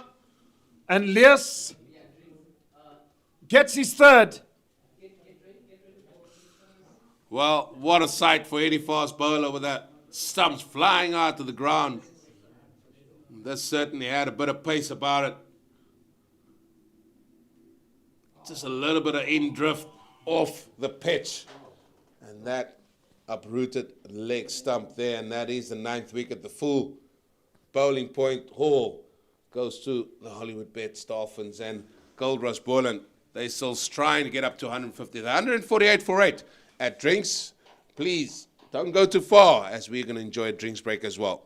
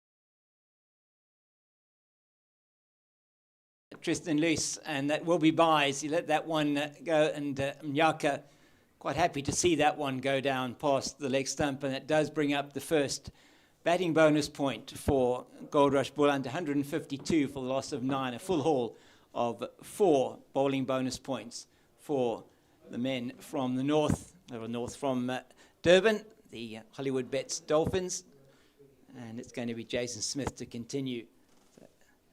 So Jeremy, you talk about Hollywoodbets, and this weekend is the first round of the Hollywoodbets Pro 20 and Pro 50 for the women. The Lions getting that series off to a start up there in Johannesburg. I think they may be playing the Dolphins. I'm not 100% sure, but that's starting this weekend. That's been absolutely brilliant in the last season.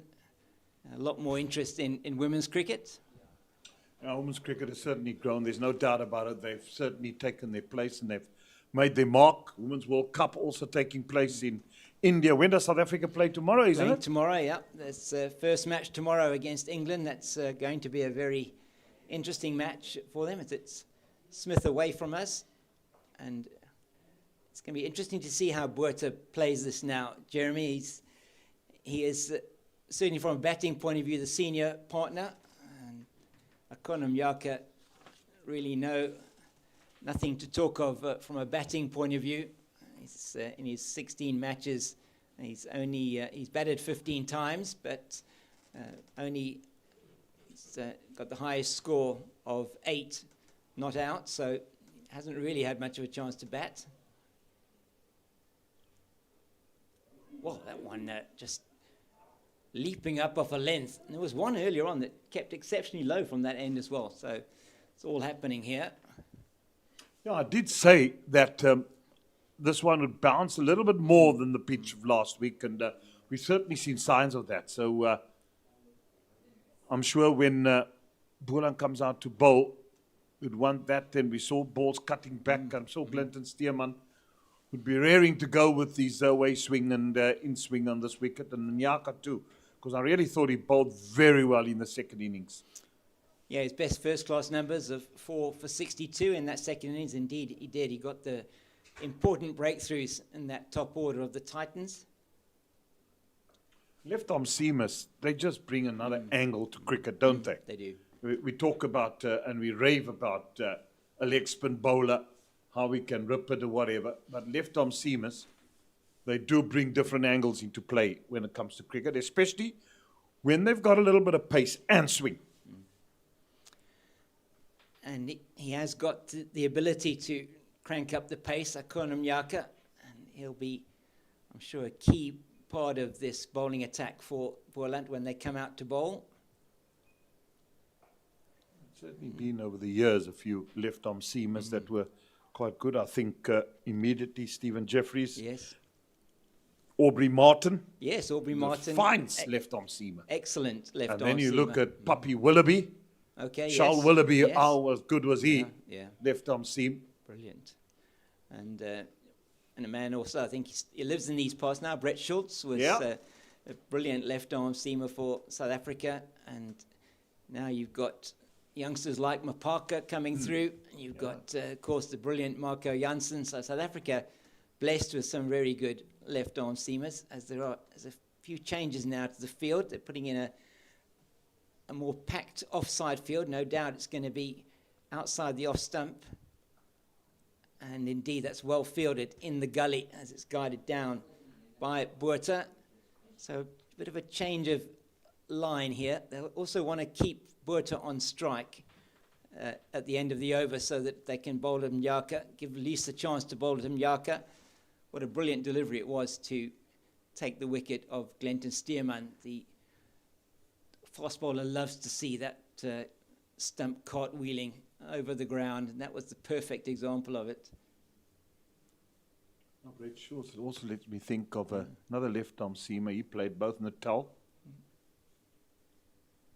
and for Eastern Province. That one will go away for 4.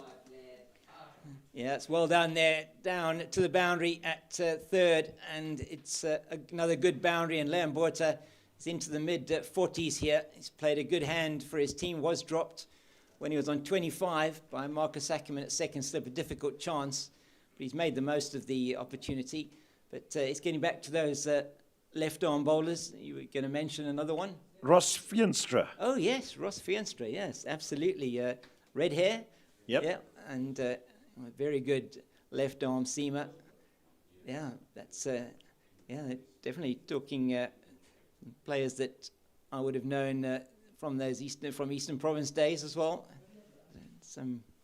But it adds a different dimension, the left-arm seamer, different angles, different way of dealing with it. You've got, just has the ability, when they can straighten that ball on the right hand, it can create a few problems for them. As Mnyaka's on strike to Lease, and thought he would want to get it full there, and Botha's looking for the single. It's not there. And Mnyaka needs to survive. That's his job at the moment. Give Leon Botha the strike if he can. He's got 5 balls to do that still, or 4 more. Is it 5? Yeah. Yeah, 5. It's not going to be that easy against Tristan Lees.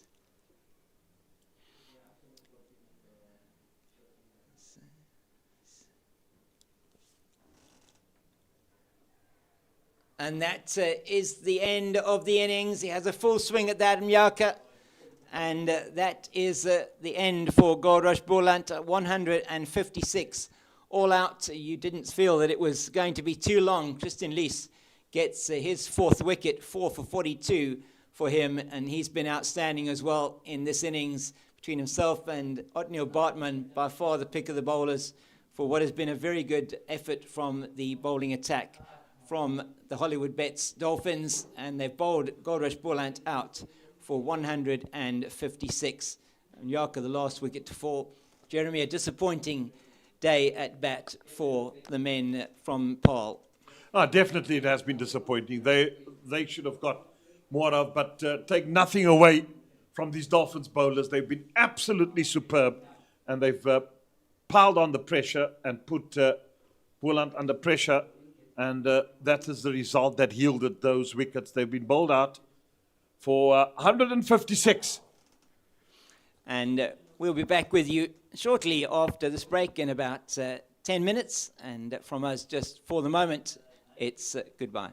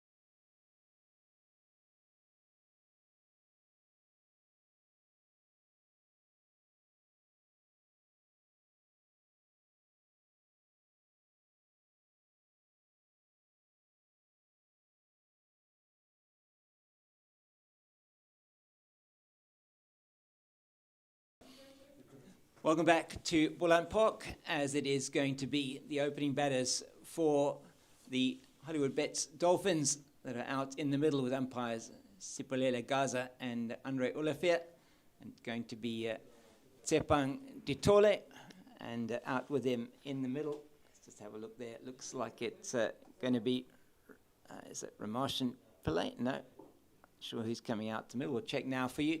It's the men from Goldrush Boland coming out to middle. They'll have 156 that they will be looking at as their target, that to try and get early inroads into this Hollywoodbets Dolphins lineup, so that they can at least give themselves a chance in this second innings, as it is Ramashan Pillay who's going to take strike, the youngster.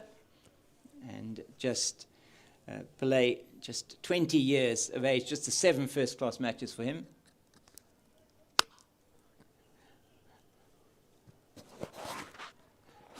And highest score of 81 in the previous season for the Dolphins. And he'll be facing up to Glenton Steerman, who'll be coming in from the southern end of the ground. With him, Tsepang Ditole, a very experienced campaigner. Ditole, he's made his debut in 2014-15, 72 first-class matches, 3,262 runs, an average of 28.86. But man who's been around for quite some time.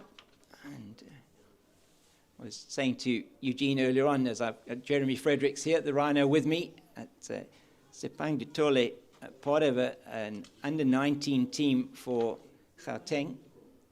As that's a brilliant delivery, and it's first delivery, he bowls, and Ramashan Pillay is fetching that one outside the off stump, feeling for it, and the first wicket goes down with the first ball of the Hollywoodbets Dolphins innings. A brilliant delivery, just angling away from Pillay, and it goes through to the keeper.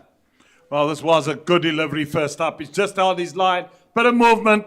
He's trying just to play forward, playing the line, but getting the outside edge. And first wicket down without even troubling the scorers. Wow, drama here at Boland Park.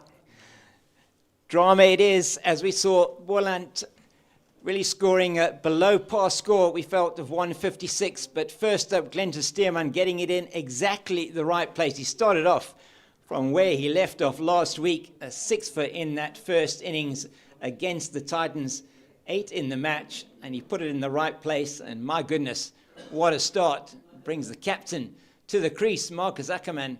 I don't think he had expected to be in after one delivery. Yeah, he's a good player, Marcus Ackerman, but still the new ball. And while the new ball talks, it could make damage. And that's the inroads that Boland will have to do. They have to strike early, and they did indeed. And suddenly, I think we've got a game on here at Boland Park. Let's have a look at this delivery again. Steerman, just there. There we go. Just a little bit of hint of movement. That's all you need on a track like this. And outside edge, gone. That's a pretty regulation catch for Clyde Reeves-Fontaine, and they will be cock-a-hoop, will the men from Goldrush Boland. They've already got an early breakthrough, and now the big man, Marcus Ackerman, has been in really good form, has played captained SAA in those 2 series, one against Sri Lanka and at home, one against the West Indies away, and more recently now against the New Zealand A team here at home, and he's got a job to do for his team here. So Pillay was out for a golden duck. If he comes in the second innings, he'll be on a king pair. He will be on a king pair. Could be a James King pair. You never know. Seems like I'm the wicket whisperer in this particular commentary team, so you never know. Goldrush Boland might want me to. They'll probably want me to stay on comms until tea time, which is going to be the case. So let's see what Steerman can do here. It's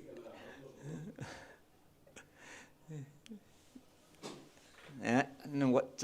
Just having a. I don't know if he was chatting to the slips there, but they are quite close together. I think that's wise as he's in now. No, they just better not put it down when it comes their way. Because there were a few chances last week their good victory they had that went a begging, and that's probably one thing that sure the fielding coaches and the coaches would have worked on is their catching. Yeah, they could have made their lives a lot easier last week had they taken those catches from both Donovan Ferreira and Dayan Khalim, those two putting on 170 odd for that seventh wicket. It's a record for the Titans in 4-day cricket.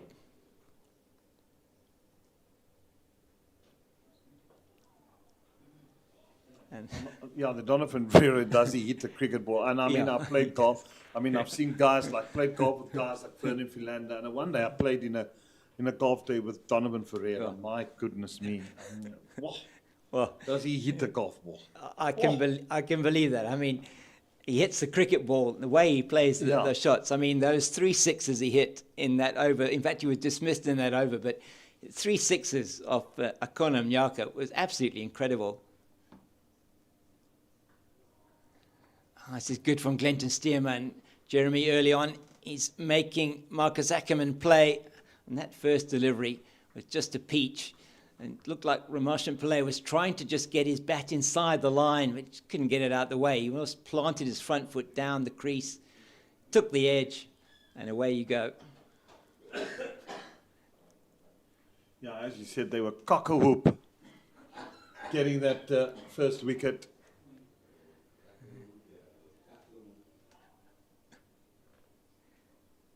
He'll just be nagging that line, Stearman, wouldn't he? End of the first over. What a over it's been. Yeah, it's 0 for 1. And they start off with wicket maiden, Glenton Stearman. And it's going to be that young man, Akona Mnyaka. He's going to be steaming in from the northern end, the Nederburg end of the ground, coming off a career best last week of 4 for 62. And if he can replicate that second innings performance, Jeremy, I think it's going to be excellent for him. A lot of confidence going into this game. Yeah, who'd have a lot of confidence? This young man, Nyaka, and really took my hat off the way he bowled in the second innings, because I was worried at stage when Glenton Stearman was pulling up with a bit of hamstrings and all that. He took the responsibility in that second innings and really bowled a very, very good spell. And he'd like to kick on from there. He'd have Damani at his side with all that experience. That's what I like. Yeah. You've got Kari's Fortain, wicketkeeper captain. You've got Milan at mid-off. And you've got Damani at mid-on. So between those two heads, there's years of experience. You can just whisper in the young man's ear. Bold. Yeah, well, Bowie starts off from wide of the crease, and this is what he did well last week. He sort of varied his release points as well, and the one that he got, Neil Brunt, which was the first wicket he took in the second innings, was one that he bowled from sort of more middle of the crease. This one he's very wide, just angling in to Tsepang Ditole. Do you perhaps have a package of his 4 wickets of last week? No chance. Again,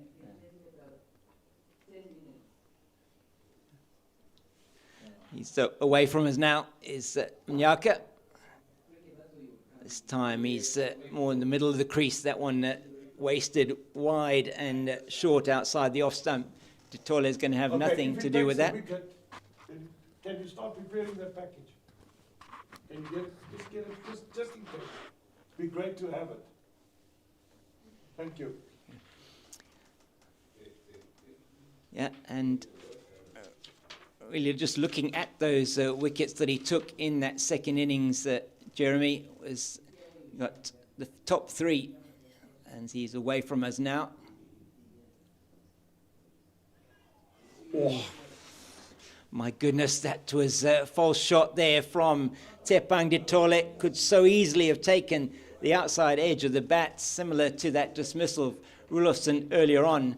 But those 4 wickets that he took, the top 3, I mean, Brunt was a really good delivery, just moved away from the left-hander, took the edge, and Senekwani chased a wide delivery and edged it through the keeper. And then Peterson was Bit of a leg side strangle, but very well taken by Fontaine.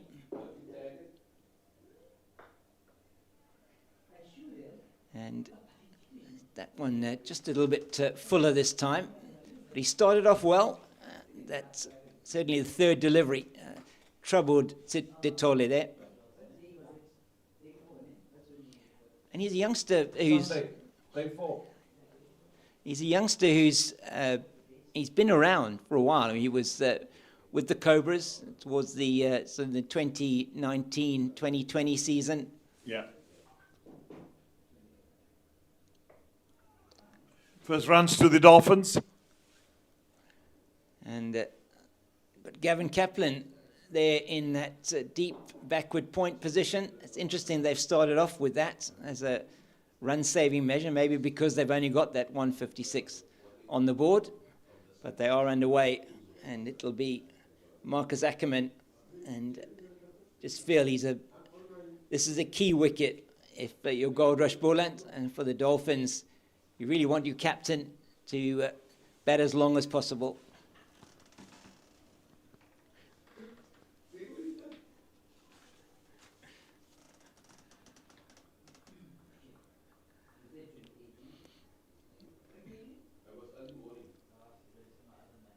He's away from us now.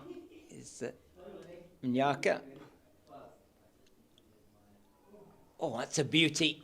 Plays down the wrong line, just misses the outside edge through to Reeves Fontaine. Encouraging signs for Akona Mnyaka early on. It's a 1-for-1 after 2. Especially against left-handers. This is the perfect delivery. Batsman is new at the crease. He's angled wide. Look at that. It's almost like it's straightening up towards off stump, and then it just holds its line. That's the perfect delivery to a left-hander. Feet are still stuck in the toilet, and they will play at it. It's a delivery that is angled, that you are actually saying to the batsman, you've got to play at it. And he goes and spars outside that off stump. Very, very well bowled. Excellent over. 1-for-1. Exactly what his captain is looking for. And now he's got his experienced campaigner, Glenton Stearman. He's going to be bowling to Tepang De Tole. And, now they've got Gamani. It seems like probably what they're going to do is to Gamani, change the ends here. yes, I think so. Because they'll probably bring Stearman from the Nederburg end. Yes. And to be bowling to the Drakenstein end. Yep. Yes, he's has looked dangerous. Glenn Stearman, he bowled from this end when he got those wickets in that first inning. So, yeah, I had Kamani in to Tepang De Tole.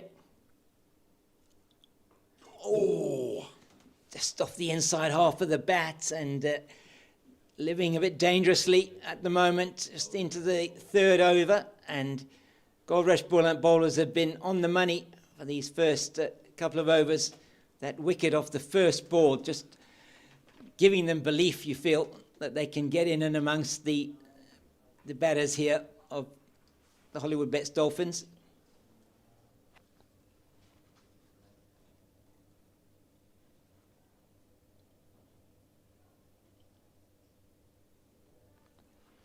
Just a floater. Just saying, come on, have a drive at that. All the experience, just floating it there. And he resisted the temptation, Tepang De Tole. So yes, I think absolutely right. Stearman will no doubt be steaming in from this end, and he'll be giving the youngster Mnyaka the ball from the Drakenstein end of the ground. While you're getting the Mnyaka wickets, also get me the Stearman wickets. He's towards us now, Kamani. And it's a bit wide outside the off stump, just left alone again. And first innings. So we've got 2 slips of gully, a man at deep backward point, got an extra cover, a mid-off, mid-on, mid-wicket, and a long leg, so a pretty standard field. Just that man out at that deep cover point region that we sometimes feel should be up in the circle, preventing easy runs, but Kamani towards us again. Oh, that's a loose stroke outside that off stump. My word, that is now the second time that De Tole's gone chasing one outside the off stump, could so easily have got the edge. He's nowhere near it, and it's through to the keeper. And this is what we saw from the Goldrush Boland batters. We're seeing exactly the same thing from the Dolphins as well. Discipline not there.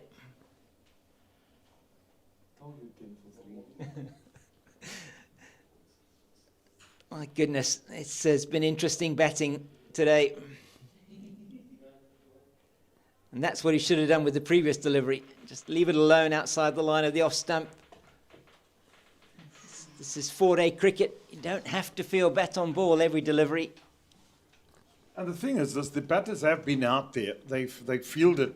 They've seen what the Boland batsmen have done wrong. Yeah. And they're also erring in the same vein.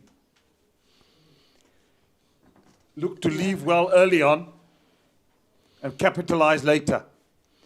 Yeah, this wicket is going to get better and better as the match goes on. And that's wider and left alone. The end of a maiden over from that man, Ayaan Kamani, as the Rhino will take his leave. And it is Eugene Molion who joins me on comms. Thank you very much, Jeremy. It's always good to be chatting with you. And we're going to have the last now 30 minutes up until the tea break. And Eugene, an interesting start to the Hollywoodbets Dolphins innings. Well, first thing was, I thought, why was Glenton Stearman bowling from the top? And he Yes. very seldom bowls from that end there. But he bagged the wicket first up. Yeah. That was an interesting thing. The second interesting thing was the man he got up, taking an off-stump guard, still feeling for one outside the off-stump. Let's just say kudos to Stearman because it does come from wide of the crease there. And then it does look like it always angles in and that you always have to play at it. But they've got an early breakthrough here, Goldrush Boland. Change of ends, though, for Stearman. Another good delivery to Marcus Ackerman, and he's going to want to get Ackerman playing as much as he possibly can early on. We've seen a little bit of movement, Eugene, first up, as you said, both from Nyaka and from Stearman. Well, it's a brand spanking new Kookaburra ball. And if you don't get movement on a surface like this, that is encouraging you to get the ball pitched up, encouraging you to hit the seam and get the ball to move. Yeah, he's away from us now. He's nicely forward, compact in defence, as we know Marcus Ackerman to be. He's a man not tall in stature, but he's really such a good batter. Looking at his first-class average, 46.76, Eugene, and he's 75 matches, 5,000 runs, 5,051 runs with the highest score of 209, which he got last year, in fact earlier on this year, for SAA in the West Indies. Yeah, and he seemed to have just been rejuvenated by his selection for the South African A side and getting a whole host of runs there, a bag full of runs, I should say. Certainly, he looks like he just wants to kick on from there.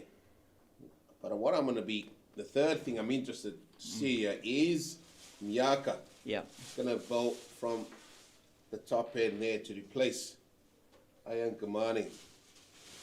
And it's just something I picked up again in that action. And talking about it last week again. It's nicely bowled from Stearman. It goes through the fielder in that extra cover region. That's Leon Buerta. And they get through for a single.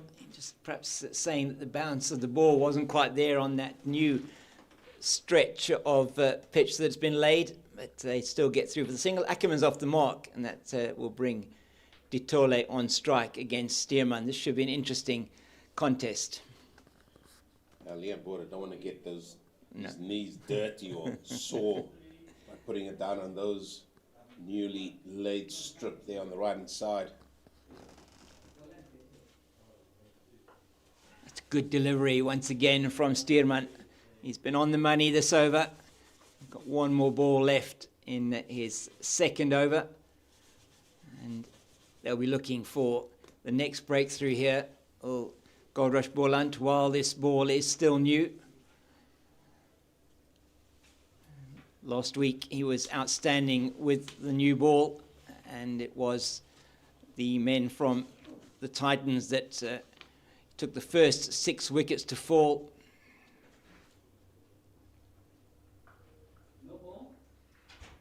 And that is a no ball from Glenn to Steven. I'll have to bowl that one again. It's 3 for the loss of 1. So took a wicket with his second delivery last week, against Lesego Senekwani.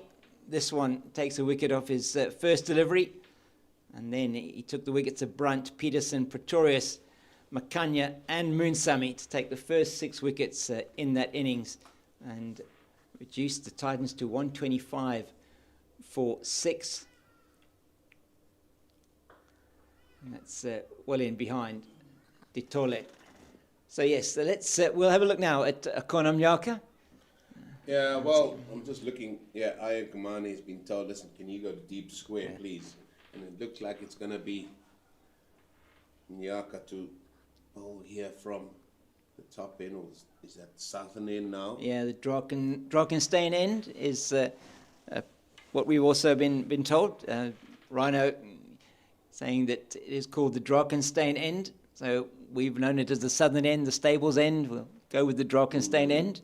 And, what I'm keen to see here is let's follow through from Mnyaka. And again, I saw that over he bowled here from the Nederburg end here closest to us. He was falling away so quickly off the pitch. He just wanted to keep that follow through going towards his target for a little bit longer. I made mention about this last week. So he's in towards us now, over the wicket. And that's played down to that man at deep point. That's Ayat Amani. And they're through for an easy single. So just in that first over that he bowled a couple of really good deliveries. Got the ball to move away from Marcus Ackerman. I think it was the last ball of the over. So that was how he got Neil Brunt in that second innings as well. Just the movement away, angling in, and then the ball moving away from the left-hander. Now let's see how he's going to go to Ditole. There's that big fall, drop away off to the offside. And if we look at this run up again and look at when he get into his bowling action, just look how quickly he gets off that pitch. That's an indication, James, that everything was not going towards your target. Yes, I understand you need to get away from the danger zone, but he's nowhere near that. Yeah. Yeah, and that was something in the first innings last week. He seemed to rectify it in the second innings, but he's gone back with that now. Let's see how it goes, this ball. And he's just not getting it in the right areas here. And that one to Tsepan Ditole was too short. He's perhaps lucky to get away with that being hit to Gavin Kaplan at mid-wicket. Here's this action, and it's just that maybe that time not that much from him, but he certainly has that pull away to the offside also quickly. A little bit slower here for you to see closer in, and then he just sort of pulls away very quickly off the pitch. That's a better delivery outside the line of the off stump, well played by Ditole. So Eugene, they've got to make the most of this new ball, don't they? I mean, they've got the 1 wicket. They really want to make other breakthroughs. Any one of these wickets is really important for them. That batting lineup that the Dolphins have is a really long batting lineup. And if we look at who's going to be coming in next. I mean, Bryce Parsons in next, Jason Smith, Kaya Zondo, and then Hanu Fulyun, who really is. It's also got a very good first-class average. It's neatly played into the covers. There'll be just a single. The man coming around from deep point. He's a bit too short at the moment as well. It's just too inconsistent, and that stems from that point of delivery where everything is going and where is everything channeling to. And just a case for Hollywoodbets Dolphins here, if they get to about 20 overs here, and they still just had one down. They should really be in the ascendancy here just to take the pace forward and take the game forward here a little bit. Because this still is a very good pitch. And that is once again into that cover region. They'll take another single and no pressure at all. They're created by Mnyaka in that over. It was certainly not as good as his first over from this, the Niederberg end of the ground. It'll be Steerman to continue. And it's 8 for 1 after 5 overs. Yeah, run rate. Don't worry about that now. This game has gone forward very, very quickly. One team has batted and all. It's been dismissed. Now it's just a case for the likes of Hollywoodbets, Dolphins, just to make the most of that. Bat long and hard, because as we saw last week, you can certainly amass a big total here. And that's why this opening burst is so important for both teams. Just saying, for Boland, they will want to get further into this batting order. And Steerman's away from us now, around the wicket.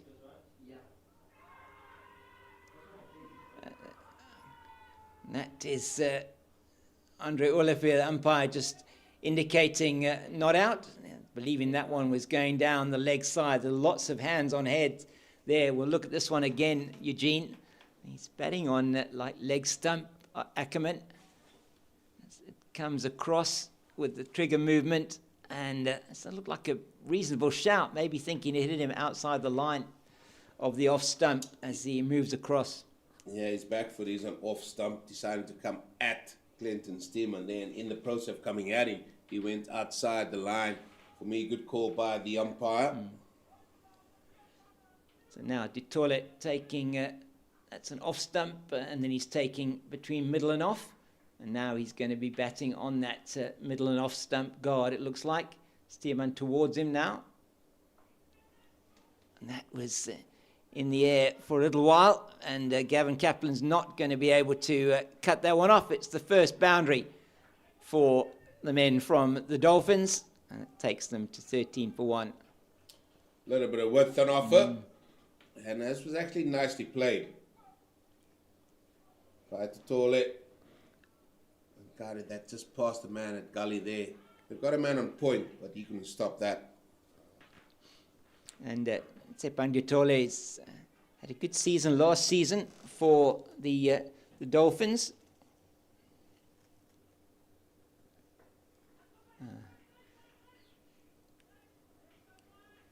Into that region once again where Gavin Kaplan does the fielding.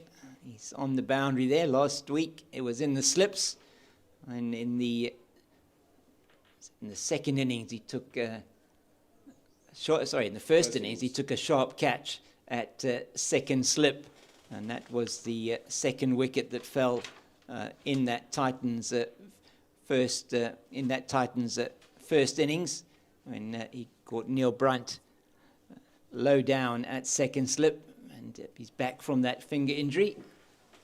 So it's Steerman away from us now, who want to be a bit more accurate. It's left alone outside the off stump, and no ball. So even if it had tickled the timber, it wouldn't have counted. Yeah, he's just struggling with his footing here. It's the second time he's just having a look. He was doing a lot of scraping, just shows that's an indication that the bowler's just not comfortable with the way his foot's landing. You can see he's not happy about that at all. We won't be able to see the noble from this angle. However, how close was this to the stumps? Well, Yeah. I think there's still room there. Yeah, definitely. Good leave by Marcus Ackerman. He's in nicely behind that to Peter Milan at mid-on. So what do Goldrush Boland do here? They've just got to be patient. They've got to be bowling in the right areas. Just let the batters come at them. That's the only thing you can do. The minute you start messing around with it, you can allow Dolphins potentially the chance to score quickly, and that's not what you want, especially after just batting just short of 2 sessions. It's straight to Leon Botha at extra cover, and exactly that's it. I mean, 156, not a big total on the board. Need to get in amongst the batting lineup quickly. They've done the first thing right. They got a wicket off the first ball, but now it's this backup partnership. While the ball is still new, while it's still moving, you want to be able to get another wicket or at least 2 wickets.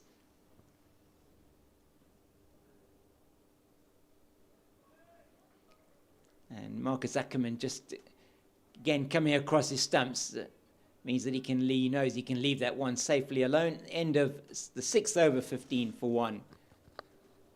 As we look out towards the beautiful mountain range, the Drakenstein Mountains there to the left of us and ahead of us, down to the southern end of the ground. It really is a beautiful place to come and watch cricket and to play cricket in these surroundings.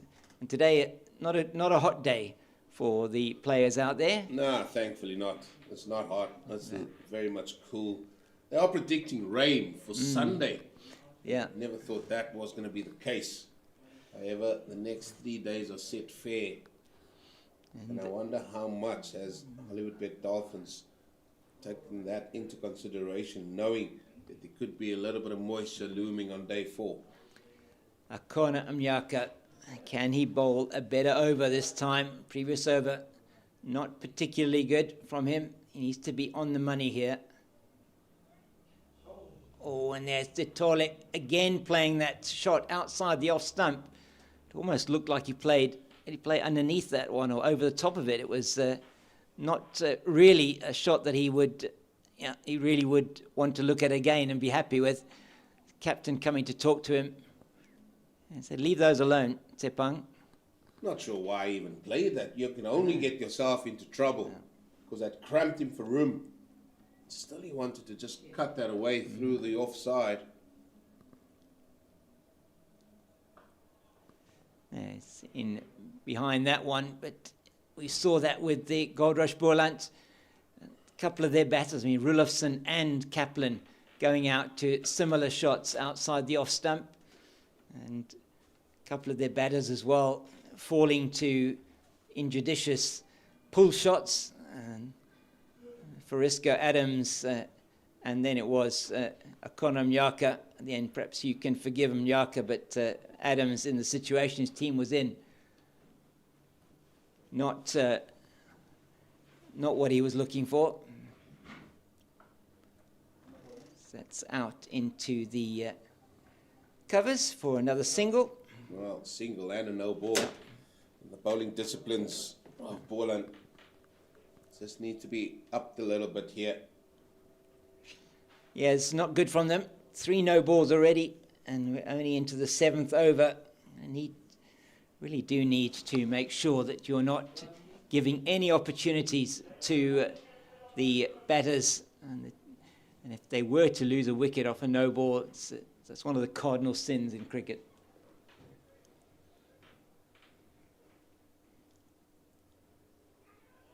Down the leg side, did he get something on that? Was it off the bat? We'll find out shortly.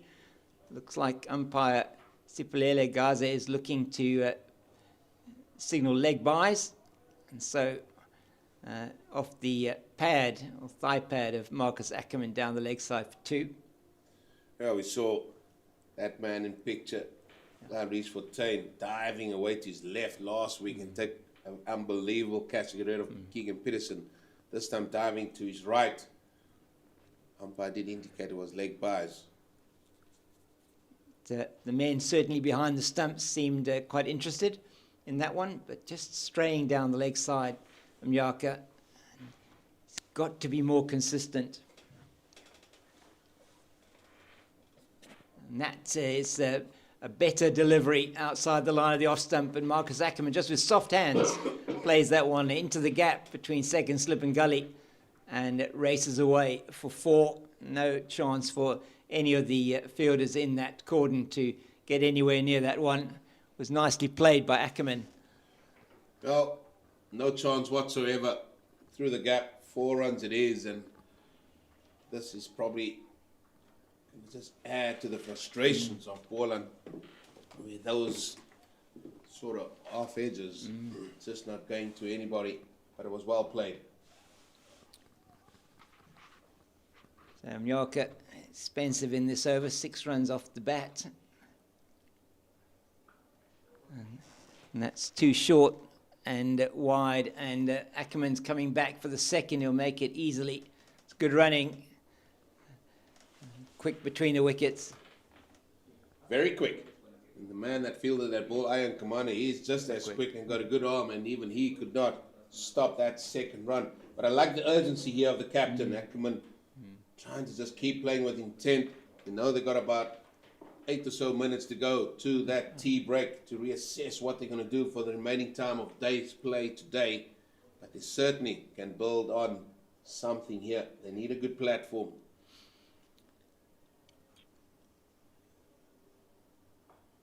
And this time 2 straight. He's just been, it's been a real mixed bag from Akona Mjaka. He needs to go back to what he was doing in that second innings of that match against the Titans. And he certainly hasn't delivered that yet. It's going to be Glenn Steerman to continue from the Nederburg end of the ground. And his team are looking for some magic from him, their premier fast bowler. Yeah, and he's having a good word there with the umpire, Mr. Willifree. So just ask him again why he didn't give that LBW shout in the previous over. You should just ask me. Tell him I wouldn't have been out. I mean, just clutching at straws there, fella. Glenton Steerman is going to be now over the wicket to Tsepang Ditole. Just taking his guard again. Get himself set for this delivery over the wicket. Steerman. That one, my goodness, that one absolutely died on Clyde Reeves-Fontaine. That's hit him somewhere, I think, on the thigh. That hurt a lot. We've seen a lot of balls die, especially when they've been bowling from this end, the Nederburg end. And again, the ball just getting to Clyde Reeves-Fontaine, maybe on the second or third bounce, and gets that on the leg where there's no padding. Yeah, just seemed to just squat there, that one. And through to the keeper. Oh, it's coming around the wicket again. So we got 43 overs left in the day. Probably only going to get another couple here before the tea break.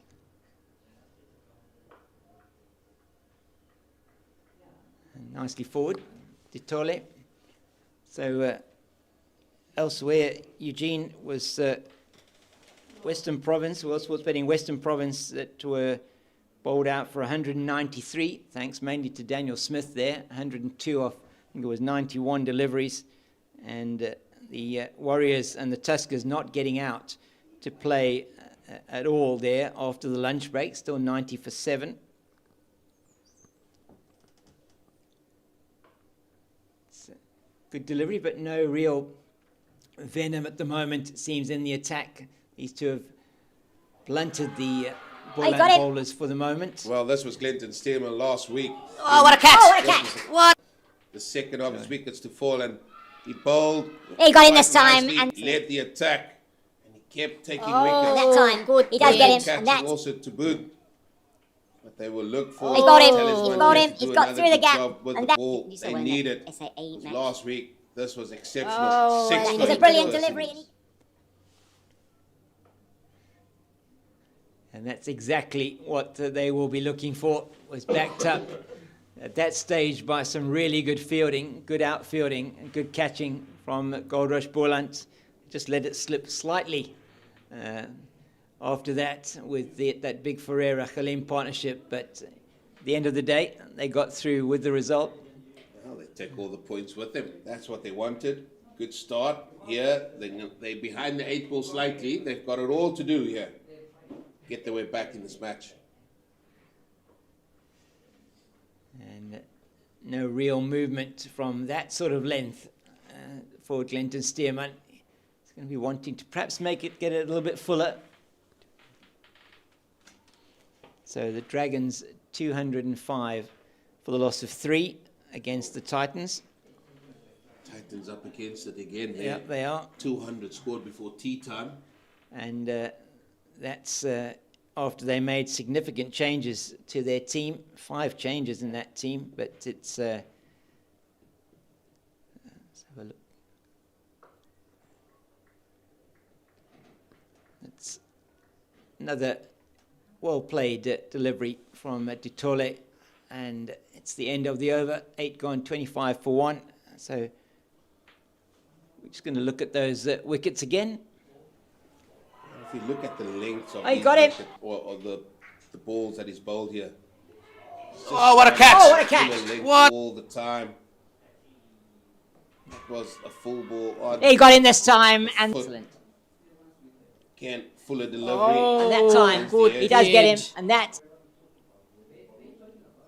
Again, look at He bowled him. the He bowled him. length is so He's got through the important. gap, and that. Look at that So there, when and you that saw is how an A Bartman match. and his length. This was the only short ball. That is a brilliant delivery, and He he got gets his man. But you compare that to what Bartman bowled early on. I think those won't be too far apart. He's towards us now, Mnyaka, and that is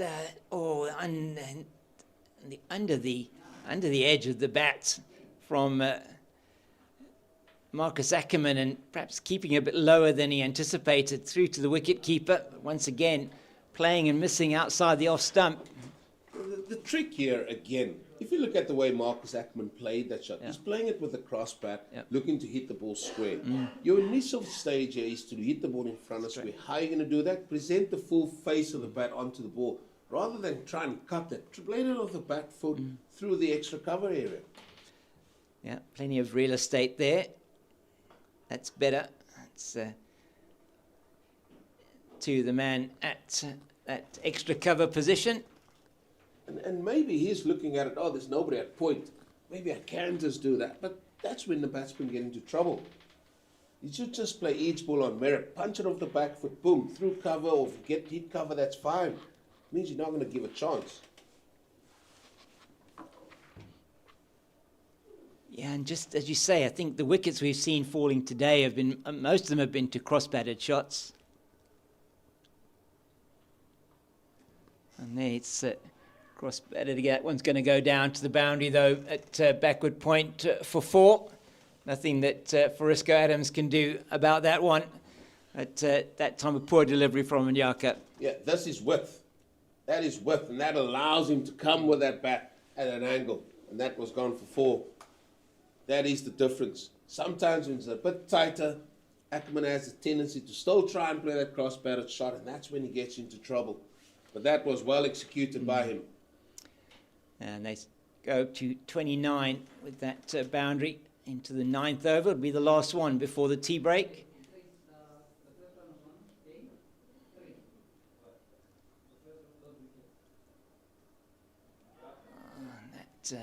That hurt him. That hit him on the thigh, or maybe just on the hip there, above the thigh pad by the looks of things. Just taking a bit of a moment. Well, if there's one way of getting the time clock moving on closer to tea time, you just stay down as long as you can. Rushed him a little bit. Yeah, there's no padding there, fellas. No, that's nasty on that back hip, the left hip for the left-hander. Well, his hip might have been my top of the pad. Yeah. He's a short man. He is a short man, yeah. He's just taking a moment, which he's no issue with him doing that. And tea would have been taken at the end of this over anyway. 2 balls to come. Goldrush Boland made 1 inroad in this shortish batting effort since the change of innings.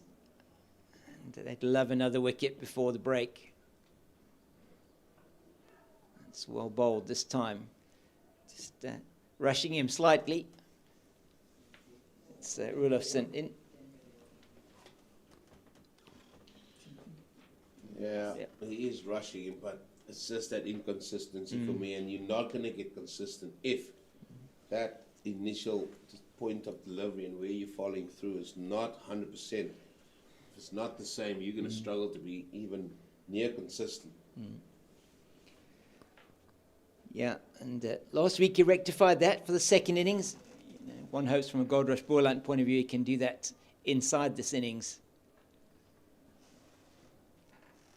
It's too short and too wide yet again, played down to the man at backward point, and that will be tea, gentlemen, on the first day of this four-day series match. It is the men from Durban, the Hollywoodbets Dolphins, in pursuit of that 156 and beyond that the Goldrush Boland scored. They're 30 for 1. It's Ackerman on 14 and Dutole on 10. We'll be back with you in about 15 minutes.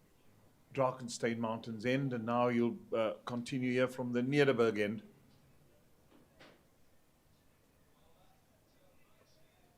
Eugene, all these Dolphins got to do is they bat properly. They can bat once in this game and get themselves a good total on the board. I think come tomorrow, there was nothing much wrong with the wicket. I just think come tomorrow, it gets better for batting day 2 and day 3, always. But the hard yards had to be done this morning, which wasn't by the Boland batsmen, and it was the Dolphins that capitalized through their bowlers, and they stuck to a length, stuck to their line, and bowled magnificently well. 100%, Jeremy, and that is it. There's nothing in this pitch that would suggest that, listen, there's a few demons in. Yeah, we did see a few balls keep a little bit low. However, other than that, driven for 4 with authority. Yeah, other than that, Jeremy, is as you said, get your tent, pitch it up, and just stay there. I mean, there's so much time left in this game, and this was just an over-pitched ball. Look at that. Yeah, I know he shuffled down the pitch a little bit, but that's well put away. And the fear I have, Jeremy, is Boland need wickets.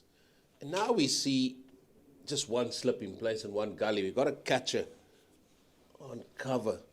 And I, for one, if you're going to strive to get wickets and you're being consistent with your line and length outside that off stump, why not carry a second slip? Yeah, because Marcus Ackerman is a player that you want early. He's a good player. And it's really done well over the years. Oh, there's the edge! And short of first slip. Oh, how many times I've just sung his praises and then he just plays the shot out of nowhere. That was just a lazy shot after tee. Just hit the previous ball for 4. Have a look at this. Outside that off stump yet again. And then he just feel, I mean, how many batters did we see depart the scene with shots played like that? This time just dying. And this is the end where the ball seems to die a little bit more.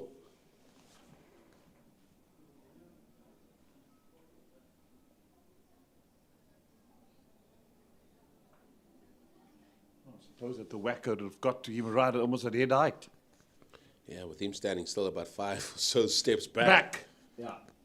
That's why probably they're so close, because they know it's for the carry.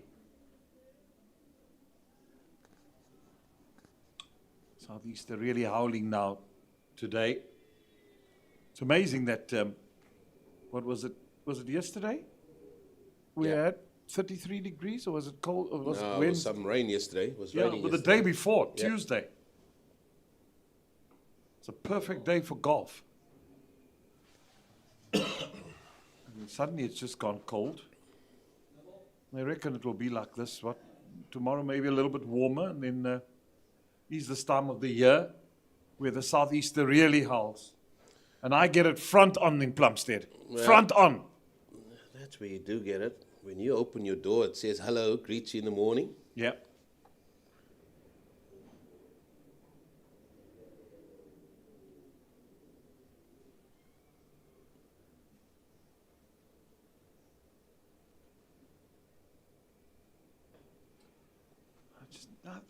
It seems like it is just putting it there. Doesn't seem it's effort. Makes it easy to drive, though, doesn't it? Yeah, and he's someone that as he gets into his work, he'll potentially bowl a lot better. He'll bowl a little bit more, let the ball go, as you say. And at the minute, it's just, just putting it there. It's just like, not really sure. Maybe just a lack of confidence. That's what that is. Well, when you are defending a low total, the aim is you've got to get wickets up front. That's the big thing. And these two are getting into their stride. Oh, again, beaten. That's better. That's what you want. Well, if you're consistent with your line and length there, I know it's not carrying. I'll just think of getting somebody in there as well. Worst thing you can do is saying that the horse is bolted. Now then, they've turned to the trump card yet again, Clinton Stearman, and yet again, he's changing ends.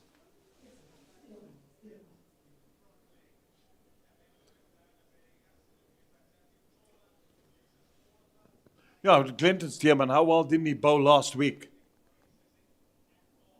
And it was a good spell when he picked up that 6 for. And he did it from the other end. That was it against Oh, the you got him. Titans. There we go. Line and length. Oh, what a catch! Oh, what a catch. Catch it slip. Yeah, full delivery, but at least the impressiveness of his length, where he got most of his success with. And what Goldrush Boland did, they held on to the catches as well. Always compliments if your grabbers are in the business as well. That makes it easier on the bowler, doesn't it? When the guys that snatch them up take the catches. And he's been a stalwart. Hails there from Southwestern Districts, Glenton Stearman.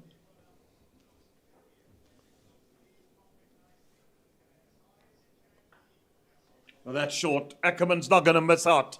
That's for sure. It was short and it got the punishment it deserved. I think when this guy came on the scene, this was a trademark shot of his. He's a short man, picks up length quite well and picked that ball up even better. That ball raced away this turf here for 4. Yeah, got a little bit fuller rather than shorter if you're bowling to Ackerman. Yeah, that's one thing that these short guys do well. Some of them, they can pull and cut very well.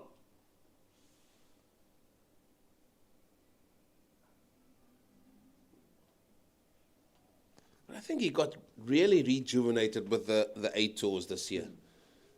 Might have had a lean spell last season, but got picked on the 8 tours, captain as well, and he scored some really good runs there. And it just shows, yeah, he's come into this season with some good form. He's looking the part.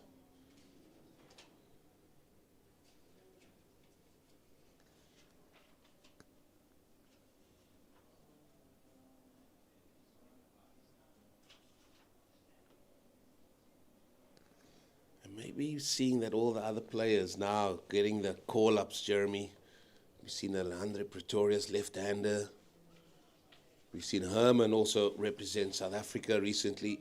Maybe Marcus Ackerman is saying, listen, let me really put knuckle down here. Let me get the runs on paper, and hopefully they can notice me as well. Well, that's the only way you're going to draw the attention of selectors, is by making sure you score runs. If you bat to the talking, if you're bowler, make sure you take wickets.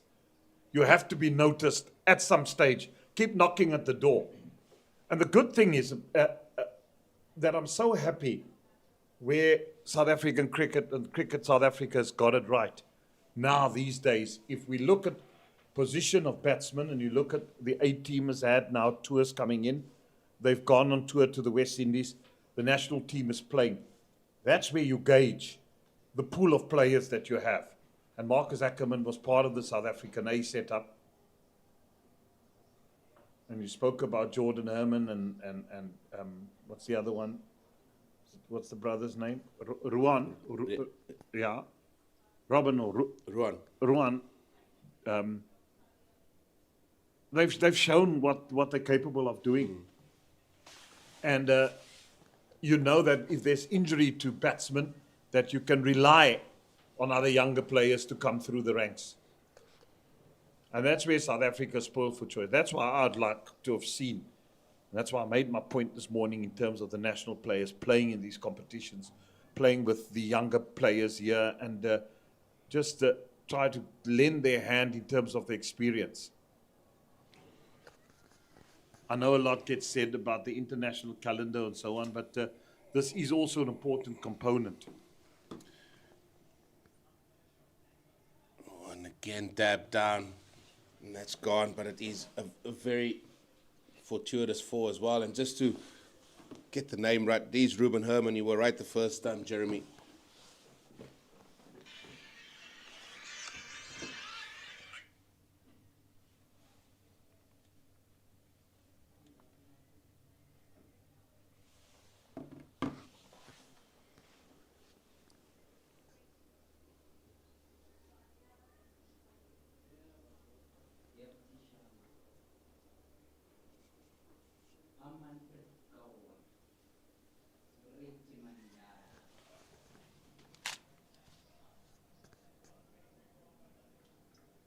That nagging length, just outside that off stump. I think that's the place to be for Gamani.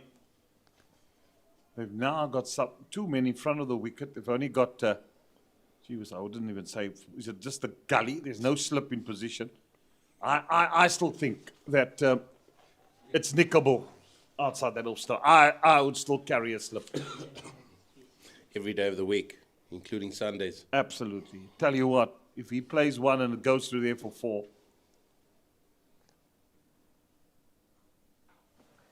well, he's picked that one up. And he's dispatched that for 6. Intent?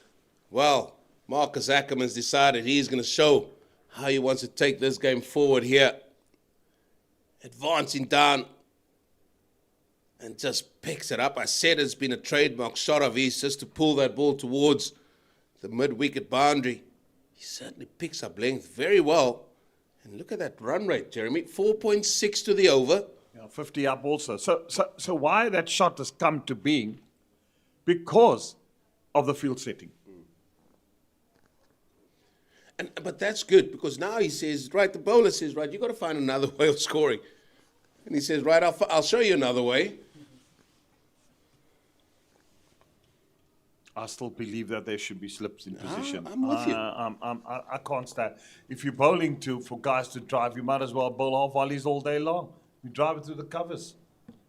I don't think you're going to get Ackerman out there by having these 2 short men on the offside.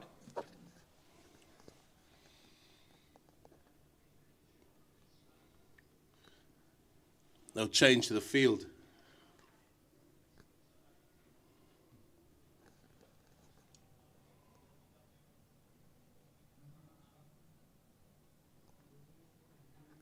End of the over, 53 for 1.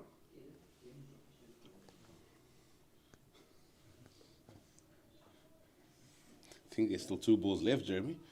Oh, my word. I would have loved to have been a bowler with you umpiring maybe my end and said, oh, end of the over, 4 balls, thanks for coming. Collie could have reminded me. Sorry, wake up. I'm not even asleep. Must be that fruit you ate at tea.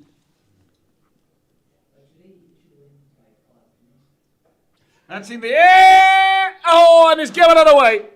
He's given it away, Ackerman. That is just a poor shot. And Milan, the catcher, Ackerman gone. 53 for 2 now. We have seen some soft dismissals here today on day 1 of this 4-day clash. Ackerman on top of the bowling. He scored on 35 and he has literally given this away. Getting a leading edge. It was a good take by Peter Milan. Again, just shuffling forward. Again, trying to get after it. And then all he ended up doing was just scooping that to mid-on. That's a 2nd wicket gone. Well, has he just opened a little door and an opportunity for the men from Boland? Because it just looked as if these 2 were going on quite nicely. And from nowhere, he perishes.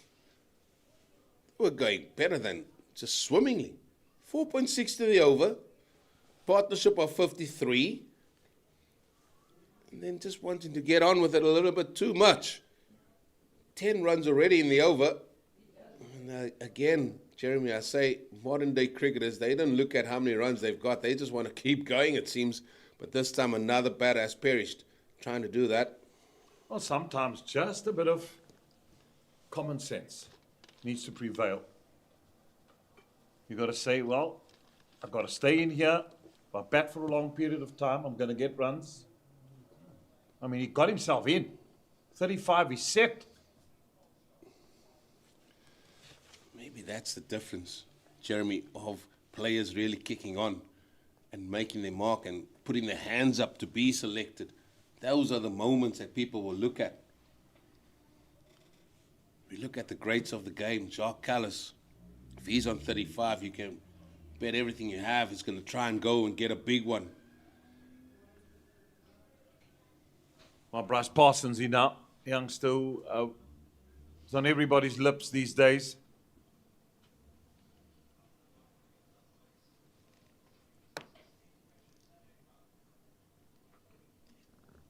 That's the end of the over now. 53 for 2. Yeah, I'm sure Ackerman wished it was the end of the over. He would have still been there. But Ian Kamane, he has struck for Goldrush Boland. Out of nowhere, that wicket came.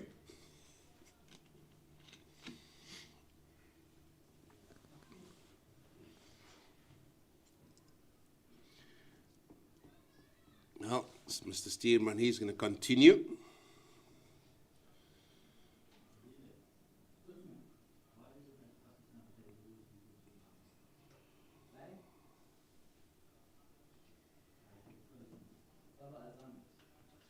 Well, he's got 11 off 32 balls. He's also been fortuitous in terms of just playing outside that off stump and not getting the outside edge. The fact of the matter is he's in. He's there. Yeah, now he's just got to make sure that he gives Bryce Parsons also a chance just to find his feet. What do you make of the Tuskers there? Stumps called already? They should stop playing cricket at 5:30 in the morning. Sun's out there.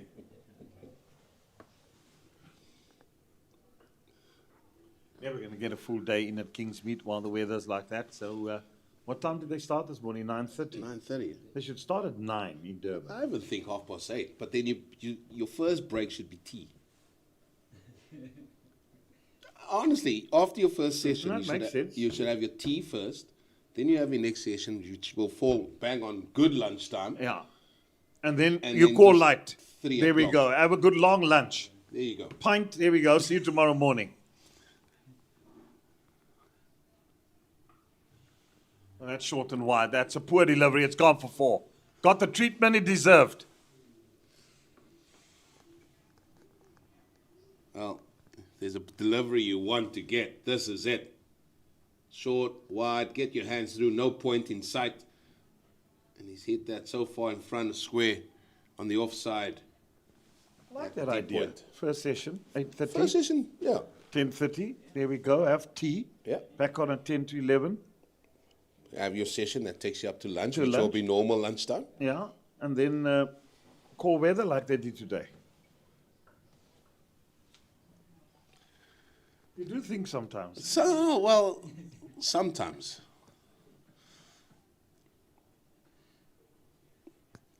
The batting coach or assistant coach of Western Province said to me that bowlers don't think. So I keep telling him, just please, we get all the wickets.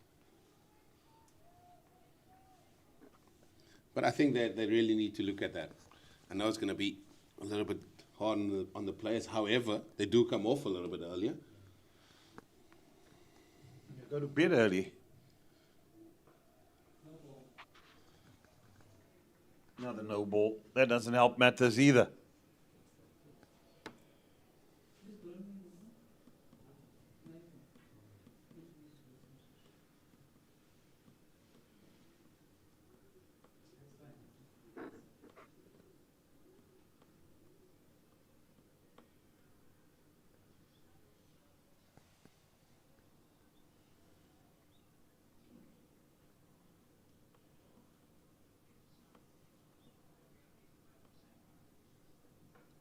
You still have your card games on a Tuesday night? Oh, yes, definitely. Always. It's full of laughter. It's always laughter. We do have a few bracket holders. Bracket holders are people have won it before. I can honestly say I'm not anywhere near that. The order of merit doesn't allow me. And do you have a libation or two? Yeah, there has to be the odd one. Oh, that was if he missed there, he'd have been in all sorts of trouble. Yeah, the problem is the guys enjoy it. So now the over comes to the end. The guys enjoy it so much, they say, extra hour. Oh, it is 12 o'clock, boys. How many are there? Well, of late, we've normally we have had 8 plus. So eight has been good numbers. 9 is very good. So what do you play? Rummy, Clover Just? No, none of that. We Play bridge? No, something like that.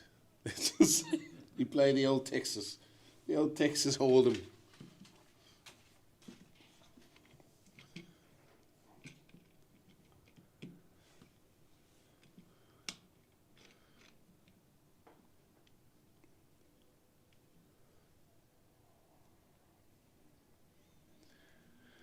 Here's a thought. Why not give the ball to Avio Makajima here?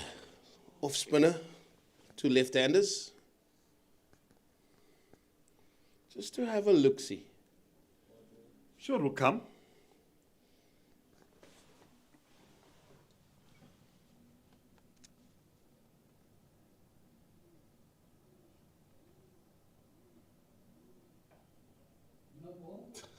Again? Oh, what's going on here?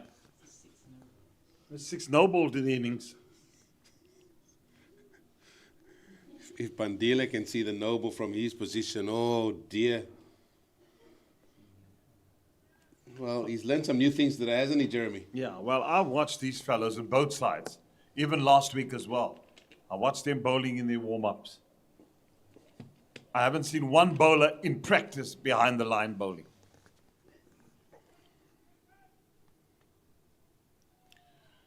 Do yourself a favor. Have you watched it? Have you seen the warm-ups in the morning? Both sides. I watched them. Last week, 2 of the Titans. Didn't see any bowler behind the line. They were a foot over. It's one of those things, and they say, I never bowl no balls in the game. Well, I've made a rule at the club. I said, that's fine. If you tell me you don't bowl no balls in the game, that's fine. If it does happen, you'll make a charitable contribution. And that goes into the libation kit. That's correct.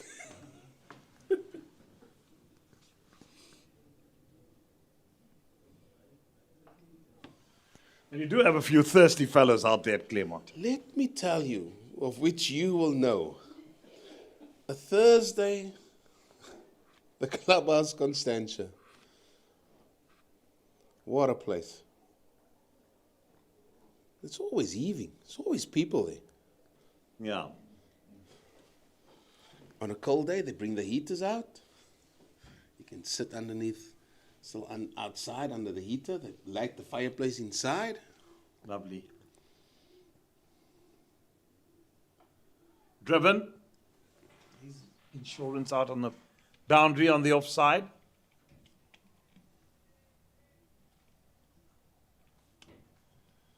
And as they say, the gees is good there.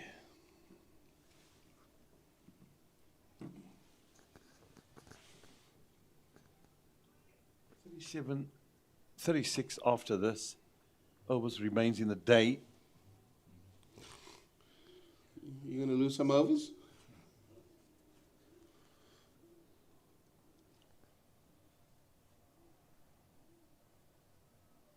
Here we go. A little fiddle outside that off stump again.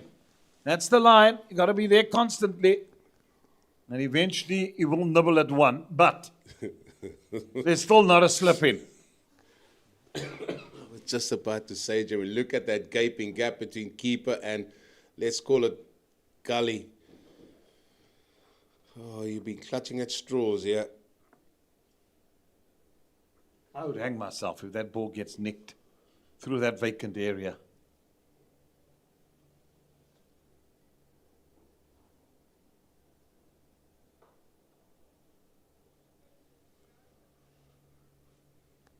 Another over comes to an end. I think there's a few fielding positions, surely, that you don't tamper with, especially in this format, because you're going to try and be consistent with your line and length, etc.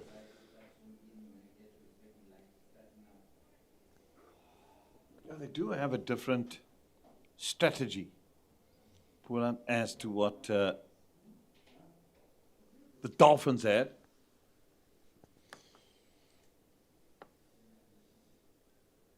Well, the ball is only 14 overs old. So it should still be life in it for sure.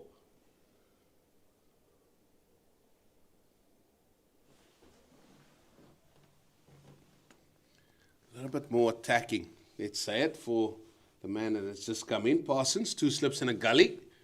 The point is on the point boundary.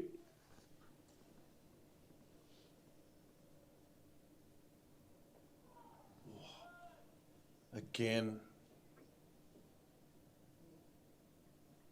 Kaplan does the chasing.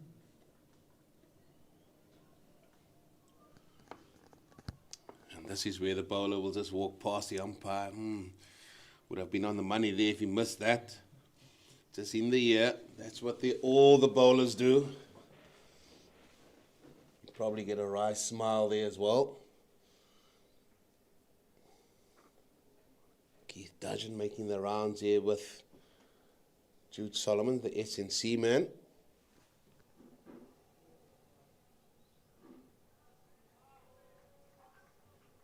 He keeps them on their toes, doesn't he, Jude?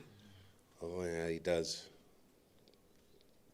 Keith Dudgeon just coming back from a serious knee injury that he done while warming up for Kent.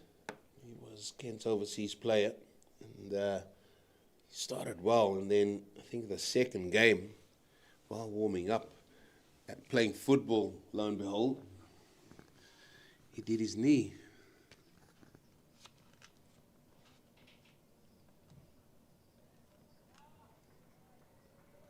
Stay there, don't move. Let's play, repeat. That's all you do there.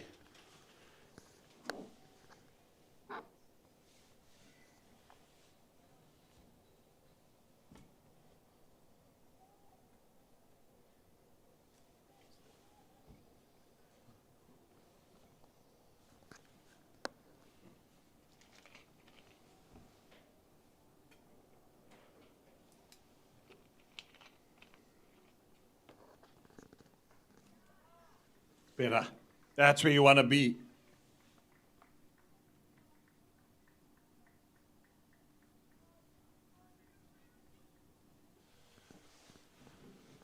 Don't go chasing.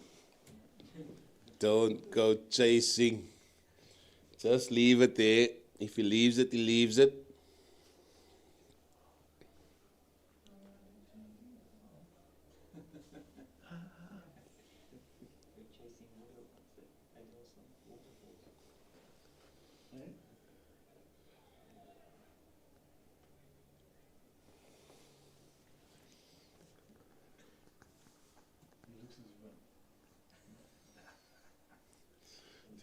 I think Bandela had a few crackers and cheese too many.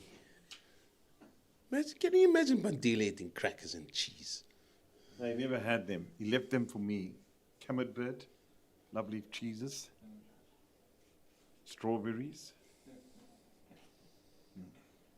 Well, you look tired too. Me? I've got some stuff to do, fella. My work is not done. Yeah, you're also a man with many hats. I don't want to be you traveling in this traffic to Clare. It's what it is. But, Jeremy, I will bid you and the Cape Fox a lovely graveyard afternoon session. And I will be bright and breezy in the morning. Well, you better be, because you're going to do the bulk of the work tomorrow as well. Have early days here and off you go. Thanks, Eugene. Well done. Travel safely. Send the Claremont boys my regards. Cookie Wilson and the lads.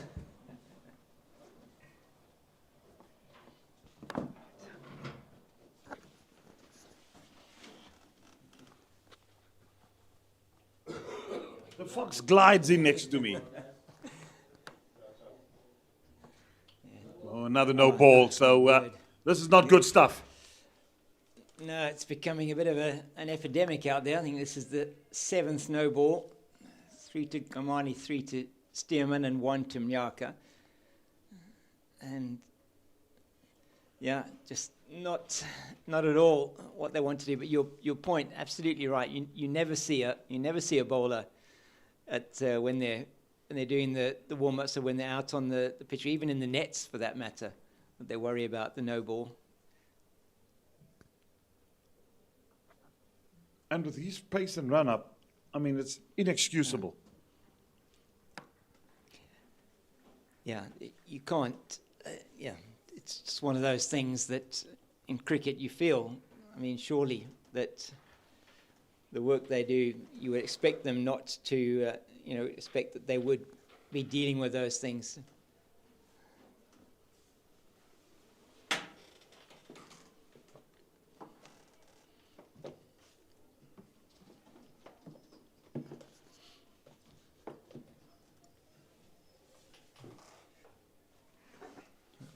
We're just keeping our eye on what's happening down the road as well.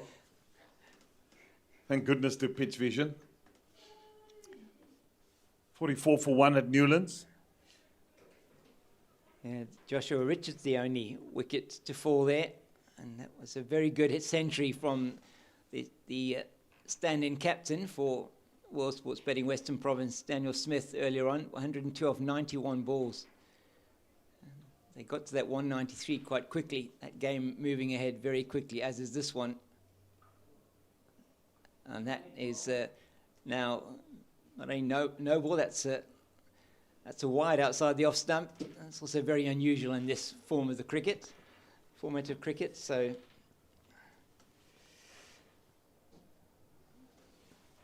not what we would want to see. As we have a Hardy-Dar flying over the ground. So not the resident one at Newlands, but the Harry the Hardy-Dar at Newlands that they've got. Well, he's a pest, isn't he? Yeah. Harry the pest, Hardy-Dar. Normally fields down at fine leg or third man, I think. It's grazing on the outfield.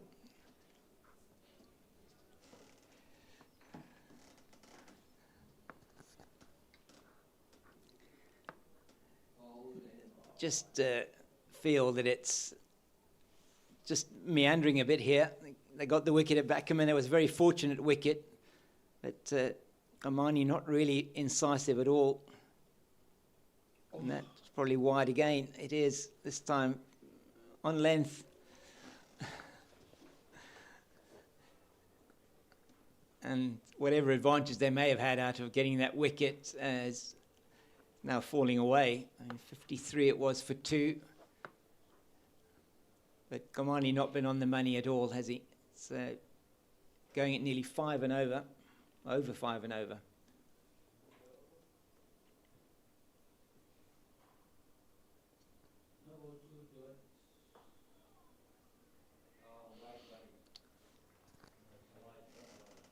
Yeah, it's oohs and ahs, but I don't know why. That's he's played that really well, De Tole, and the longer he's at the crease, the easier it's going to become.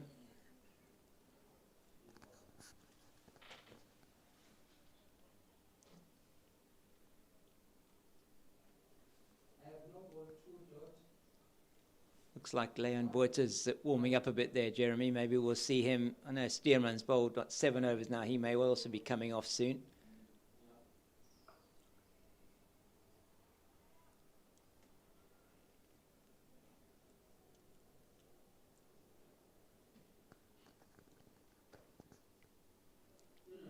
What would you do here, Jeremy? I mean, slip in position. I mean, they don't have a slip there. They're asking the batter to drive. He's not been tempted into doing that. It didn't work for them last week necessarily, this tactic.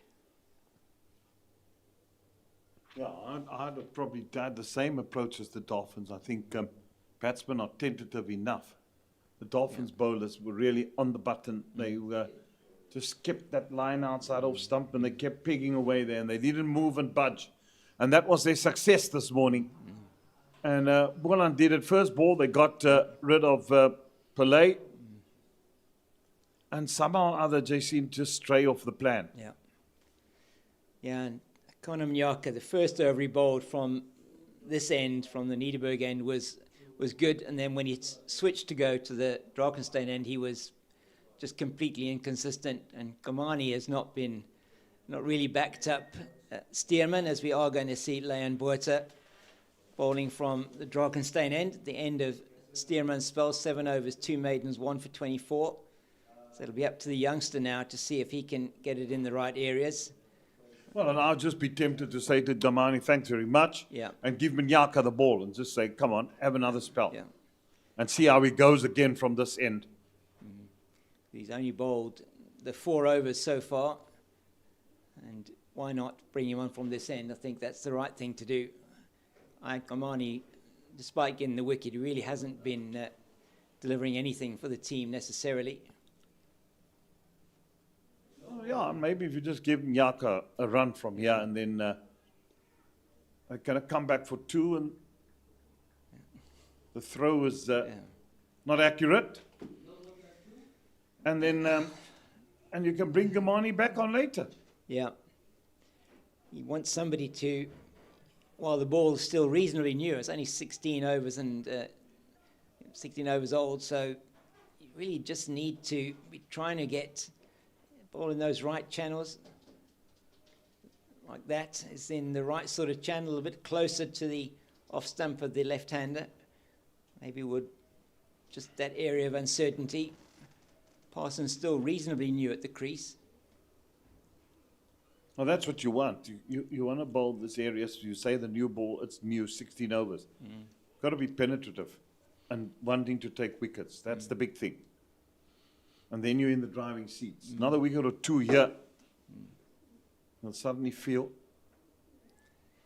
that, it's game on. Yeah.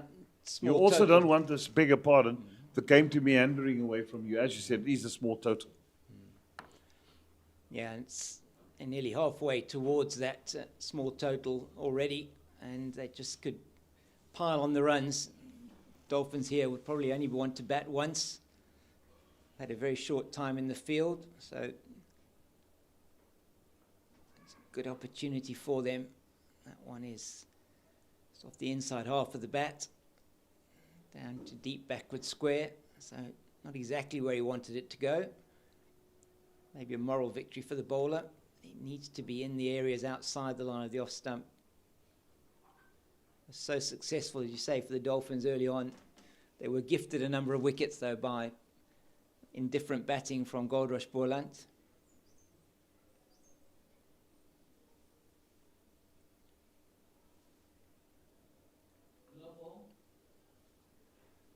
Oh, my goodness. And the second no ball of the over in his first over, Leon Buerta. Inexcusable. Yeah. Sorry, that's not good enough. No. Not at this level.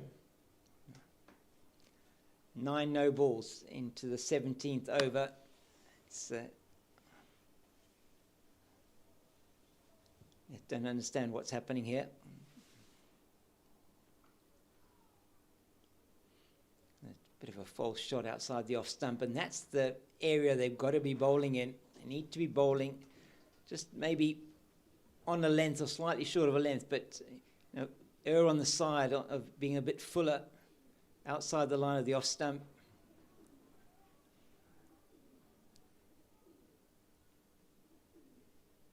The wicket still got something in it for the bowlers. Oh, it's beautifully played. This time, probably too full. It's being chased down and will be stopped. They wanting to come. He's sent back actually to toilet. That looked like it was 3 all day, and he's sent back by Parsons, probably wisely so. Just lent into that one. Too full that time from Buerta.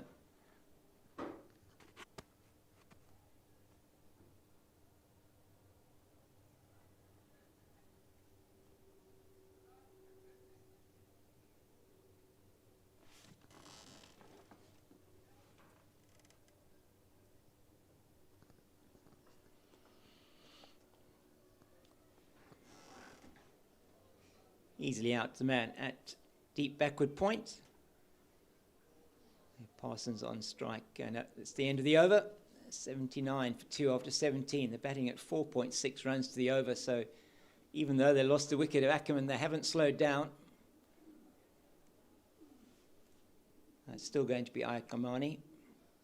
There's some discussion. It's discussion with the umpire, with Sean von Berg and Peter Milan. Maybe one more over for Kamani, Jeremy. It's, I think, too many already. Yeah, I agree, I concur. Too many. I'd have had him out of the attack by now. And I do think, even as Eugene suggested, maybe you just bring, I know it's only the 18th over, but yeah, as you said, maybe bring Mjaka on from this end. He certainly looked better from this end than he did from the Drakenstein end. Got the two left-handers. He's getting the ball to move away when he didn't in that first over move away from the left-hander, which was, or straighten, which was a couple of good deliveries.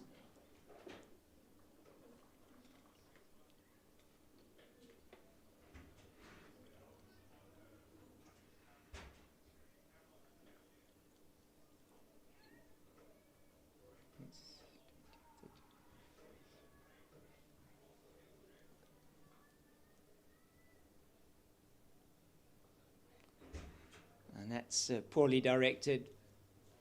That will be an easy 2 for Ditole. And they were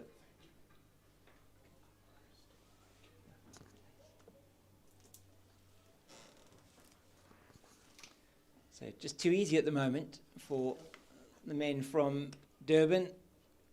Hollywoodbets Dolphins 81 for 2. 4.7 runs to the over. And when you only put 156 on the board, you want to be keeping it tight, and that's not what's happened here. Yeah, it's been a comedy of errors. That will run away for a couple as well.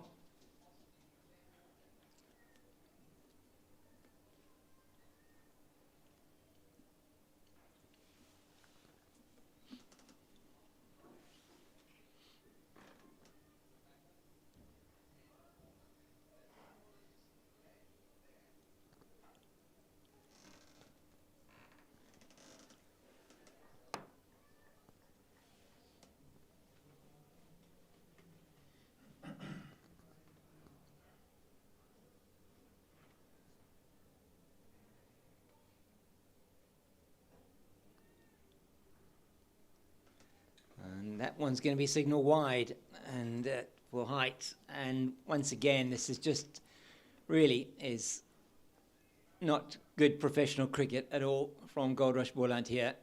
Ayat Kamani is not delivering what his captain needs at all. Rubbish. Absolute rubbish. And how long are they going to continue with this? I mean, this surely must be the last over that he's going to bowl. It's just back from an injury. And that is in the air, but it's going to land safe. And was a bit of a false shot from Ditole, but doesn't bring his downfall. If he'd got more on it, I think it might well have gone out to that man on the deep mid-wicket boundary. That's Frisco Adams out there.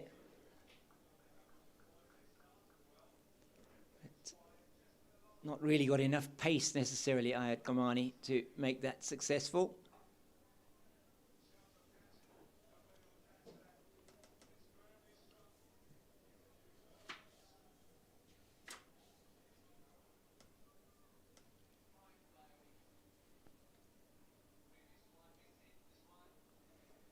And once again, he's leaking runs into the leg side. No consistency at all in this over, or the ones before it. I just, James, trying to fathom what's the plan. Yeah, I don't get it either. I mean, he's got the two men catching short on the offside. That means that you're actually asking him to pitch it up outside the off stump to get them on the drive, and perhaps even throw in something, maybe a little bit of a slower ball or something that's you can potentially draw the false shot, but that just hasn't happened. Last ball of the over. And easily played down to mid-off, and that's the end of 6 overs. He's gone for 32 in his 6 overs, and really has just not been on the money at all, Ayat Kamani. So it won't be too long. I'm sure we must see a change of bowling at this end as Buerta hands his hat and his jersey to the umpire. Spalele Gaza. So Jeremy, just, I mean, you've been, I haven't necessarily followed cricket in the Boland for as long as, and before they had Boland Park here, where did they play in in the Boland? Or has this always been, this hasn't been a facility here? They played at That- Stellenbosch University Okay. for quite a while, and then there was the field at Stellenbosch Farmers Winery, Oh, okay. that older Libertas, Oh, right, yes. and that's Okay. where they used to play many years ago as well.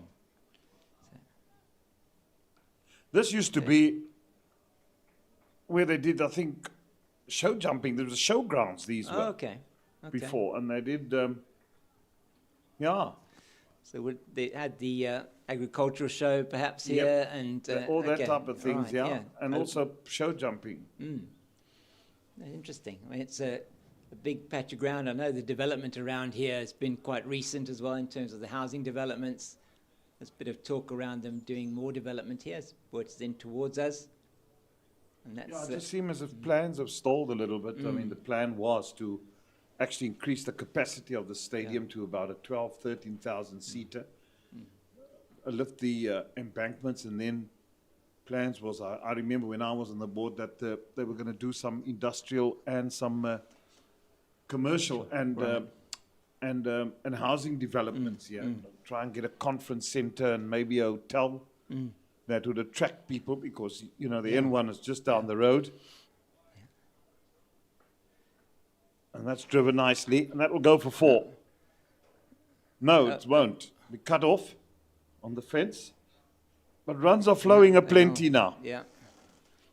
Far too many, as Nyaka feels that one, he'd say, on that deep cover boundary. And they're still going. In fact, they're going at 4.8 to the over. And Leon Buerta's in his 2 overs, over 1 over and 3 balls, gone for 10, went in 8 for 8 in his first over. So the runs are flowing, and they're flowing quickly. And once they get into a lead, it's going to feel like for Boland, it's going to make it even more difficult. 88 for 2 now. Yeah, it'd be nice if that developments could take place, James. It would be, it'd really be good for this area. And, new lights that were put up here. It's the home of the Paarl Royals as well. So, a bit of a facelift would do this ground the world of good. I mean, it really has got a wonderful atmosphere when Lovely. it's full. Lovely atmosphere. And it's such a picturesque ground.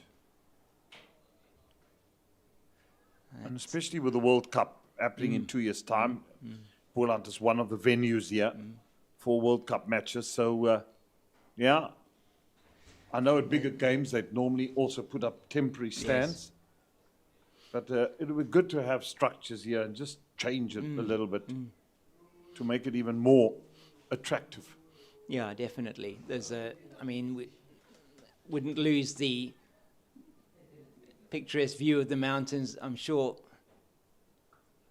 You've still got to keep the majority of the embankments, I think. But I think probably new stands where we're Yes. sitting around Yeah. to where the other pavilion and the change rooms are. And then maybe towards the pylon there, have a stand, and then just make sure you keep the rest of the ground. Yeah. You know, and then underneath you could have offices, and the Paarl Indoor Net Center, Yes. maybe, whatever, would do the world of good. Yeah. And then you're right at the back here where they do have their outdoor nets. It's again an easy single out into the covers. So runs keep flowing here.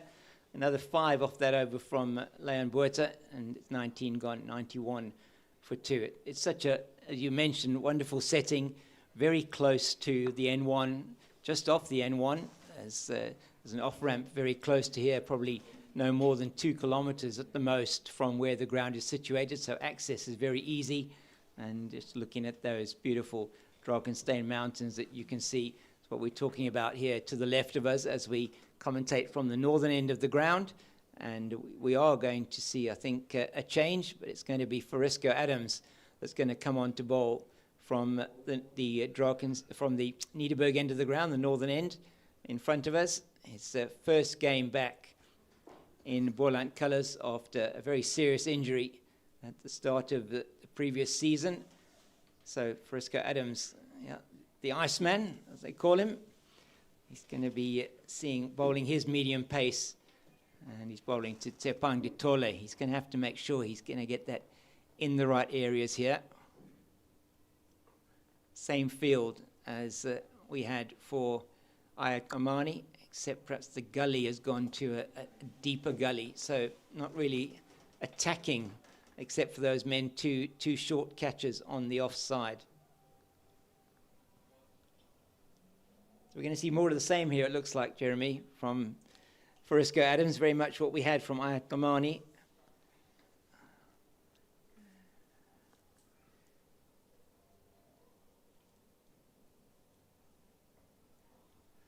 Oh, my goodness, that is in that massive gap between the keeper and the wide gully. It's gone down to the boundary for 4. It's just too easy. You get a half a bat on it down to that region, you're going to get 4 all day. So the runs are still coming, nearly up to 5 and over now. And that was intentionally played down there to Ditole, and he had no difficulty at all. The tactics here just don't seem to make sense. Yeah, I think we've discussed this now to perpetuity. Yeah. And it just doesn't make sense to me. Something has to change, and nothing has changed. It's a different bowler, but same result. A little bit shorter of a length he's been bowling. But not making anything happen here, Goldrush Boland. Bit of a word from Sean van Berg to Frisco Adams.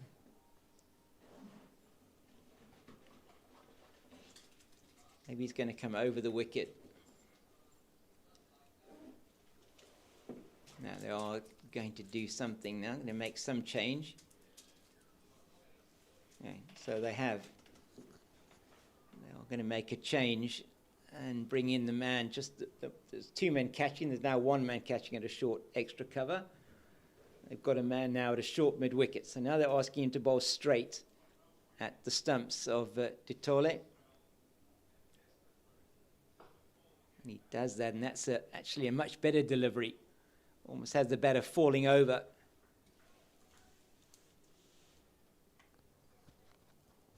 No, that's probably the perfect delivery. Anything fuller than that will be drivable. I think they're back to the old adage of hitting the top of off stump. Boland Park is what they normally say. In fact, on most grounds, that's what they normally say. Here, definitely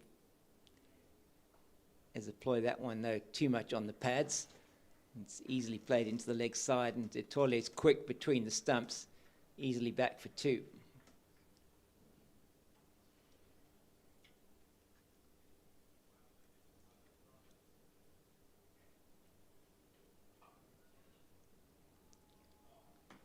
I mean, Boland's performances last season, Jeremy, I mean, they really did well. They probably punched above their weight getting to the final of the one day cup.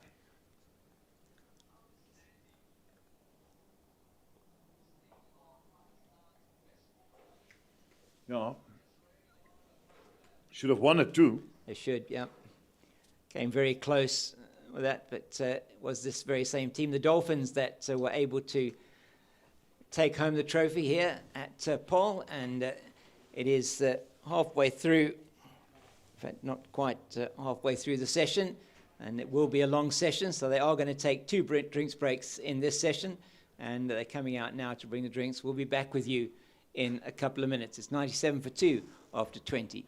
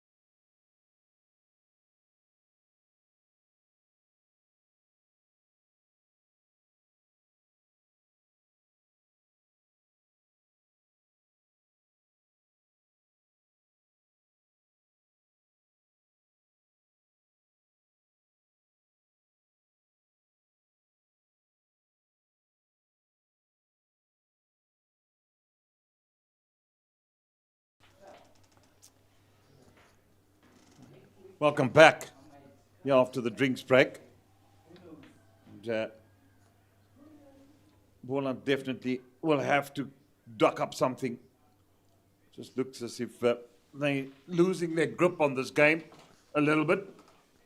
And the Dolphins, it's been their day, no doubt about it. They've won every session.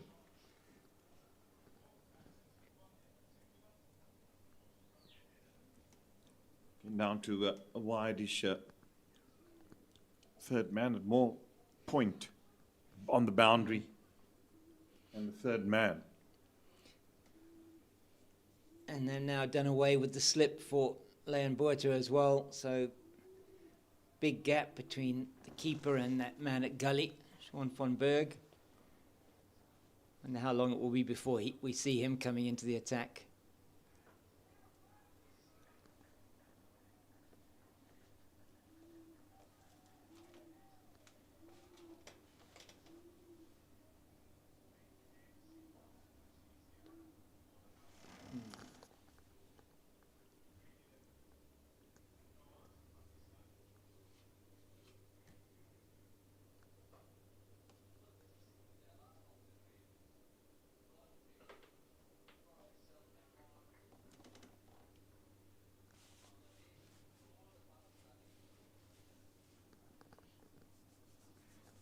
Just very much a sameness about the attack at the moment. Nothing really happening.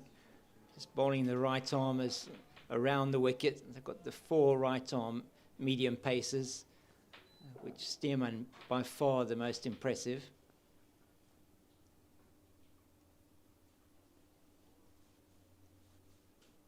Oh, I thought Nyaka bowled well on 6 first spell. I would have given him a go and say, come on. I can understand that Stearman takes a bit of a break and maybe not taking wickets. Try the spinners. See what they're going to give you for an over or 2. Nyaka bowls with more pace than anybody apart from Stearman. And you just sense Leon Boerter, he's just searching for something that just isn't there, and it's means that he's not being consistent. You want to just be putting it in the right areas, and the field they've got for him is same as they've got for Fariska Adams, with the short mid-wicket and the short extra cover. So you want him to be bowling straight.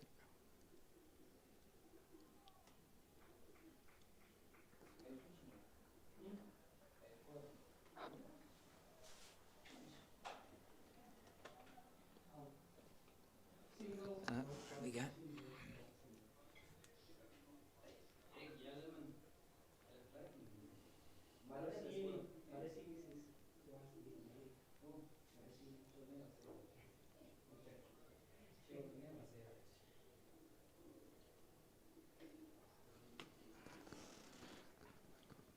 So the 100 off 21 overs, batting at 4.8 to the over.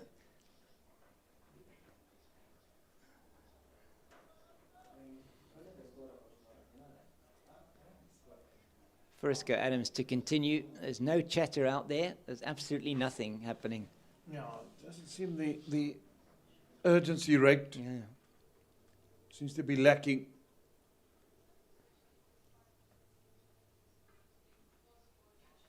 There we go. Something's got to just ignite.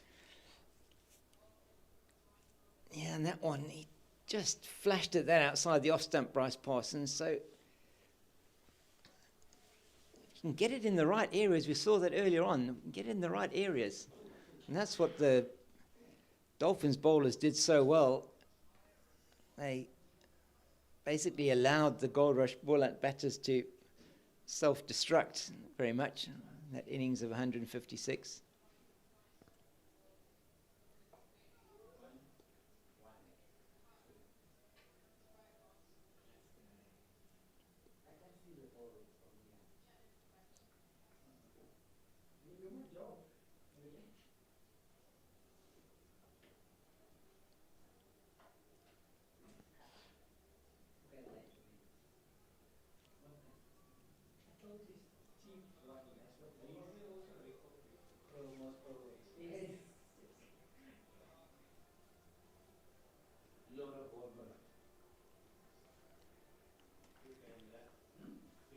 been a better over so far from Frisco Adams. So Don't talk too soon. 3 dot balls here. Oh dear. Yeah, that's putting the kiss of death on him straight away. He's going to bowl a rank long hop outside the off stump now. Or still got the, they've got the long leg and they've got the man at deep square for the false shot in the air.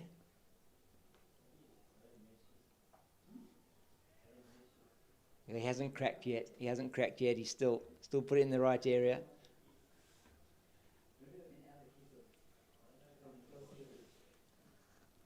Oops.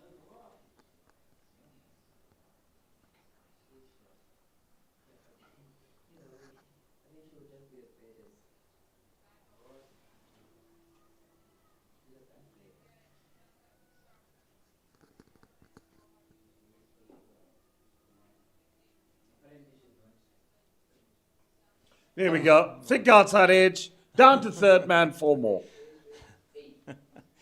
And that is always the risk, isn't it, when you don't have anybody at all in the slip cordon and the ball's only 21 overs old, and that brings up the 50 partnership of just 69 deliveries. The runs just continue to flow.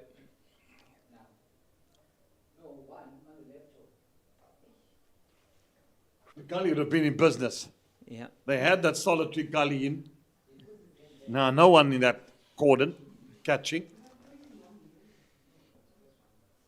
He's asking him to drive outside the off stump, which is exactly what he's done. You have nobody there that's going to be able to take the opportunity which there did present itself.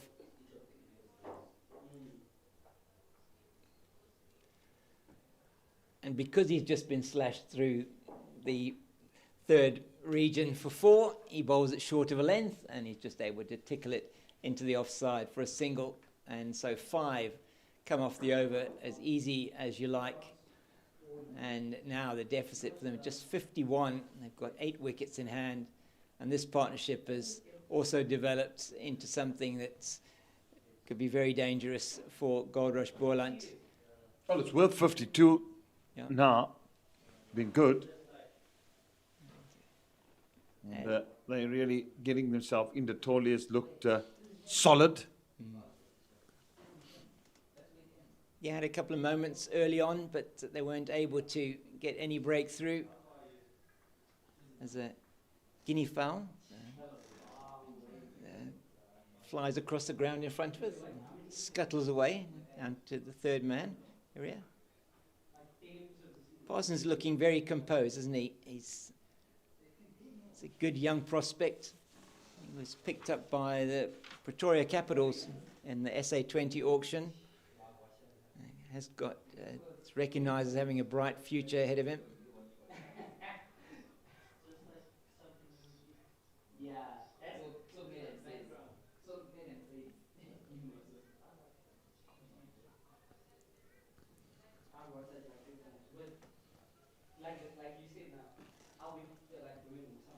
Oh, he's Guinea fowl's doing a lap of honour. he is indeed, yeah. He's doing the wicket walking. That's the coaches normally come around with. I'm sure we'll expect to see somebody from Goldrush Boland probably walking around pretty soon. Normally Justin Ontong maybe and Henry Williams.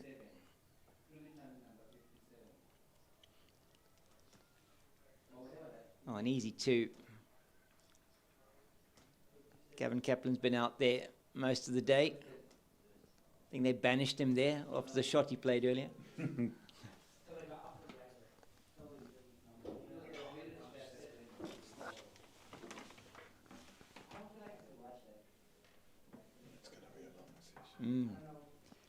Yeah, Boland making just that one breakthrough. That's in the air, but there is nobody there, and it'll be out to the boundary once again for a single.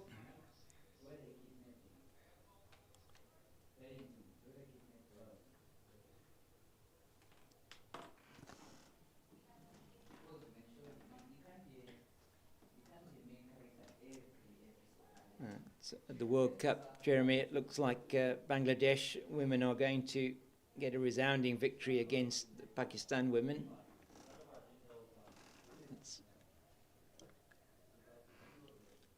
One's straight out to the man in the deep. That's Akona Myaka. Through for another single.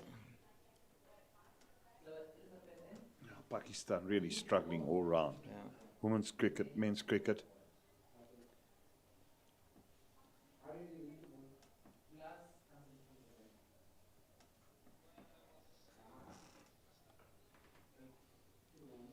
And the wicket playing now as we expected it to play. So you just feel Goldrush Boland completely missed a trick this morning. They decided to bat, and what looked like a very good surface, but they weren't able to make anything of their batting effort. 156 all out. And now on what's looking like an increasingly easy-paced and good wicket to bat on, which we thought it looked like this morning. They are now potentially facing a mammoth innings from the Dolphins unless they can get some quick breakthroughs. So expect to see perhaps some spin in the not too distant future.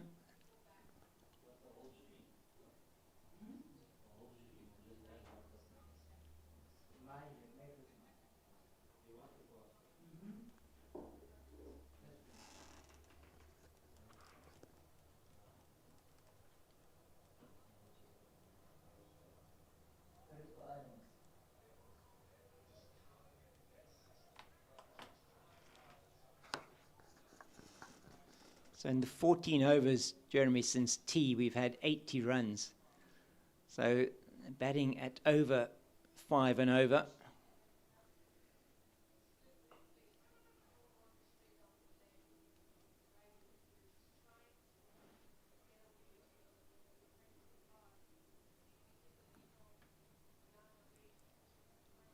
Closer to 6 runs to the over, and it was at lunch that Boland were 89 for the loss of 7.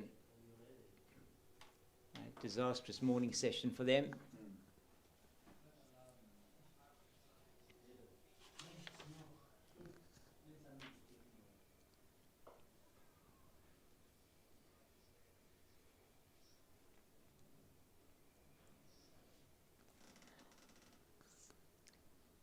They've made a change to the field, and that has Sean von Berg has come into that sort of third slip position. He's busy loosening up, so I expect that we're going to see him in the not too distant future.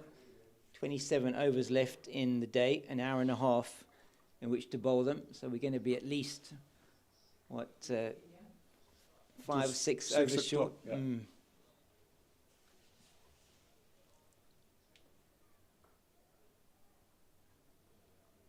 And the rate they're going, they'll be past the Goldrush Boland score in probably the next 15 overs at the very most. They're batting at maybe 5 and over, so even with the next 10 overs, they'll be past the score if they carry on at this rate.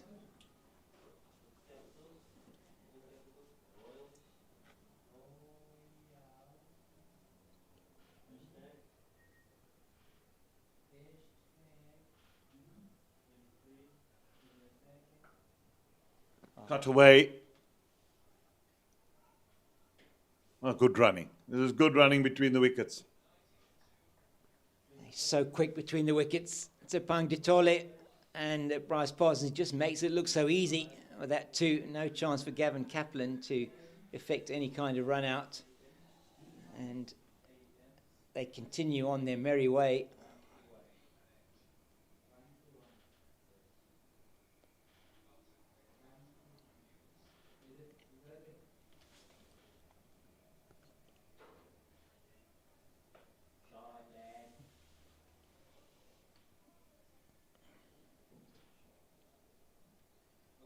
How are they going? I mean, they're just not creating pressure here, Jeremy. How are they going to create pressure?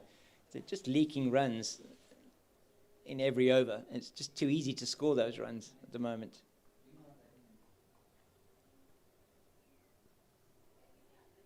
Yeah, I don't know. I've given up Yeah.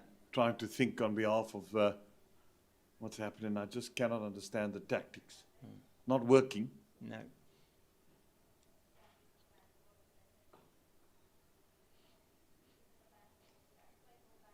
Not going to get through the gate with that pace.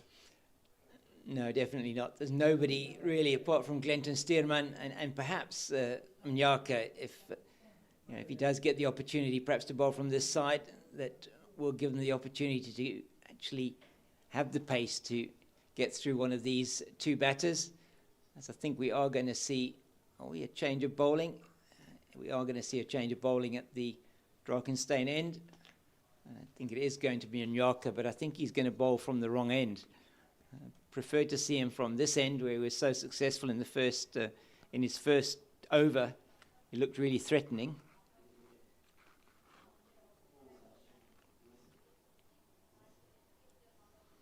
So it is Mnyaka from this end, from the Drakenstein end. Van Berg, I think, will be coming on in the not too distant future. Let's see what Mnyaka has. He just didn't look comfortable from the southern end, though, from the Drakenstein end.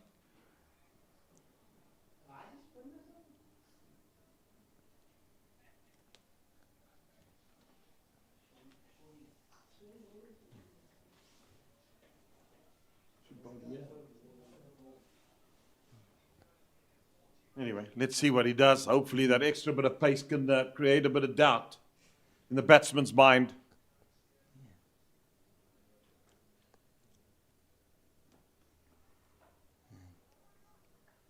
Good start. Was a good start. He's been asked to bowl straight. He's got that very similar field to one that Lamberta had. He's got that shortish extra cover, shortish mid wicket. Manic Gully.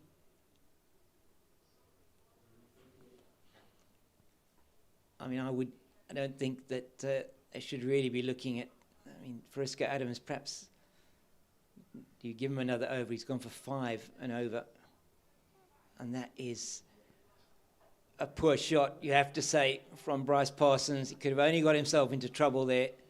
It was short, it was wide, but he didn't move towards the ball very well at all and just wafted at it. It was a poor delivery, but a poor shot. Poor all round. Yeah.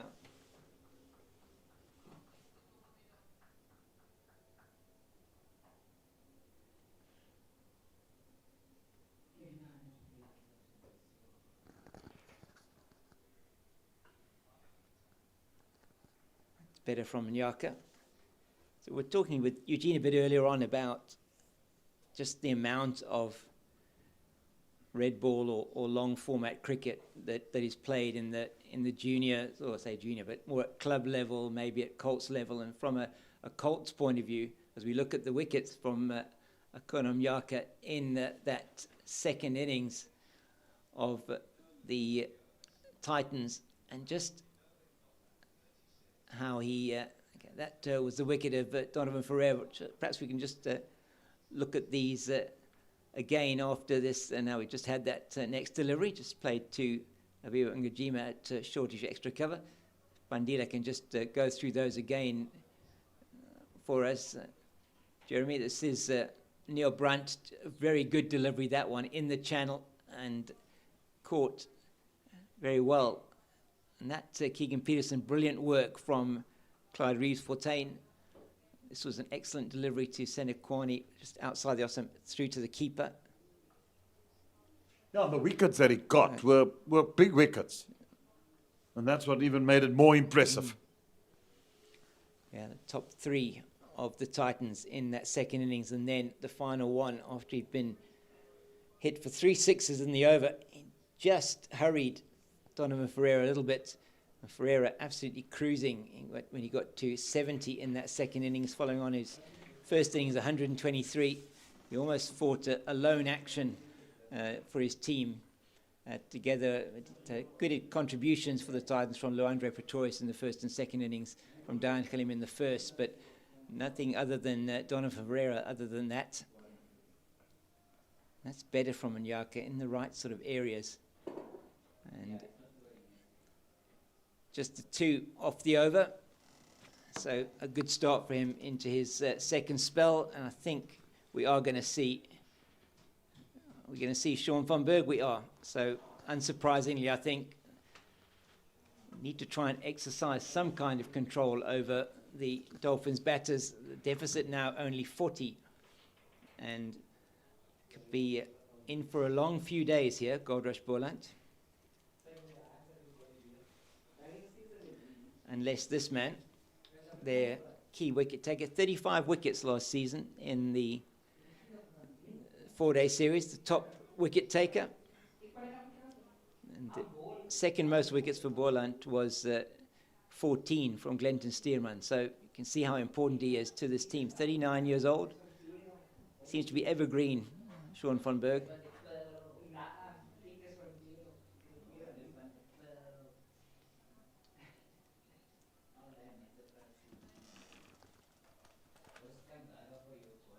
Yeah, you know something's going to happen when he gets into the attack. But it's day one. Yeah. Don't expect prodigious turn like you would on days 3 and 4. So you'll be asked to do a job, and a holding job at that.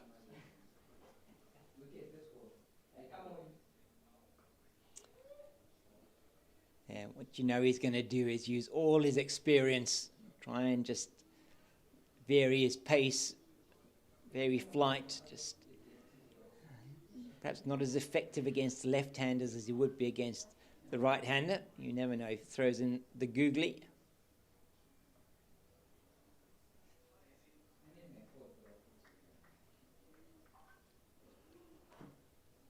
They just need somebody to dry up the runs, don't they?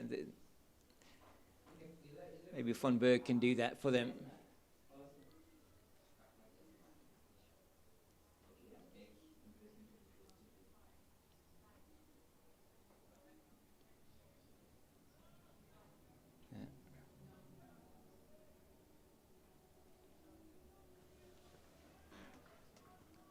Easily down to deep backward square. So now he's got Parsons on strike.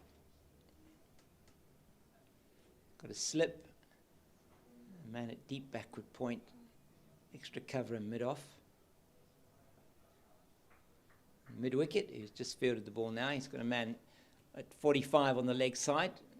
Fine. He's got a man at deep backward square. Got a man at the deep mid-wicket boundary. Short mid-wicket, and the man at long on.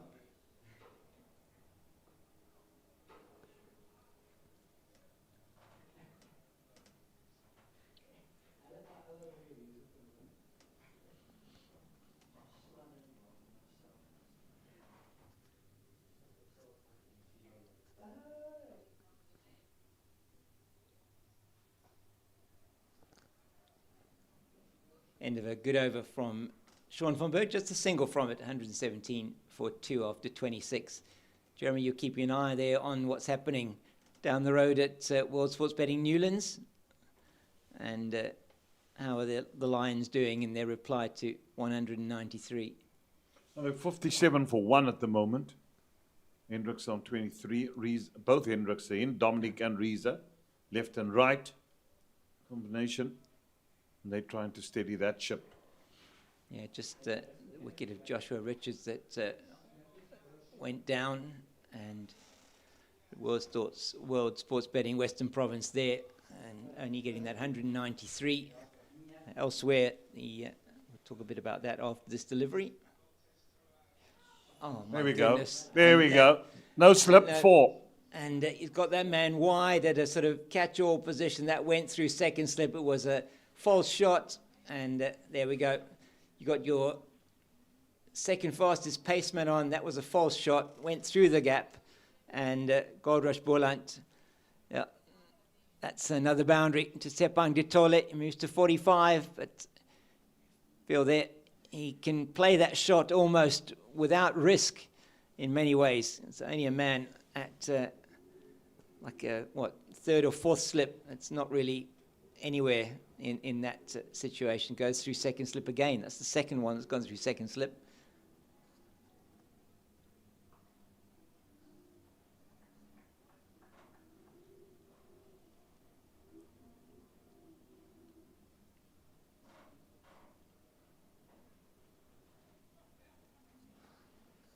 I know Clyde Reeves-Fontaine doesn't want to give away runs here, but he dispensed with his slips very early. And particularly when you've got Mnyaka bowling, who's got that extra bit of pace, you would think he would have perhaps given him maybe a couple of people there, the slip and the gully. Now he brings Van Berg closer. And it's almost like once the horse is bolted, now you want to make the decision. It's cut away for 4. And it's just wide outside the off stump and cuttable length. And they're really going along nicely. The Tole moves now to 49, one short of another 50.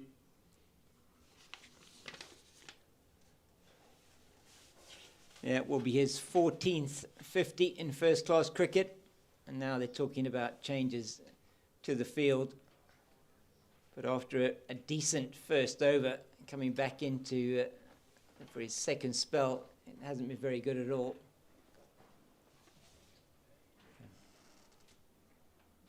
Okay.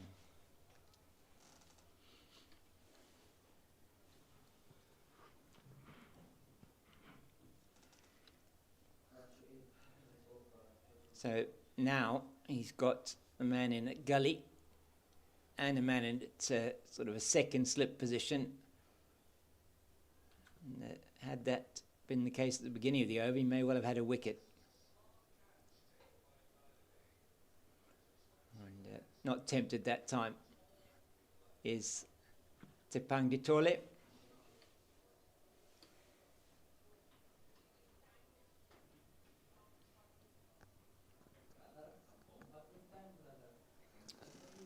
So just 31 behind so far on the first innings, and you'd think they're in for a big total here, the Dolphins, the way it's going at the moment, Jeremy. Well, the way they're going, they are.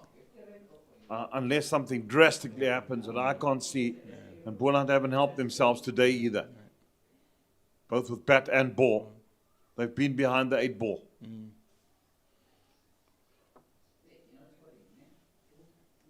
Yeah, with the bats, they were loose, far too loose, and with the ball, it's been the same story. Not consistently been in the areas, the right areas, haven't created enough pressure. Right from the beginning, they just didn't seem to have it right in terms of the ends, and perhaps changing Mnyaka to bowl from the southern end. That maybe they could have continued with Steerman from the south.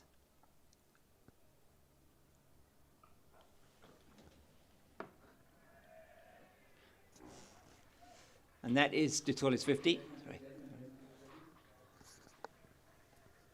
Goes to his 50 off 83 balls with 5 fours, and Tepang Ditole, 14th first-class 50 for him. And well played. He struggled a little bit early on, but he really has accelerated the rate now, and he goes to a well-deserved 50.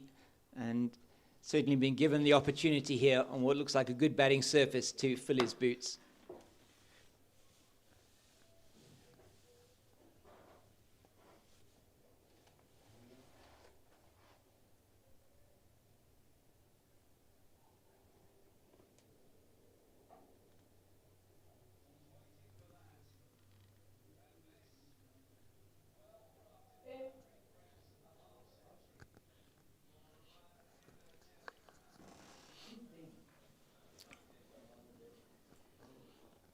Can Sean van Berg create the magic to make something happen here?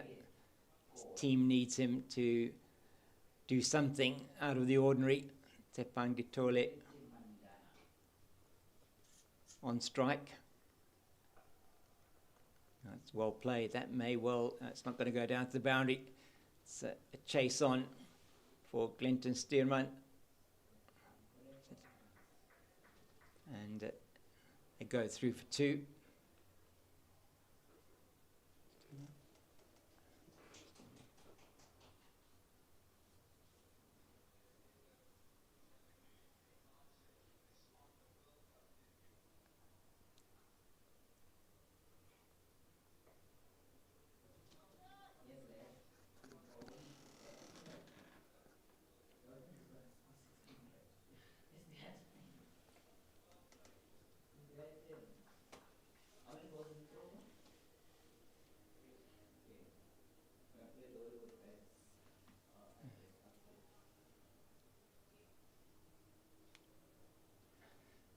Berg cuts well out into the deep, and Kaplan will do the fielding once again.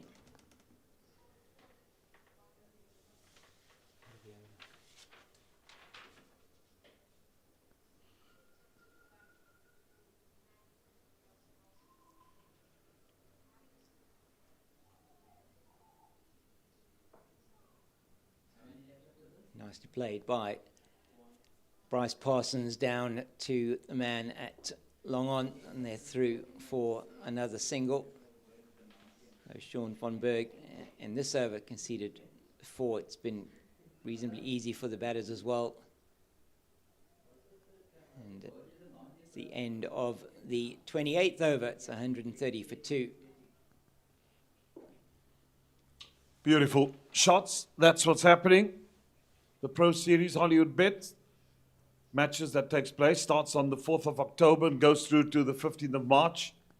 Opening game will be the first game this weekend between the Lions and the Dolphins. So that should be a cracker. And get down to the ground. You can also go into at Cricket South African TV and YouTube channel. That's where you'll get all the live action in the Hollywoodbets Pro Series Women's Cricket. And it's some interesting moves there in the teams as well. And with the Lions kept very much the same team. They have lost a couple of players. The Lions women, it's Mnyaka to continue.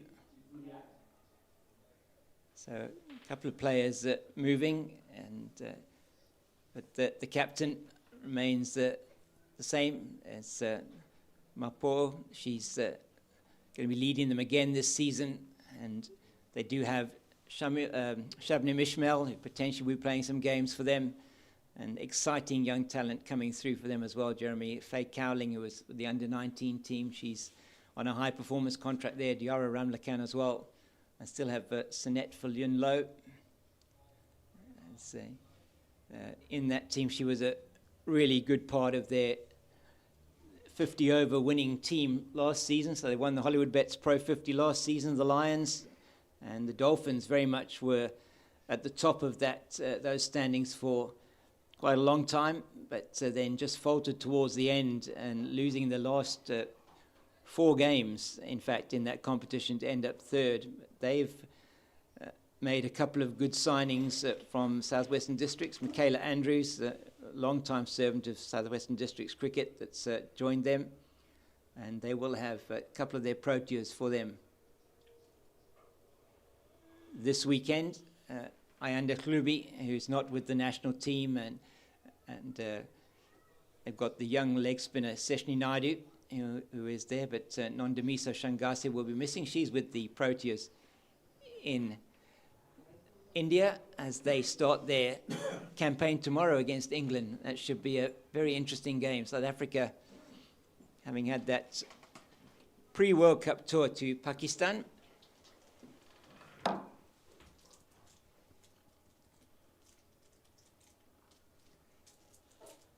And that's played again down to the man at deep backward point. And that is Leon Botha, and they go through for another single.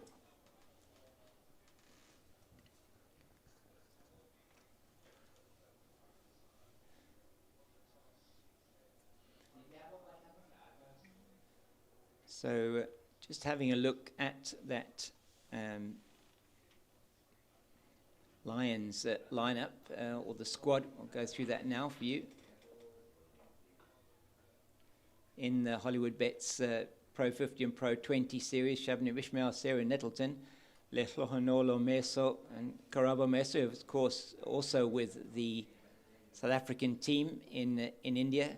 Raisibe Ntozake, Faye Cowling, Nkololeko Tabete, Jenny Evans, Kamotso Rapo, who's the captain, Rafue Moncho, Diora Ramlakan, Neo Malefe, Sinette Fulyunlo, and Madison Lantzman, and Rulebo Hilem Kize.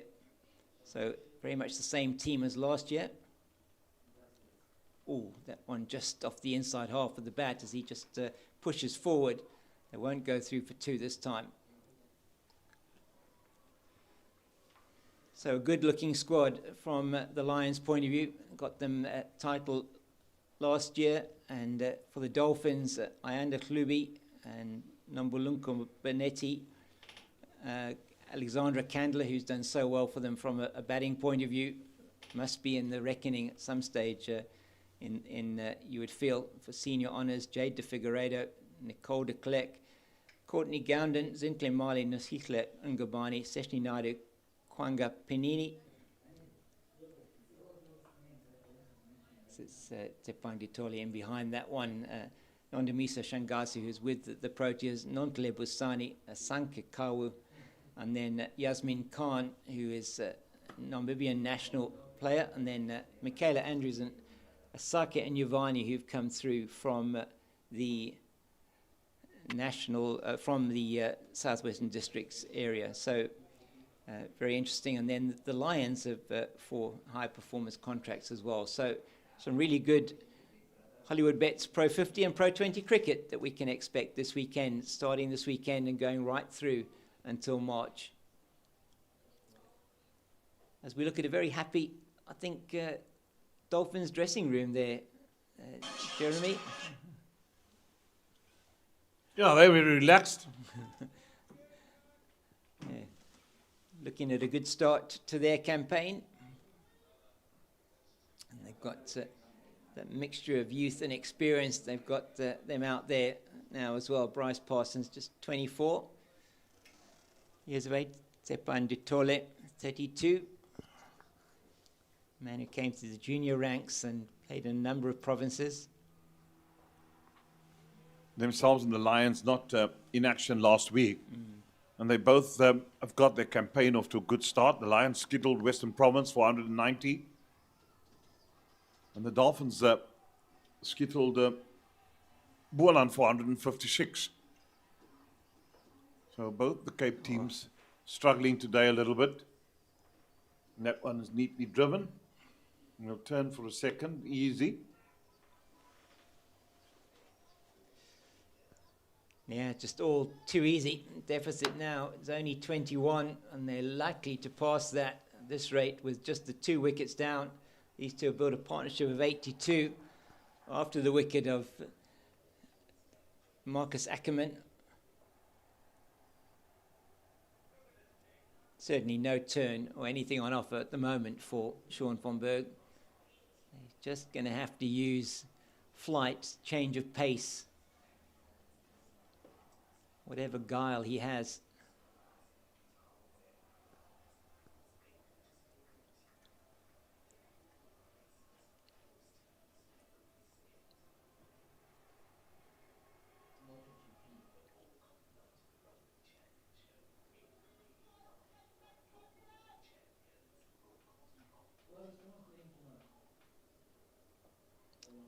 What von Berg has been able to do is just slow that run rate slightly.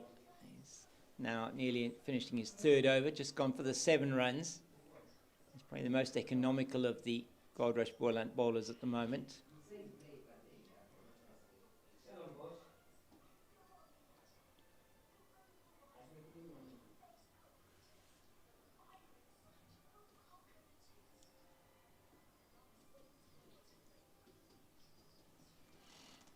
The end of 30, it's 136 for the loss of 2. Well, they have to make a plan somehow. Yeah. They need wickets, otherwise they're going to find themselves. And if the Dolphins say, let's go unscathed tonight until the end of the day's play, come out tomorrow and really put Boland under pressure. Yeah, Their idea would be to say, let's bat once in this game, try and bat Boland totally out of the game. And bowl last on this wicket. And there'll be enough in it still in the 4 days. And suppose it will roughen up as the match goes on. And there'd be a bit of foot marks. They've only got Bryce Parsons as a spinner. But the pace attack has been very solid and good today.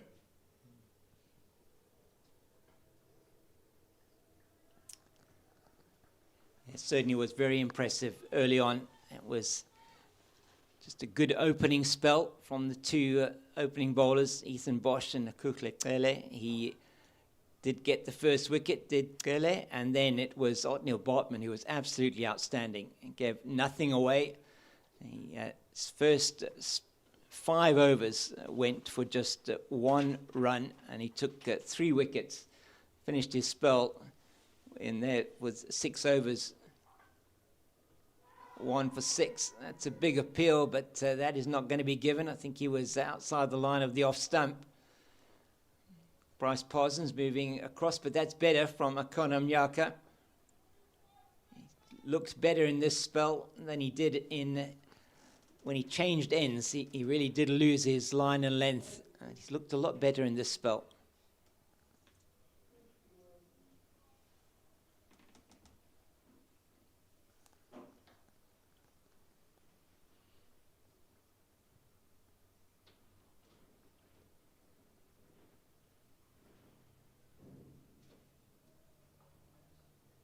Cut away again, 4 more. Oh, it's just been that sort of day, hasn't it? Short, wide, gets the treatment it deserves. Yeah, it fairly flies away to the boundary. And this one, he's just really a poor delivery yet again. He did so well in the previous ball, and now he's just searching for something different, and really is not what's needed for Goldrush Boland at the moment, as the deficit now just 16. It's 140 for 2. And this partnership moves inexorably on. 140. Partnership's 87. So if you are a Goldrush Boland supporter, you'll be clutching at straws saying it's 87's the unlucky number, the devil's number, as they say in Australia.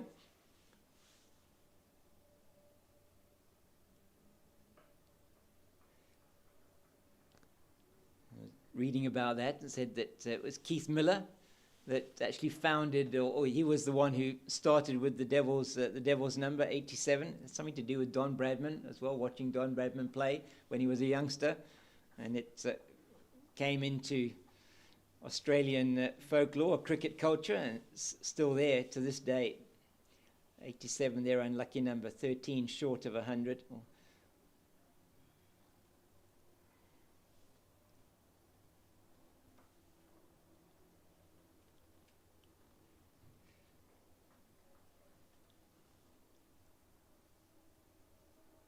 Nyaka is into the 4th over of this spell. And all looks very slow out there. He's walking back to his mark very slowly. Don't think it's going to be long before we see Aviwa Mgajima, the off-break bowler, also coming in to bowl.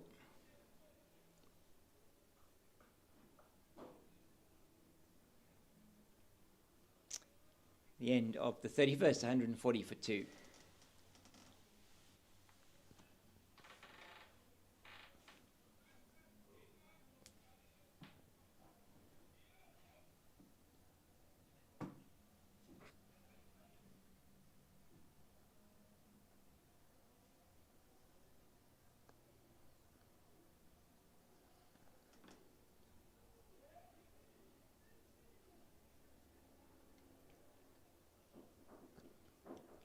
So Bangladesh women are cruising to victory in the World Cup match against Pakistan. 112 for 3, just need 18 from 21 overs there. And give you some information that in the other 4-day games, we've already mentioned that there's Lions doing well at Newlands. And they are 66 for 1. Northwest Dragons playing against the Titans up in Pietermaritzburg, and they are 318 for the loss of 5. It is Mikael Prince who is on 92 not out. And that's the first one that we've seen from Sean von Berg that's caused a little bit of trouble to Tsepang Ditole. Just tossing it up. I think that's what he's got to do. Just get it above the ball, the batter's eye line. Just get him thinking a little bit.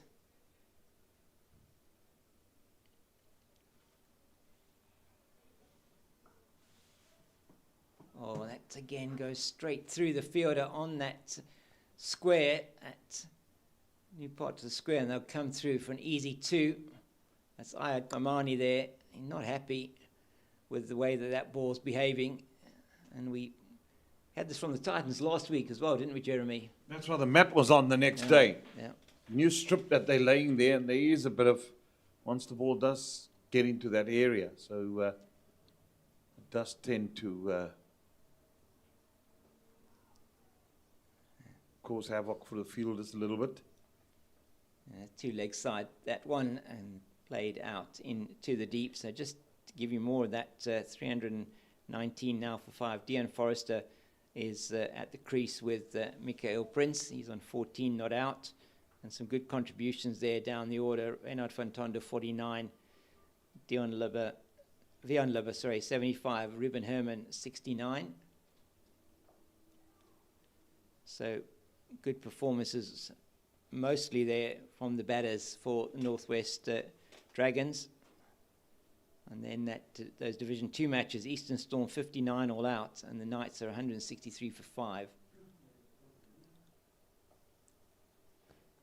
It's in Bloemfontein, and then a run fest between the Mpumalanga Rhinos and the Northern Cape Heat, as that over comes to an end for Sean van Berg, 143 for the loss of 2.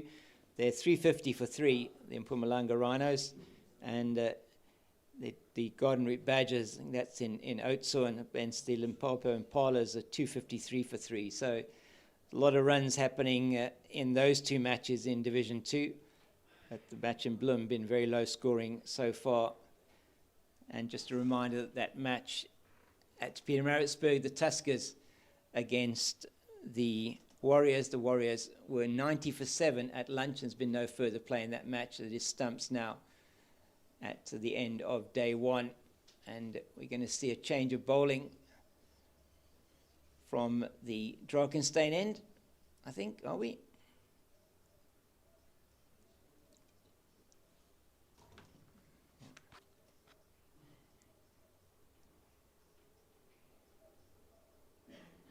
Yeah, it's going to be Frisco Adams from Drakenstein end.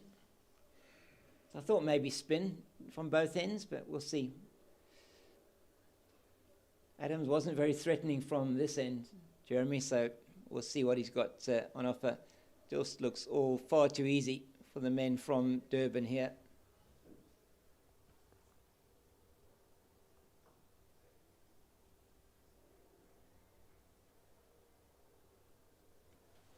Yeah, it's all too easy. And really looking ominous now for the Goldrush Boland team. Hollywoodbets Dolphins are in total command here on day 1.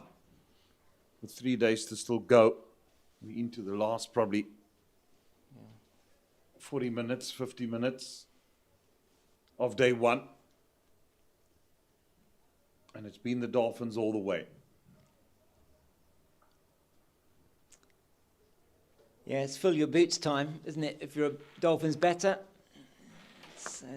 Well, Hilton Ackerman always used to say, you do the hard work in the morning, you cash in the afternoon. There we go, wise words indeed, and that's applying exactly to what we have here today. 89 for 7, they had Goldrush Boland at lunch, and that was just a position from which they were never likely to recover. A valiant 45 not out by Leon Buerta, but nothing other than that. And they've been poor with the ball. I have to say, no pressure really created.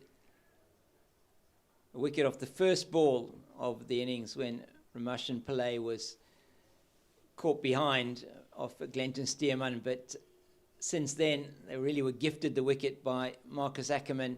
It's been absolutely nothing for the bowlers, and they haven't made it easy on themselves. Too much that wasn't in the channel. They haven't bowled to a plan, and they haven't been able to get any kind of breakthroughs. Adams now into Bryce Parsons.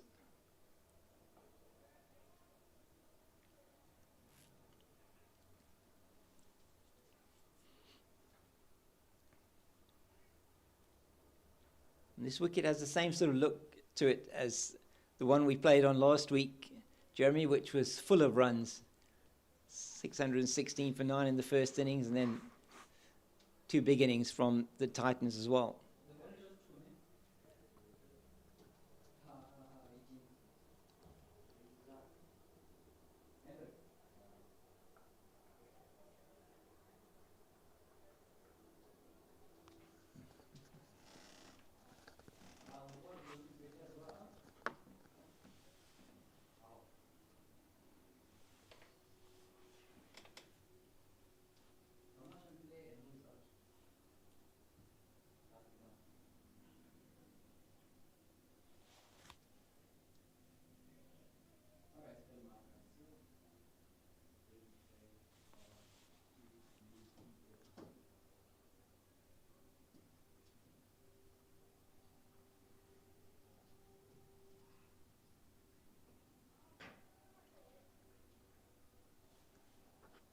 $146 for 2.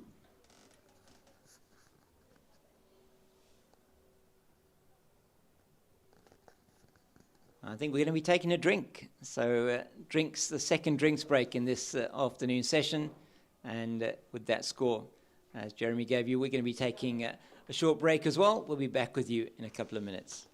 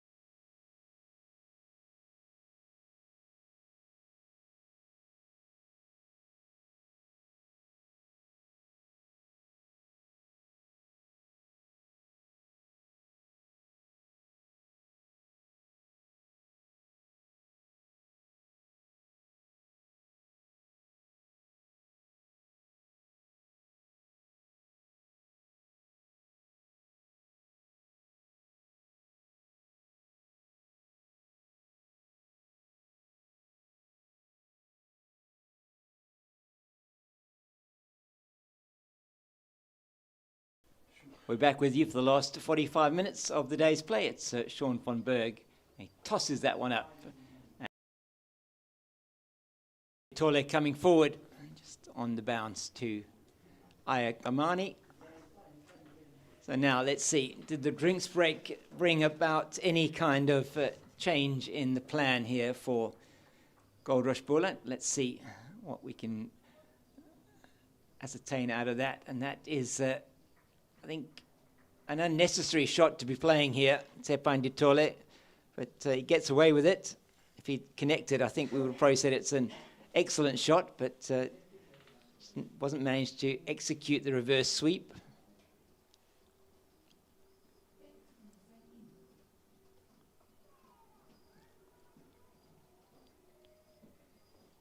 I mean, if you're the Hollywoodbets Dolphins here, Jeremy, you just want to go into the close of play with 2 wickets down. You're already well ahead of the game. I mean, 4.4 runs the over. Well, then you'll be in a commanding position. Not that they're not, but that's the ideal situation. That will just put the icing on top of the cake. If they don't lose a wicket.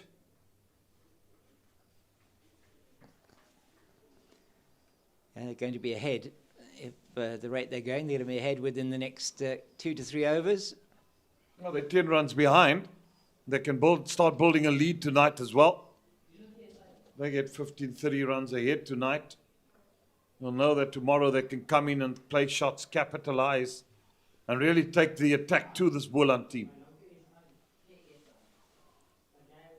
That would be the idea. Yeah. That would be the plan.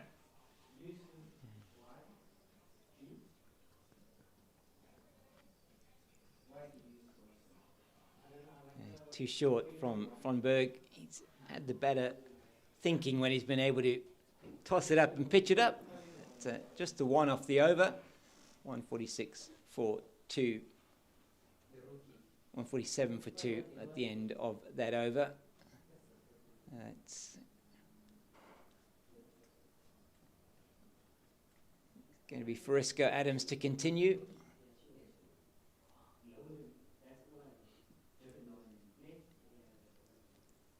Do you think we'll see Glenton Stearman again before the end of the day's play?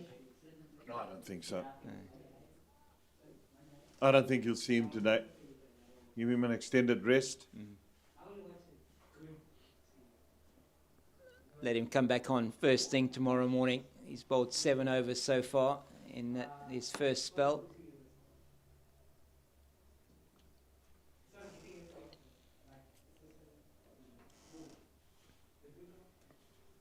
It's amazing how cricket changes from the one week to the next. Last week it was your turn to dish out. This week it's your turn to receive.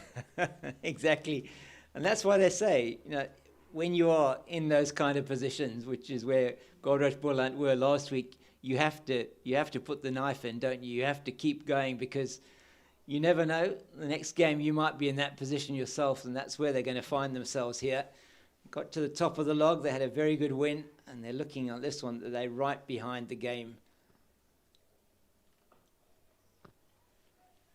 Reminds me of the saying when Trevor Manuel was Minister of Finance. They said, "The Lord giveth, Mr. Manuel taketh." Yeah, absolutely right. Yeah, He's now the chairman of the World Cup Committee, Trevor Manuel. It's part of the committee which includes people like Philip October, Advocate Philip October, and a few others on that World Cup Committee to ensure that South Africa hosts a world-class event. Difficult time. It's going to be the November-December period, and that's also the same period, December, when the Rugby World Cup takes place. So, yeah, how are you going to keep everybody happy during that time? Probably got to adjust the times so that Rugby World Cup will be in Australia.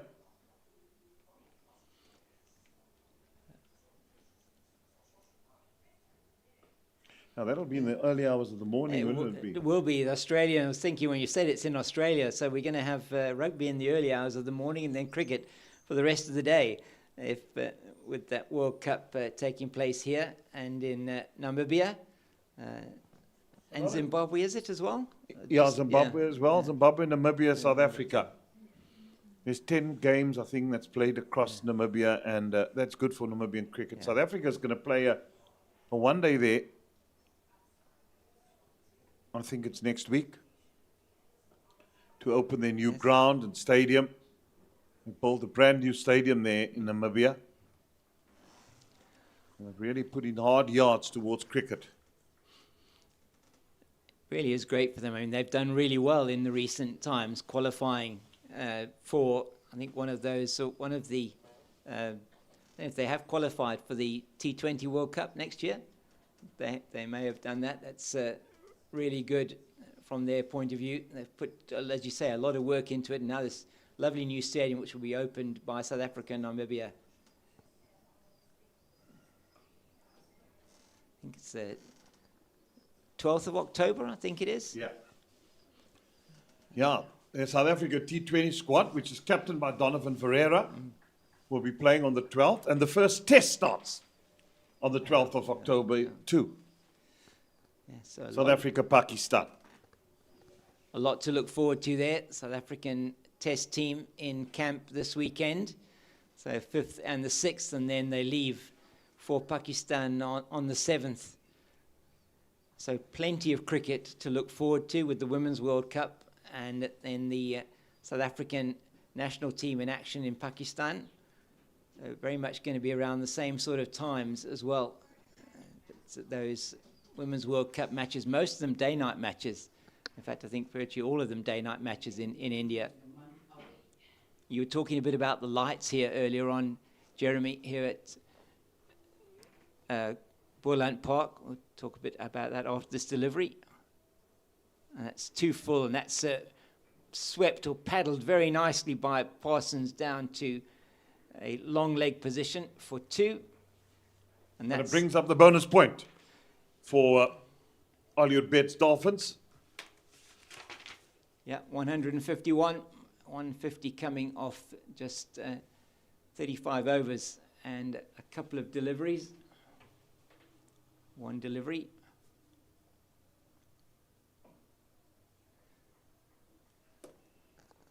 As they're just 5 runs away from getting into the lead in this match. So the lights here at Boland Park are absolutely, they're very good lights here, probably some of the best lights in the country. There's a upgrade program happening throughout the country. Yeah, the upgrades and Newlands as well. New lights are being put in there as well. So you can bet your bottom dollar there'll be quite a bit of day-night internationals during the World Cup as well. Just to add up the spice and flavor. Yeah, it's going to be really good. We got, I know that Durban was also having their lights upgraded. That Metro T10 tournament they had in pre-season there were no floodlights available when the light got a little bit dark there because they were putting in the new floodlights. So upgrades there probably throughout the country where necessary. November, December World Cup, Durban. Well, loves to rain there too. So let's hope the rain stays away. Tropical climate down in Durban. Yeah, we're not going to talk about Durban and the rain and World Cups though, are we, Jeremy? No. And +1. Yeah, no, we're not. I think that whenever somebody asks, if you, what do we use +1 in other areas? If you're going to bring along your +1. If anybody asks that to Eric Simons or Sean Pollock, they definitely wouldn't want to talk to you. Yeah, the 100th partnership is on the board between Tepang Ditole and Bryce Parsons, 100 coming off 155 deliveries, and with just the 6 boundaries. So it really has been a very good partnership. Ditole 50 of those, Parsons 40 and 10 extras, and they're just now 3 runs away from that Goldrush Boland first innings total, and they've got there quickly, 4.2 runs to the over as Frisco Adams continues. And that's down the legs. Sorry, that will go for 4. Yeah, it's been that sort of day, and they're into the lead by 1. And now they can just keep going and keep going and keep going, get themselves into a position where they can't lose the game. And there's plenty of time to do it, with that first innings not lasting very long for Goldrush. Boland was really disappointing effort from them on what really now looks like a very easy pitch to bat on.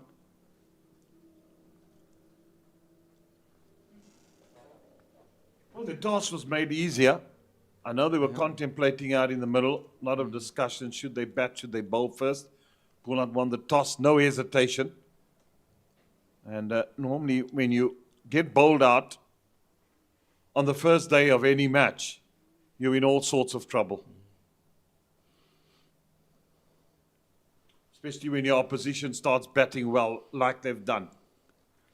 Yeah, they're batting quickly, advancing the game very quickly at 4.4 runs to the over. Last week it was Boland batted at about 3.8. And that was really good. I mean, getting to that 616 for 9 at a rate of nearly 4 and over put them into a very good position to be able to force home the victory, even with the Titans scoring 366 and 301, so plenty of runs. But they still got to the victory because the game had been advanced so quickly. Well, this is probably the situation. The Dolphins would say, listen, guys, got to bat all day tomorrow. Bat probably until lunchtime, day 3. With a lead of 300 plus. And then you say to Boland, right, here you go.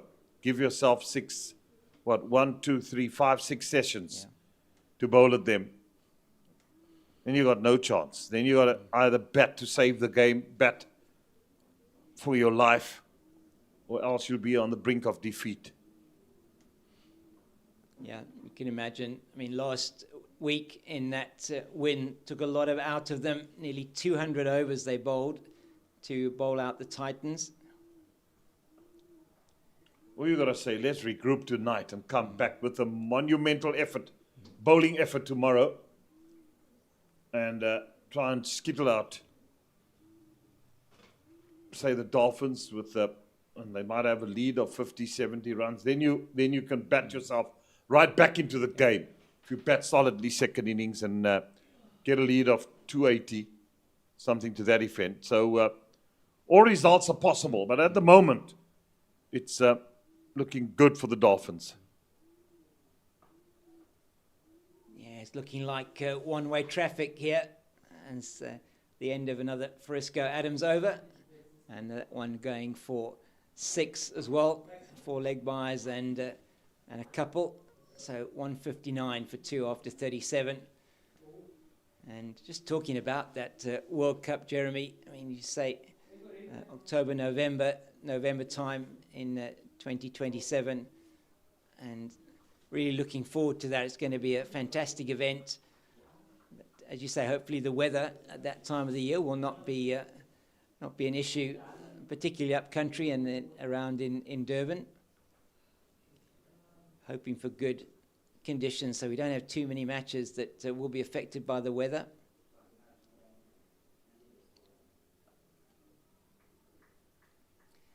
And talking about those appointments, I mean, the board being appointed and now no doubt looking forward to getting the appointments in place for the people that are going to be driving that and putting that whole tournament together.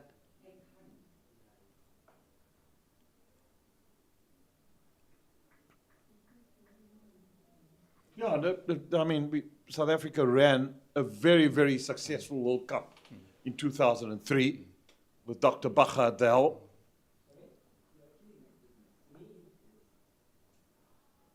So they'll be expecting the same to host a World Cup.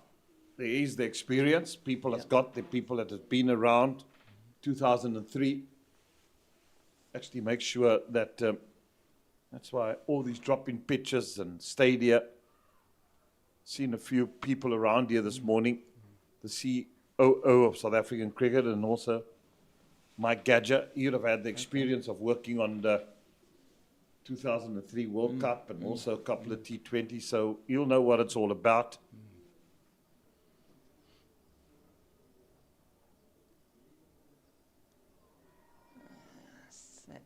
Just paddled around the corner once again by Parsons. Just a single this time. But yeah, it was Tunzi Jonas from Cricket South Africa, the new COO, appointed in June. Met him at the World Test Championship final. Good, so plenty of work to be done ahead of that 2027 World Cup. But the 2023 T20 Women's World Cup held here was very successful. Yeah, it was successful indeed. Lovely atmosphere. It was just nice being a spectator at the final when South Africa played Australia at Newlands. Sat there, it was packed, and just a wonderful atmosphere. Not having to work, no commentating, just sitting, watching, relaxing cricket. It's a different feeling. It is a different when feeling, you're when you're sitting there and you're not involved in any way whatsoever. But I must admit, I enjoyed the day. Yeah. Lovely to see the support that women's cricket got and the crowds that came into the ground. Really was well done. I mean, I worked a bit with the ICC there on that event. At that time was the venue media manager for that competition at Newlands, and what a privilege that was. And working with the ICC and with the teams and the team media liaisons really was outstandingly done. Clipped away on the leg side. There is insurance, the mid-wicket boundary. A form of Stearman will only be one. Now the time that very difficult for a captain because you know you need wickets. Number two, you know you can't leak too many runs. So you've got to set the field and try and get your bowlers to bowl to your field. If they play down there and it's one, that's fine. Yeah. You don't want to be leaking boundaries and bowling all over. It does get to this time of the day where the brain sometimes just switches off. And Boland will be hoping that the batters are feeling the same way. It's got to keep those levels of concentration. Important to see Bryce Parsons at the end after the delivery, just walking away to the leg side, just composing himself. Lead by 6 runs now, the Hollywoodbets Dolphins. And they'll be saying to each other, come on guys, let's just see the day through. The Tolly. Hard work's been done now by the Tolly and Bryson.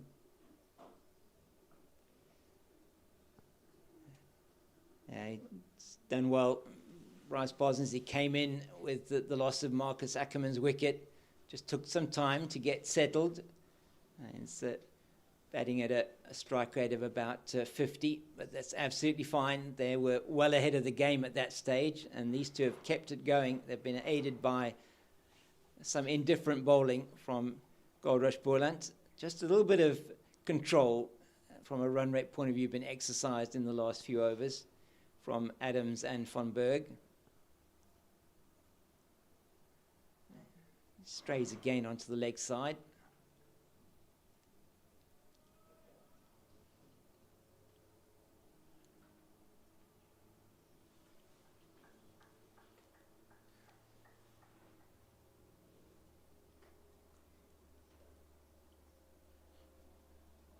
Interesting move. After the loss of the wicket of Reza Hendricks, I see they've sent in Mr. Pamela. Yeah.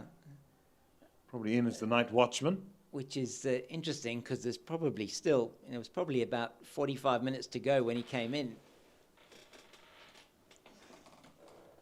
That's really beautifully played through the offside by Tepang Ditole. Stood up tall and played it with a straight back foot drive through the offside for 4. That's an excellent shot. A tired looking delivery from Farisko Adams. And that is just beautifully played through that vacant cover region. Well, he's faced 90 deliveries for his 3 runs, Luther Pamela, at Newlands. Okay. So they're 80 for 2. So he's doing the job of a night watchman, staying with Dominic. And we all know how stodgy Dominic Hendricks can be once he gets in as well. He likes to score big runs in 4-day cricket.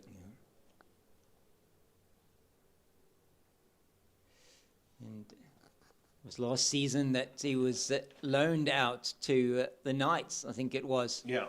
for the 4-day series. Captain of, sorry, he wasn't loaned out for the 4-day series, loaned out, I think, for the 1-day series. The captain of the Lions, and yeah, he's looking to get a big innings there, but certainly their run rate there not that fast from the Lions at the moment. Well, but they'd be playing. It's good bowling. These Western Province haven't got a bad attack. Yeah. And they'd be saying to each other, we stay unscathed. Tomorrow we can come out and bat and not lose any wickets. Not worried about the run rate because the score that Western Province made was only 190. So they'd say, we'll be looking to bat all day tomorrow and also on Saturday. That would be the plan. Get a handsome lead there as well if they can. Yeah, looking to bat just once on what looks like a reasonably good surface there as well at Newlands. The Lions deciding to bowl first, and that was certainly justified. And they had Western Province 7 down for about 80. It was just an innings of well played down the ground by Parsons. Don't think they'll come back for the second. They don't, and just an innings of quality there from Daniel Smith, who is captaining Western Province for the first time today, as well as having the gloves. He scored 102 off 91 deliveries, 18 fours in that innings.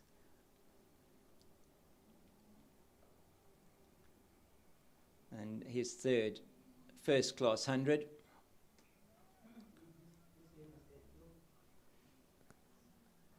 Daniel Smith's one of those infuriating batters, Jeremy, who if he gets in, he can really play a fantastic innings, but so often gets out early on in his innings.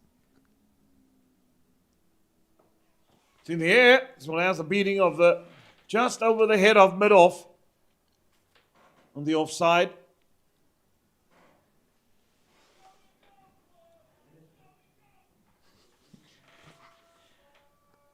Yeah, just got enough on that, and did Tepang Ditole to get it over Frisco Adams. We've got somebody trying to encourage them in the crowd. They need it. They do need it. It's been tough out there. Since the loss of that second wicket, these two have looked virtually untroubled. In fact, even when Marcus Ackerman was there, they hardly looked troubled. He sort of gave it away, really, Ackerman, against Ayat Kamani.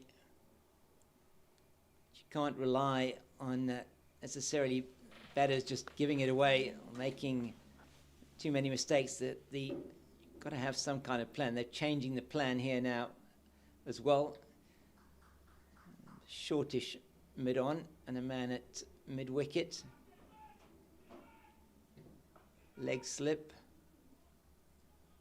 goes to the mid wicket of those two fielders. Gavin Kaplan at short mid off, Grant Olofsson at mid wicket, Aviva Ngujima at leg slip.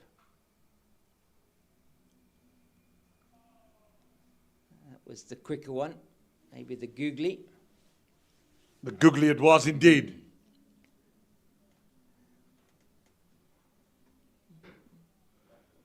Tend to be able to pick when he's bowling those now, just that quicker movements through the air, a lot flatter. Certainly one that Janko Smit didn't pick last week. Yeah, indeed, he didn't pick it. The last ball of the 100th over. So yeah, secure that bonus point. Yeah, Was a top delivery. it needed something like that.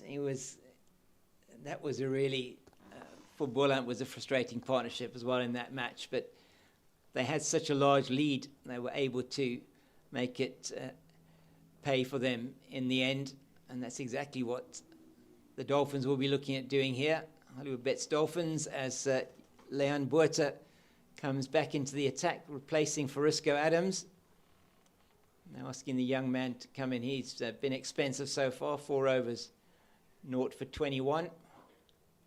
4 no balls, which he's going to have to make sure he doesn't bowl any more of those.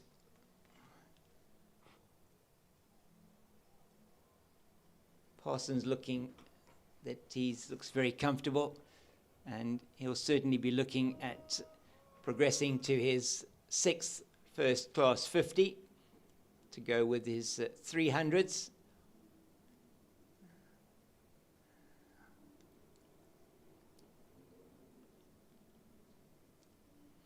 As the wind continues to howl here, it's been a really cold southeasterly wind today.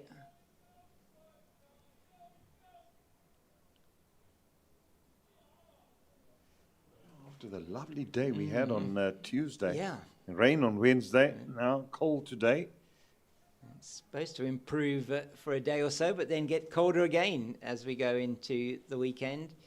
And the tactic here is what they did employ against the Titans as well. They're trying a barrage of short pitch deliveries here. Got a what? Is that a 7? No, it's a 6-3 leg side offside field. And that will be wided, will it? Yes, it will. This tactic is rubbish. I'm sorry. It's just not. It's not on. Not at this stage of the game. 172 for 2. And then you're bowling no balls, wides, and licorice, all sorts. Yeah, it's... I just don't see how... I just don't see how they're going to be trying to take him on. I don't think they are going to do that. And absolutely no need, and that is just not well directed. You're going to be doing this, you've got to be in at the body, and you've got to be making sure you're getting him to play at every single delivery that you can. It just isn't, it didn't work last week, and I don't think it's going to work this week. And neither next week. No. It's seen this employed a few times here at Boland Park, and just such a slow surface generally. And that one he does jam him up a bit, but there's nobody anywhere close, so there's no chance of any kind of catch that may be taken there. And now they're trying something different. Okay, they are going to put a helmet on for Abiba Ngajima. He's going in at short leg. Shortish leg. I don't know.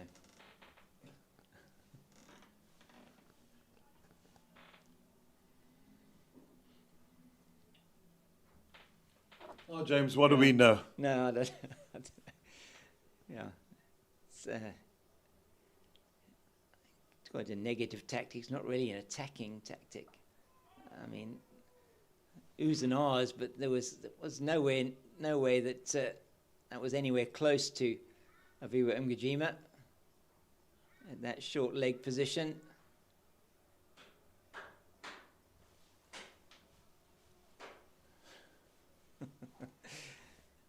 Is just all happening very slowly as well. This over taking a long time to complete. What have we got? 20 minutes, not even 18 minutes left in the day. It's still 10 overs to bowl. We're not going to get more than a couple of those. You feel maybe 5 overs left, 4 after this.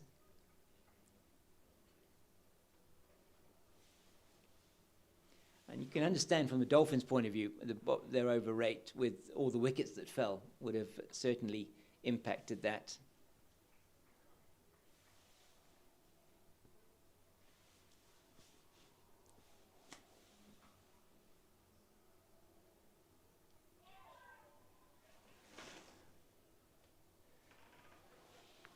And he does take that one on and just manages to keep it down.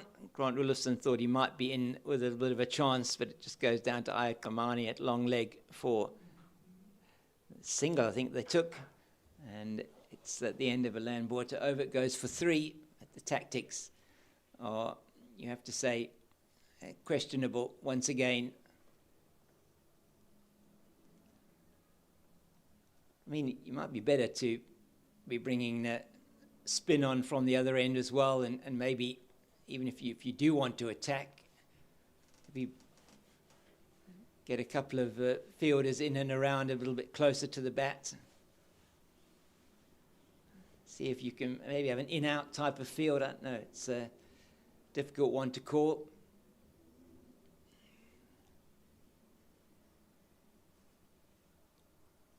This partnership now grown to 120.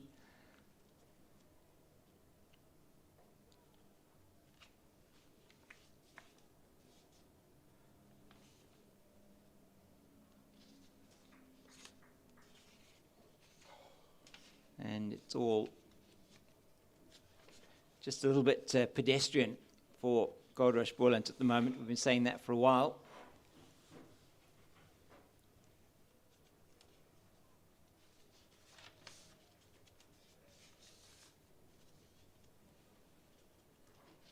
An easy single there for Bryce Parsons as well.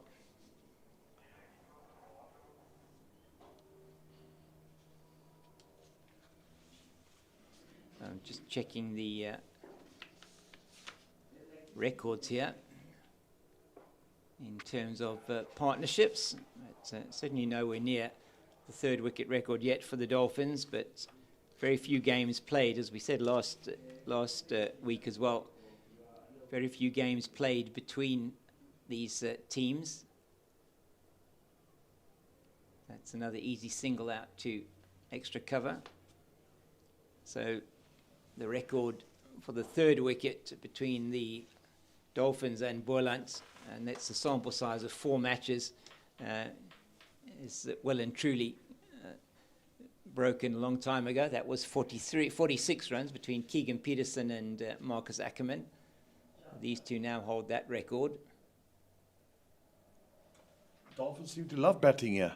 They do, don't they? They do indeed. I mean, their highest total between these two teams was 2 seasons ago, 475 for 7 declared in Paarl.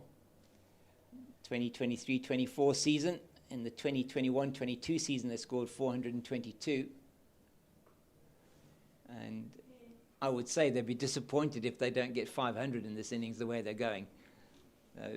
Still a long way to go. 177 for 2, but this partnership has put them well and truly well ahead in this game.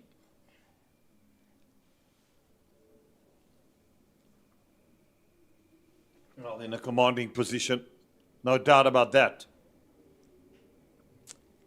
It's, the sound of the southeaster. yes, whipping through here. Clouds over the mountains to the south, looking down towards Stellenbosch, and that's always a fair sign that the southeaster is coming through. I'm sure there's a massive tablecloth on Table Mountain today. Can't see it from here, but have a look on the way back into Cape Town, and it's going to be Leon Boer to continue, and we've got this 6-3 offside leg side field. Sorry, leg side offside field, 6-3. Yeah, Stellenbosch area, and then further on you're looking towards your area. Yeah. Somerset West, Gordons Bay. Yeah. Well, there the wind can blow. It can. Gordons Bay. It can, yes, very much so. And that sort of whips across there. Gone. Oh, there we go. Word. Can you believe it? He's given it away, Bryce Parsons. That's an excellent catch from Clyde Reeves-Fontaine, and the trick of the short deliveries has worked for Goldrush Boland, and Bryce Parsons is furious with himself, as so he should be. No, he's just thrown away a good innings. And Boerta gets his first wicket in first-class cricket. It's Bryce Parsons, 45 off 93 deliveries. Look at this again, Jeremy. Yeah, it was short. I tried to pull it around and just got a lot of bat onto it, and it went through to the wicket keeper, Clyde Fontaine. Not making any mistake there. And the third wicket's down. And a very good partnership of 124 between De Tole and Parsons comes to an end. And the short ball trick, what do we know? As you say, has worked. The Leon Boerta that time could have really left that alone. It was too high. It was down the leg side, and just looked to play it. And they have been very positive. Have been Parsons and De Tole, and now just that one he didn't need to play at that, and he walked, didn't even wait for the umpire, and kudos to him for that. As Jason Smith does come to the crease, we're not going to have a night watchman here at Boland Park. Now what do they do for the new batter? Do they continue with the same attack? Probably are going to, aren't they?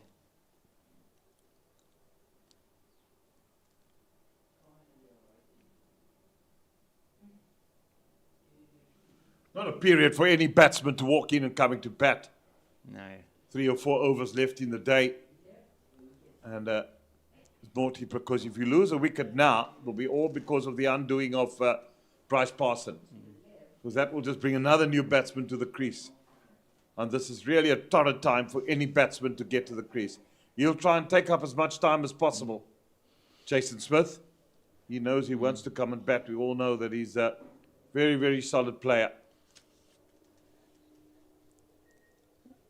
Yeah, it's indeed those numbers for Jason Smith, and it's really been, his batting has come along significantly in the past number of seasons, but 92 matches, 4,300 runs, a top score of 147, average of just below 35.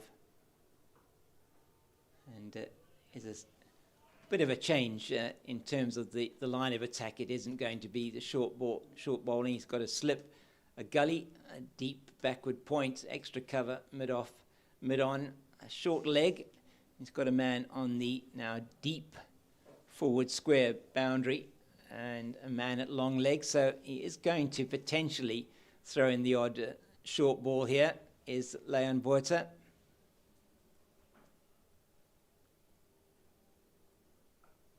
You've got your man on the mid-wicket boundary and also a deep square leg.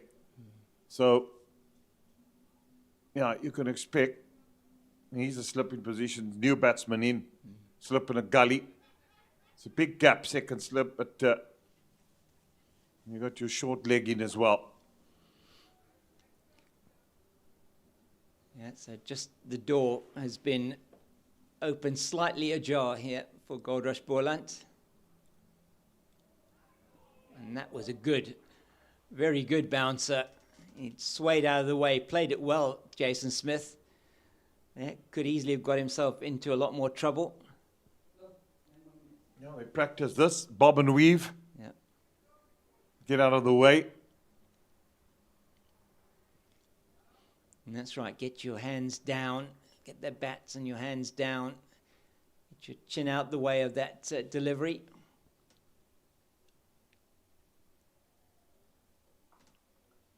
That's cut away, opens his account. Steerman in the deep at backward point, and he's underway, Jason Smith.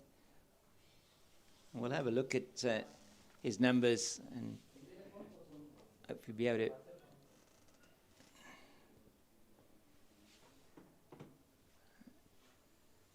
see what those have been in the last couple of seasons.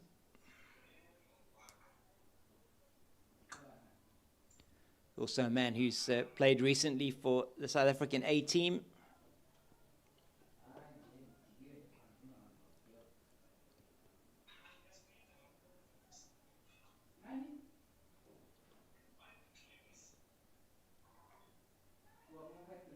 That's a short delivery to Tsepang De Tole to close off a successful over for Goldrush Boland. It's 178 for the loss of 3 after 43.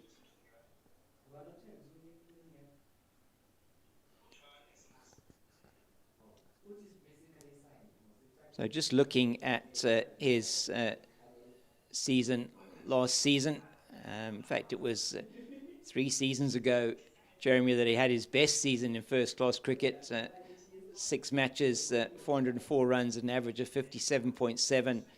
But he's batted better than his average in the season 23-24 and 24-25. So 24-25 season, 353 runs at 39.22. So he's improving as his career has gone on, Jason Smith.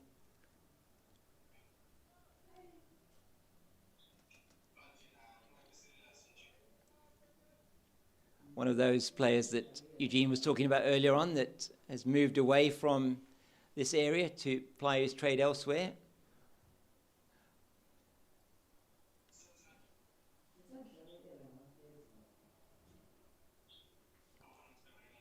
Probably 2 overs left in the day's play. Means we're going to lose 5 overs today.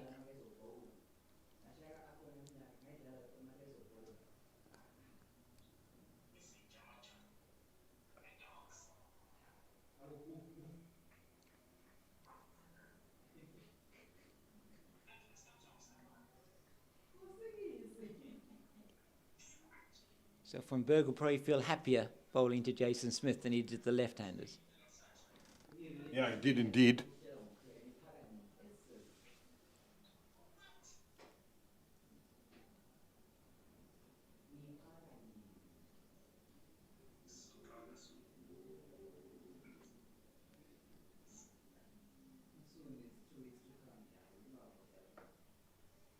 Nice use of the feet. Just down the ground, punches it for 1. Gets off strike. Says to the man in, you've been there the whole day. Practically, you get on with it.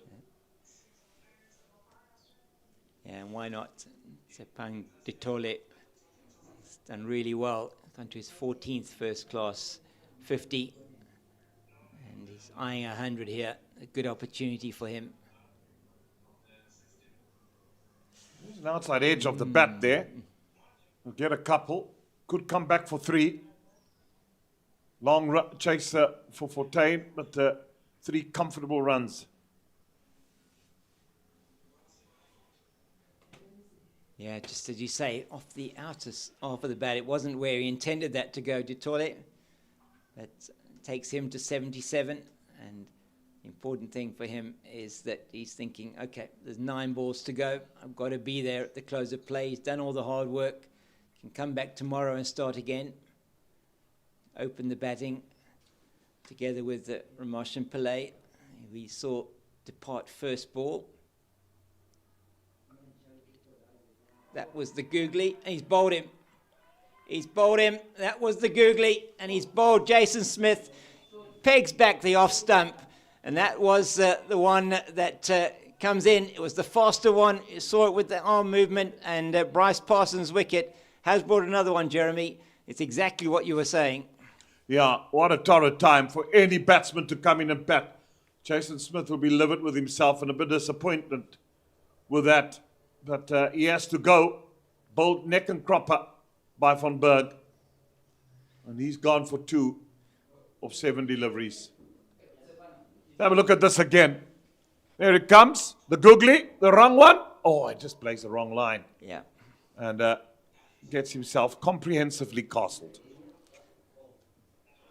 And this is better, you think, than Goldrush Boland could have hoped for in about 10 minutes ago. They were looking at going in with the Dolphins 2 down, and now they're 4 down with 182 on the board. So 2 quick wickets have put them into a situation you were talking about earlier on. They can come back tomorrow and really put things, and hopefully put things in place to make even more inroads as it's Kaya Zondo that comes to the crease. So no night watchman either for Kaya Zondo.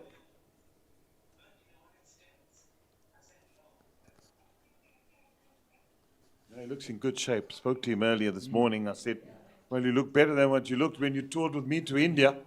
And he said, well, Mr. Fredericks, I'm going to keep going. Zondo, character of note.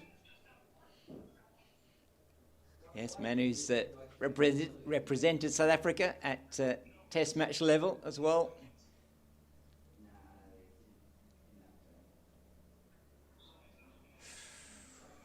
Oh dear. That's nerves. Yeah.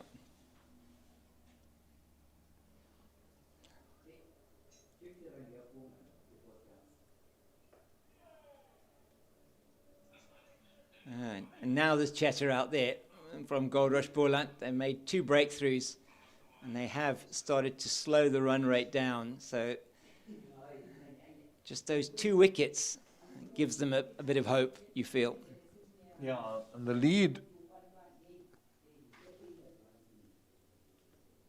that they have has helped them, but 182 for 4 looks better than 180 for 2. Yeah, certainly, and they'll come back tomorrow. Glenton Stearman will be fresh. Certainly have a burst tomorrow with the new ball, and they're going to try in this last over to prize out the wicket of Tepang Ditole with the short ball tactic. Let's see if it'll work. Yeah, and this will definitely be the last over of the day as well. We cannot go past 6 o'clock. Maybe 3 overs short then, the end of this, to 98 overs, because that's what you've got to bowl at the end of the day. And they'll have to make up some more of that. Tomorrow they'll have to bowl their overs a bit quicker. Oh dear. Oh, and it was... Oh, no ball. But Ditole playing at that, it doesn't make any sense at all. I mean, it's the last over of the day. You just want to be ducking underneath it. You know exactly what's coming. Well, it's more a case of see ball, hit ball here. Yeah. But common sense has to prevail. Yeah. Don't have to play at that.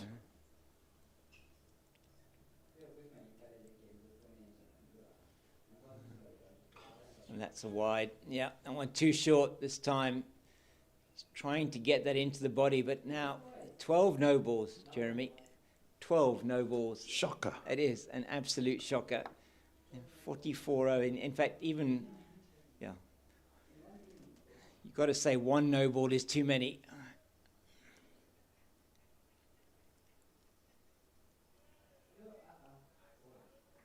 And now he's bowled, I think that's the 2. That's 2 for the over.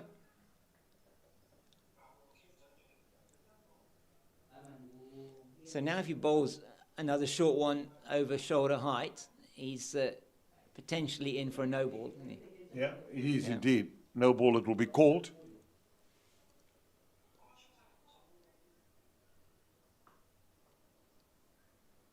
And that's easily pushed down the ground. They're only going to take the single.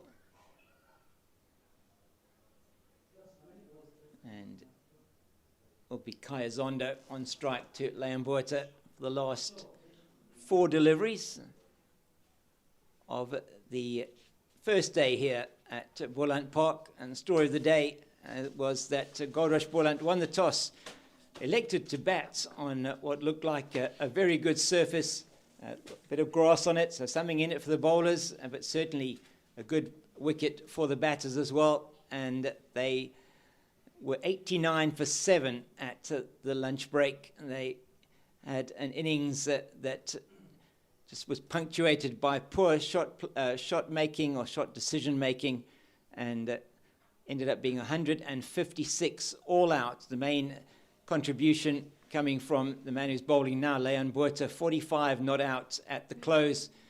It was the top order that overall failed. Gavin Kaplan next best with 20 to his name, but it was really a disappointing, and Glenda Stem with 27. Oh, and that one was close to the off stump from Leambueta. So generally a disappointing, very disappointing batting performance. And then good bowling from the Dolphins. They kept the ball in the right areas, asked all the right questions of the batters, and the batters were unable to come up with those answers. And at 156 all out, as I said, now the Dolphins just a couple of balls to go, 3 balls to go before the end of the day's play. 185 for 4. Very good partnership after they lost Pillay. First ball, good partnership of 53 between Ackerman and Ditole. And then very good partnership of 124 between Parsons and Ditole before Parsons was out hooking at Leambueta. And that was 177 for 3 and then 182 for 4 when Jason Smith, who had come in, was bowled through the gate with the googly from Sean von Berg, and it's now 185 for 4. Just 2 balls left in the day's play. It's been a cold day here today, Jeremy. Has been. It's been a jacket day and a hoodie day for Bandile.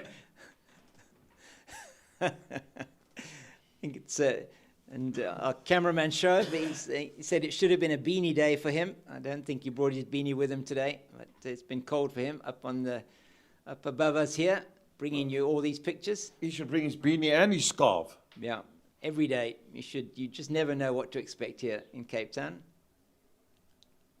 Oh, that was perilously close to off stump.